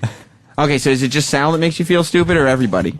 well, I mean, I don't actually feel stupid. I feel like Sal tries to make me feel stupid. Sal, do you actively? Salvador. Do you act? I mean, because Sal, you know, you have to see from Sal's perspective. He gets made fun of on the air a lot. It's been established that he was a better intern than he is an employee. Sure, and so shit rolls downhill. Right, he's got to take it out on somebody. So he's Also, like, yeah, he has puppet hair. he's got puppet hair. And according to Roland, the tattoo is not a good choice. You don't think? No. No. Okay, so Roland's not a You should fan. get a fake one and say, "Hey guys, what do you think?" And people go, "Oh, awesome." Then he goes back up, make it real. I understand. So, do you think that's what goes on, Julie? That Sal sits here trying to make you feel stupid so he feels better about himself? Yeah, exactly. Let me hold the balloon while I'm talking, just so everybody knows who the birthday king is. I have no idea what that means. I've been the one who's been saving your ass on numerous occasions You here don't so have to far. talk that slowly to him. He's not an idiot. Sal's so angry. The guy's just been here 3 days. But why is he saying that? Because I know Pro Tools. What one has nothing to do with the No, other. well, what are you saving me from, really? It's my first week. I'm not... I could have. You could have gotten in trouble many of times if I didn't stop you from doing numerous things. What could he have gotten in trouble for? Not for saying what? That he was the birthday king? Does he not realize only one person gets to be the birthday king? You could even ask Eric. Come on. Yeah. Eric, did he do things that could have gotten him in trouble that Sal saved him from? Well, if you know how it was determined Sal will be on the phones for a little while, right? Sure. So if Sal has to actually legitimately run and grab something or do something, right? Mm-hmm. During a break, say, Gio will hop on the phone. It's Julie. Julie will hop on the phone. Or Jenny. Jenny or Julie? What's better, Jenny or I like Julie? Julie. What about Julie? Julia? Yeah. We like Julie. It rolls off the tongue. Julie. And it's okay, Julie. Yeah. Okay. So all of a sudden, Julie will hop in, and he's sitting there ready to answer the phones, and then I'm not paying attention because I'm running the computers here, and I'll look over. I go, "Get up! What are you doing? Don't answer the phone." So I said, if you're answering something and it comes up on the screen, and Oak goes, you know how he likes to bring it to Sam's attention that there's something wrong on the phones. Sure. Then all of a sudden, it's going to be my fault because I didn't see him hop on there. And to be fair, that would be your fault. Yeah. Because you are the intern boss. Sure. And are you? Yes, I am. You are. Now you quit. But as we discussed yesterday on the show, you were informed you're not allowed to quit.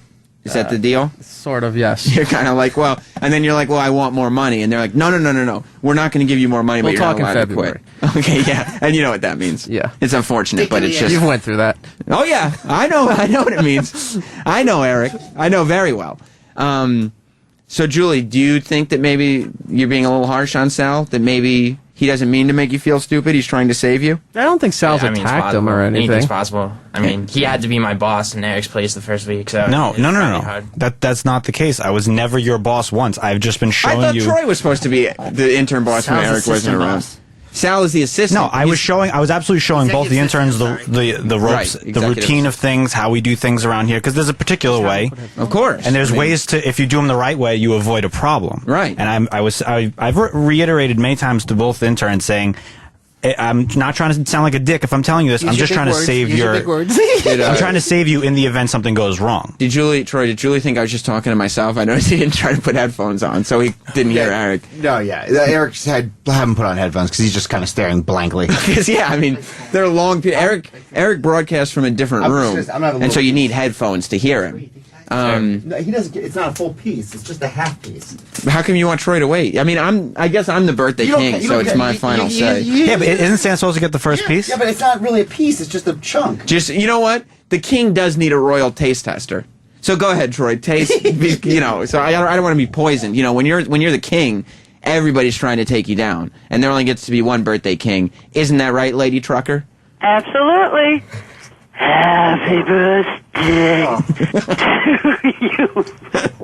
Happy birthday. Oh, yeah. To you. This is sexy. Happy birthday, dear Sammy. Ooh, Sammy. Happy birthday to you. Thank you so much, Lady Trucker.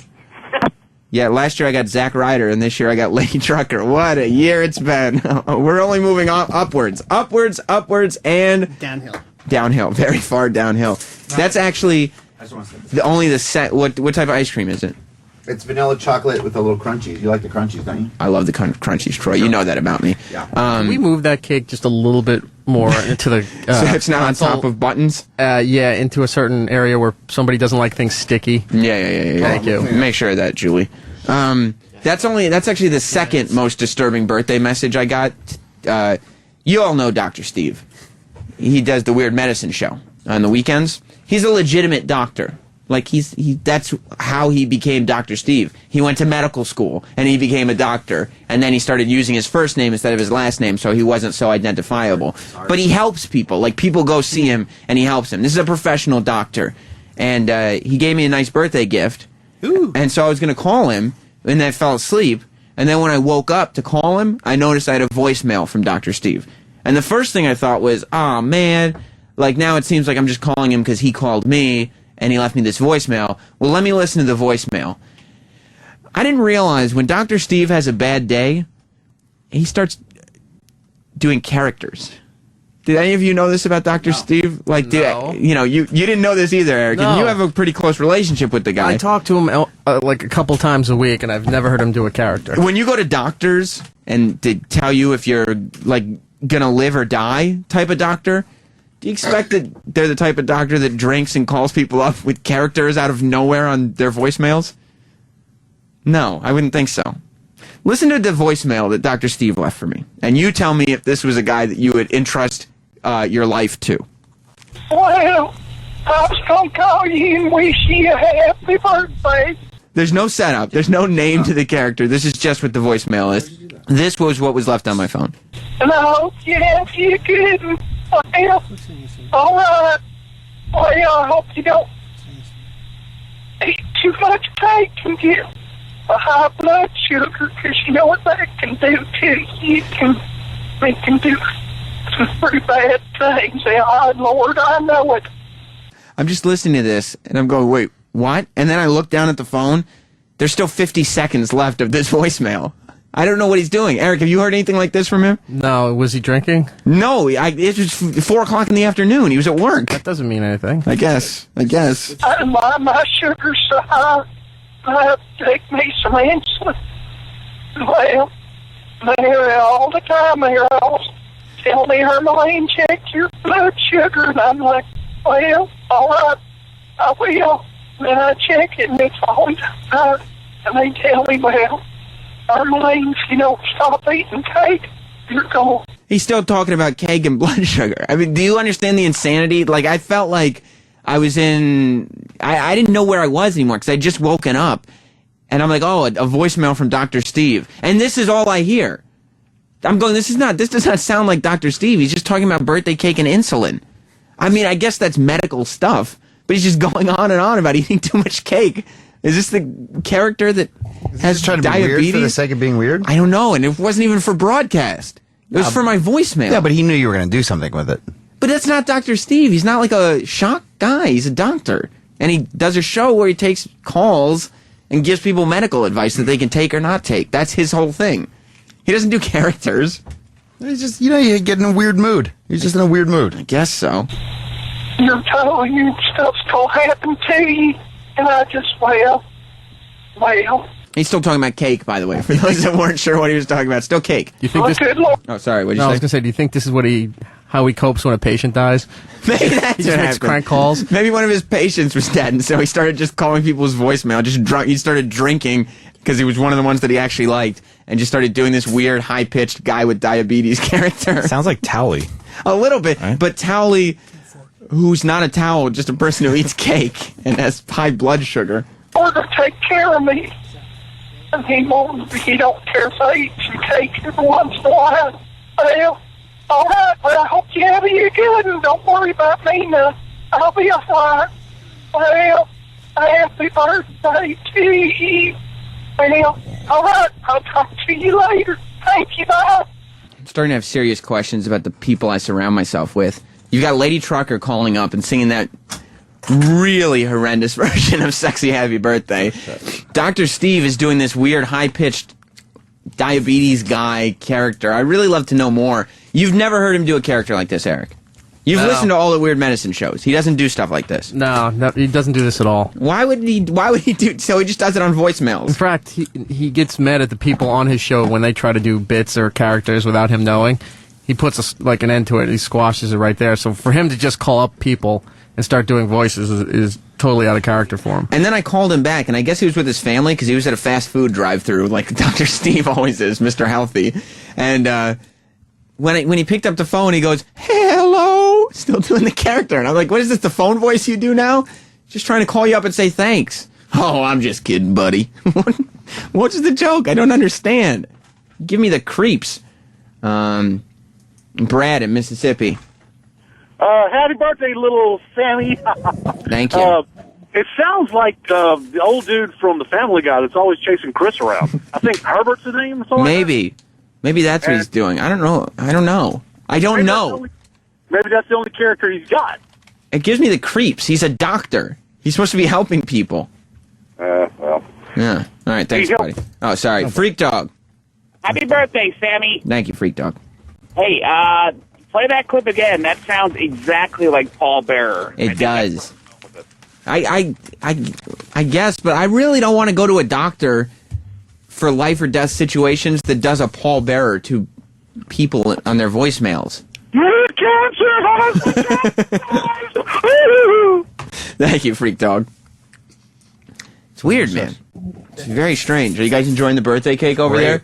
You know who the birthday king is, right? Did you see my balloon that Roland brought in? Look at all these extra crunchies. I like how you've been holding it the whole time. Well, I'm the birthday king. I just wanted to make sure everybody knows. I just want to make sure you're the king. Thank you very much, Roland. I feel like a king today, you know. Opie tried to just sneak it in at the very end of the show, and he told me, he goes, see, now you're not going to get any radio time for your birthday. And I was like, oh, I got a whole show after this. It's not going to be a problem for me. Like, this is all I want to talk about. This is all I have to talk about. It's the beauty of being me. Sam, there's an old show called Green Acres. Yeah? And there's a character on there called Mr. Haney. And I think that's what Dr. Steve is doing. He's doing characters from Green Acres on my voicemail? I think so. He's lost it. He's lost his mind. A show that was on in the 60s. I think that Dr. Steve is like, because he's got the Weird Medicine show, and he's got the podcast on Riotcast, so he's becoming like, he's not just a guy, like, he used to just come in and do a show like once every few months, and it was just, you know, sometimes he'd call in and whatever. But now he's doing shows like multiple times a week. He's a doctor on the side. Yeah, I think he's sort of becoming this broadcaster in his head, like this weird, like... You think he's going Dr. Drew on us? No, because Dr. Drew wouldn't even do that. Dr. Drew has, like, integrity. Dr. Steve is more like... Well, his patients die, too. Yeah, I guess so. I mean, Dr. Steve's patients are probably more expected to die, but... Yeah, Dr. Drew, I don't think, would call people up in characters. Like, he wants to help people, even on the radio. Yeah, that's what Corolla did. I think Dr. Steve wants to be the comic relief. I think he views himself a little more like Patch Adams, except without the medical stuff. Like, he just wants to be the clown doctor minus the doctor. I guess it's something you could do. What's up, Anthony? Good morning, Sam. First of all, I would like to say happy birthday to the king of the after show. That's right. I'm the birthday king of the after show, enjoying some delicious ice cream cake courtesy of Rolando's. What up? I would also like to know, does Troy have any more cool items to give away? Troy, any more items? I got a tweet last night that somebody finally got their vase. I have a Jesse James book. Yeah. I have a signed. I have a Nikki Sixx photography book signed. Mm-hmm. And then I have to bring in another dead ex-girlfriend's dead mother's vase. And I have a punk rock gift pack, don't forget. Yeah, but that has to go to a girl. Okay. Well, I think I'm going to give it to that girl that she called up before, and she always tweets at me, Liz Sets Fire. Well, she got called up again. Right. Just give it to her. But I think I'm going to give it to her. All right. Well, Anthony, do you want the Jesse James book or the Motley Crue book? The Jesse James book. All right, you win that. I'm putting you on hold. Sal, why don't you take over the phones? Because I would like to talk to the interns for a second. I would like both interns to come in. Julie can come back in, wherever she went. And the other intern with glasses, who I think's name is Anthony. Coincidentally, we've got Anthony from Opie and Anthony. We've got Anthony who was just on the phone. And intern Anthony.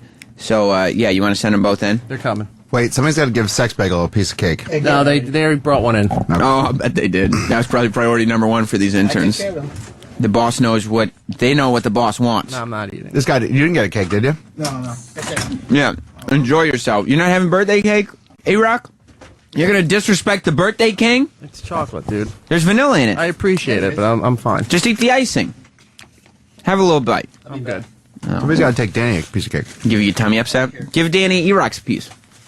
E-Rock's not gonna eat it. Here, don't worry. Huh? I already started eating E-Rock's piece. You already had a piece. No, I didn't. Oh, you didn't cut Julie a piece? Oh, no. Okay, all right. Well, then enjoy Eric's piece. Listen, what's your name? Anthony. Anthony. Oh, let me get that for you, Anthony. What do you think of the internship so far, Anthony? Where do you see yourself going with this thing? It's been a lot of fun so far. How long have you been here? This is my, I think, fourth day. Fourth day. Fourth big day. Fourth day. Didn't you start last week? Well, Tuesday, but then we were off. So so it's just the one day. Oh, so okay. Tuesday, and then this Tuesday. Where is Wednesday, Julie Thursday. going? I just asked for the fucking interns to come in here. Roland said to send him down to give Danny a piece of cake. Why doesn't Roland just give Danny the piece of cake? Did you see how many pieces of cake Roland had in his hand? I don't give a shit. I was just talking to him. He'll be back. I don't care about Danny's piece of cake. No, it's just being greedy. You could throw out my piece of cake, too. I was trying to talk to Julia about something. Keep going. Anthony, do you think he's stupid? I don't know. I don't want to tell me he's not here right now.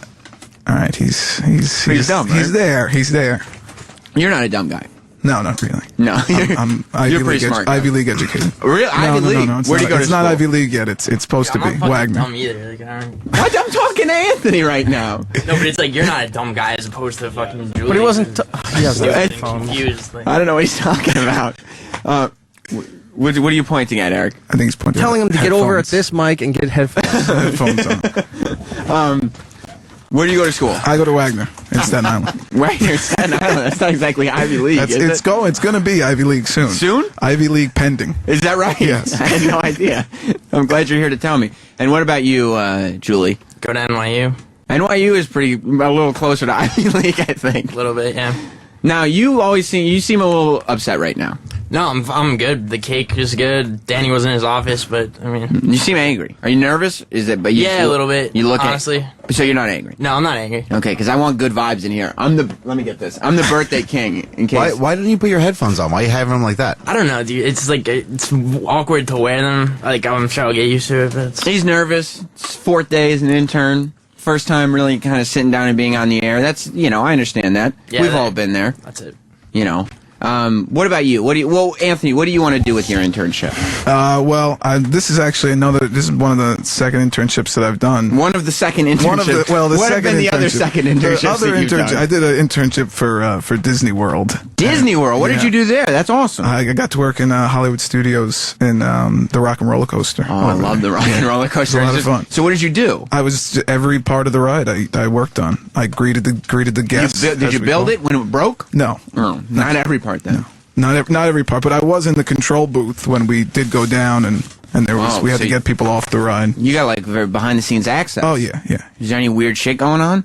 Not really. Did anybody die while you were there? Nobody did. It's one of the more safer rides. Oh, it is? Yeah. So we it did goes upside down. We did have a possible heart attack, but it was while you were there? Yeah, I was actually in the control booth, and the maintenance guy was calling for me, and he kept saying Why is he calling for you? He should have called this weirdo Dr. Steve. I was in the control room, the main control room, and the ride just went down. All the lights come up, and if he was calling down, he kept saying tower, but I wasn't used to being called tower because there's Tower of Terror, and I was getting confused. And he said you got to call 911. We have a possible heart attack, and I had to call them. Did the guy have a heart attack? It was like my 5th day there, and it was. And you were like, I didn't realize being in this room meant I was on heart attack duty. I don't know how to handle this situation. He was fine. I think he had a panic attack. Because he was on the Rock and Roller Coaster? He was in like the never first heard row. Aerosmith before? I guess not. I guess not. He should go to like Six Flags where they have real roller coasters. Freak the fuck out. And it was indoors too, and he already shot out, so he was fine. I guess. I mean, once you speed up, that's kind of the whole big heart attack inducing part. And he was on the highest part. It's like 13 stories up, and then we had the ambulance still had to do their thing and go up there. You had to stop the roller coaster mid-ride? Yeah, it stopped. Somebody pressed the emergency stop. There's in the roller coasters? Oh yeah. If somebody tries to like go in the tracks, like he tried to get out of the car. No. He was fine. He was on the ride itself. Okay. But somebody tried to go inside of the track while people were boarding on the other trams. Just coincidentally it stopped? Right. It had stopped. Okay, and then so it that stopped, initiated. and that gave him a panic attack. Exactly. Why the fuck did this roller coaster just stop? Exactly. We're so high up in the air right now. Did the lights come on?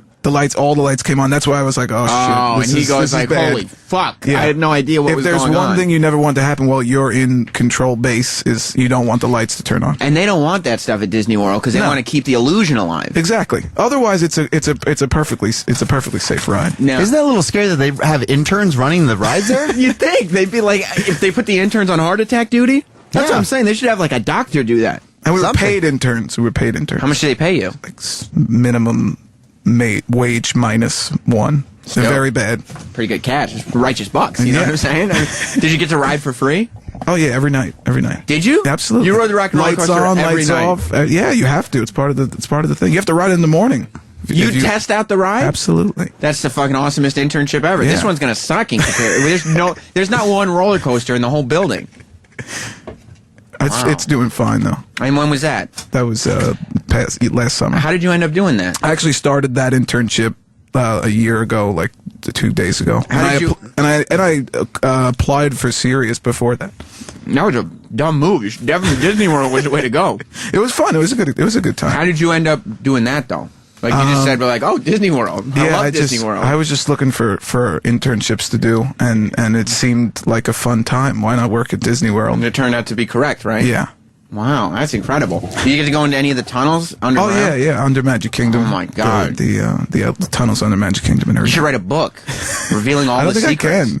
I can. I don't think that's allowed. You've done all this. Oh, I thought you meant because I've pretty much said everything there is to say right here just now in the last 5 minutes. I think we signed a disclosure. I don't remember actually. Well, you understand that whether you write a book or go on a national radio show and just start saying everything. Yeah, but that wasn't part of that. I think they were talking more of stuff. That what's one secret that you couldn't tell? I can't. Just one. They wouldn't be upset if it's one secret. But I can't tell it. I think I already have. Probably the heart attack. Mickey Mouse is going to come get me. I don't know what's going to happen now. Yeah, Walt Disney Jr. or whoever's in charge over there. Wow, that's pretty incredible. So you lived in Orlando then? I did, yeah. Lived in Lake Buena Vista. How'd you afford that? They pay for it. What? Well, actually, we pay for it, but they have housing there. They put you up? Yeah, they have like 3 apartment complexes around the Orlando area, and they pay. We pay for it out of our paycheck, but it's out there. I wish I'd done that internship instead of going to XM. You still can. You do professional internship now. I can do that? Yeah. I can quit this shitty thing and go to work at the Rock and Roller Coaster? You wouldn't do it, though? Fun, man. You'd probably say it would be a bad career move for me. All right, well, I'm going to think about it at least, because does that sound like a pretty... sounds great. It sounds like a pretty sweet deal to me. It was a lot of fun. What about you? So what do you want to do? Are you you're just here to have see what happens here, or is this like a professional? Well, I've been a fan of the show since like 2009. A friend of mine, he listens like religiously. He would like skip school for this show. Do you like my contributions? Absolutely. Yes. And so you're just here to be like Disney World, Opie and Anthony. Yeah, my done. life is awesome. Done. I love it. What about you, Julie? Well, I wasted a shitload of money on tuition, and so I took this. What are you sitting there? What are you twitching on over there? I was playing with the tape. Yeah, I can hear it. Don't do that. All right, sorry. Knock it off. Now, what do you mean? You wasted money on tuition? Yeah, I'm taking a semester off to figure everything out. I've listened to Opie and Anthony since high school. I used to put it on through 2 lectures and just. Don't you have to be enrolled to intern? Yeah, I mean I'm enrolled, but I'm like barely. You're not taking any classes. Nah. So why not? You don't like school? No, not really. I mean, it's like, it just gets fucking pretentious and annoying after a while. Yeah. What year are you in? I should be a senior, but like I'm technically not anything right now. Why don't you just do the last year? It's a year. What else are you doing? Because you have to write a rationale and explain like why you went to college and shit. And, That's easy to do. Yeah. I don't understand why you would do 3 Well, what should I say quarters? then if it's easy to do? Like, I can't write it for you. I mean, it's easy for you to do because it's your experience, right? But Yeah. I just don't understand why you would do 3/4 of it and then be like, you did 3 years of it. But you're a film major there, right? Yeah, basically. But if you look at my transcript, it's like classes and a million different things that it doesn't make sense. You know what my degree? That's a very hard department to get into. A lot of people come from all around the world to be in the NYU film. Yeah, program. that's what people say, but it's, I don't know it's if you know this, overrated, honestly. but you know who graduated from NYU's film department? You? Spike Lee. I know, dude. That's I a very hate Spike Lee. He's, you know what? I'll tell you. I understand he may not be your cup of tea, but as far as professionally, he's done all right with his degree. You got to give him that. I mean, he's fairly successful. He's pretty, He's pretty great, actually. Yeah. He's Spike Lee. I mean, right. He gets to go to every Knicks game in the front row. Yeah. And plus, he's met a lot of celebrities, probably fucked some of them, and he's had many hit movies. Didn't he like punch Reggie Miller in the face? And he punched. Well, no, he didn't punch him, but he yelled at him. Reggie Miller. There was a dispute in there. his jaw. Yeah, with uppercutted Reggie Miller in the face. Without his degree, he wouldn't have been able to do that. I don't think so. I don't think he would have been. I mean, came from NYU Film School. He became a filmmaker. Then he punched Reggie Miller in the face. When was the last time you hung out with Reggie Miller? Punched him in the face? Oh, exactly, let alone punch him in the face. Well, if you had a degree from NYU and then you made a movie, then Reggie Miller might be like, hey, Julie, let's go chill. You'd be like, fuck you, Reggie Miller, and punch him in his face. Do the right thing. Right, do the right thing, Reggie Miller. Get on the bus. We're going to Crooklyn. Because I'm the inside man. Did he do inside man? Yeah, he did. Okay, He did. good. Excellent. He was nominated for a few Academy Awards. Absolutely. Yeah. I think he's doing all right. Call me Malcolm X. You could keep going and going and going, you know? Yeah, but for every Spike Lee, there's 1,000 assholes who aren't 1,000 doing shit. Julies. Oh, come on. I don't know. I'm just asking you. So, but you don't like. So, what are you gonna do? I don't know. Well, right now I'm interning here. Yeah. Yeah. We're going one day at a time. One day at a time. Yeah. I love it. Listen, I'm on the bus to not. Well, you're not on the bus because Spike Lee finished. He graduated. Are you gonna graduate? You gonna go back? Yeah, probably. I don't know. You probably should. I mean, why not? Maybe I'll transfer to Marymount or some easy. You hate NYU. Yeah, I mean. How are your grades?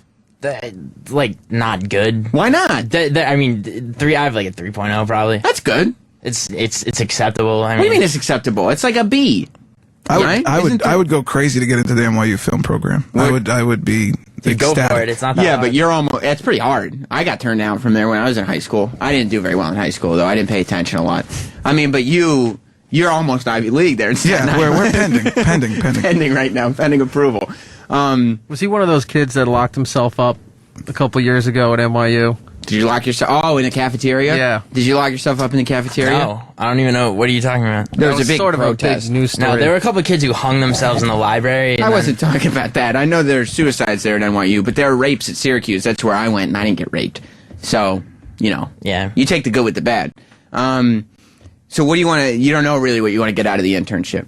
No, not really. I mean, I don't know. Like, I doubt they'll hire me at the end, but like, I'm still. Why? You've been here 4 days. What type of attitude is that to come in here with? Well, I mean, I'm just trying to be humble. I'm hoping actually to get hired. You know what? I wrote a bunch of shit for the first day of my internship. You know what I thought?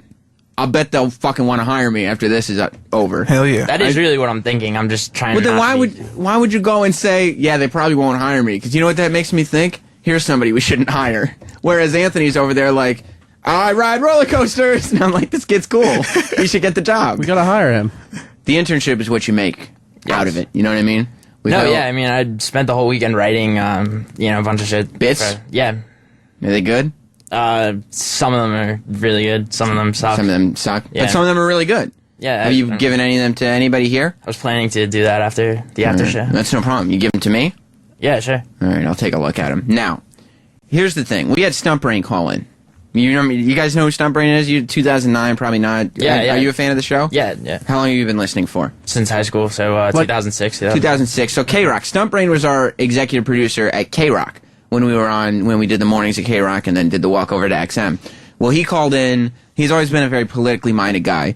And he called in. He's one of the few staff members to have left the show that's actually a friend of the show still. So he's a good guy, and he called in today, and he was calling in from the Democratic National Convention. And during some of the breaks, we were talking about how good that was, and how we used to have a little more man on the street stuff going on, and at least be aware of what's happening. This could be a great job for the interns to do.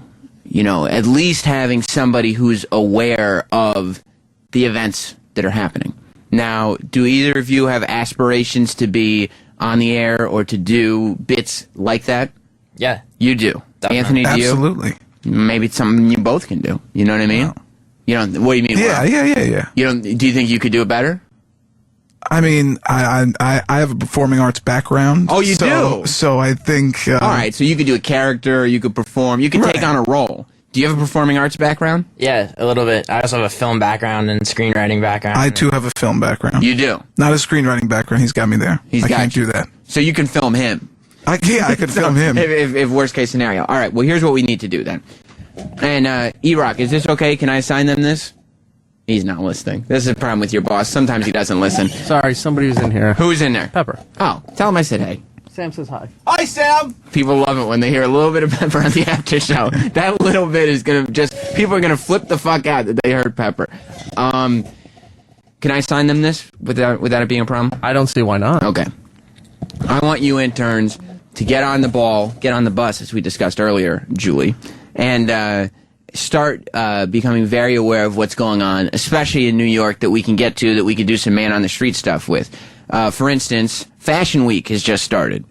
Maybe that's a good opportunity for you guys to go down.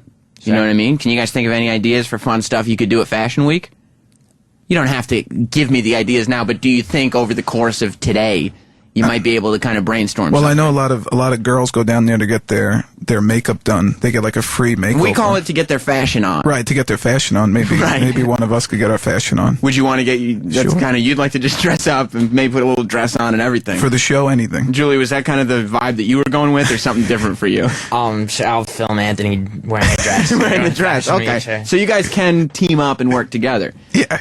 All right, here's what I want. I want you guys to come up with something for Fashion Week. And going forward, for the rest of the semester, I need you both to be on the ball with what is going on, to be coming at me all the time. Hey, this is happening here, this is happening there. What do you think? Would this be good for the show? It's Comic-Con next month. That's right. That's right, it is Comic-Con next month.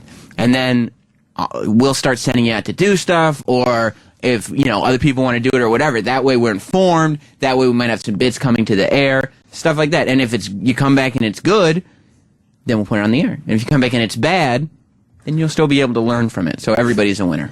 What do you guys think? Good. Sounds good. Sounds good. Is this going to be a fun thing for you guys? Yeah, definitely. What's Roland pointing at? Roland, Purell, I guess. I'm the birthday king. Did you hear about that, Roland? I know you knew that. I crowned you birthday king. What do you think of, very good, interns, then. You are dismissed. Can you get napkins for this? Yep. Your first assignment will be to get some napkins and to help Roland clean up a little bit. But that's your new thing. So this is exciting for you guys, huh? Yes. These interns, I don't know about him. I don't know about him. Roland, what did you think of Anthony talking? He went on the air today and said you piss him off a little bit on the after show because he has no idea what you're saying. I don't know. Hey, Anthony, how are you? I just want to go. Okay, you did that on purpose a little bit. You trailed off on purpose a little bit there. Because it also makes me feel like I'm not doing my job as a host because I want the audience to know what you're talking about. Oh, I don't know.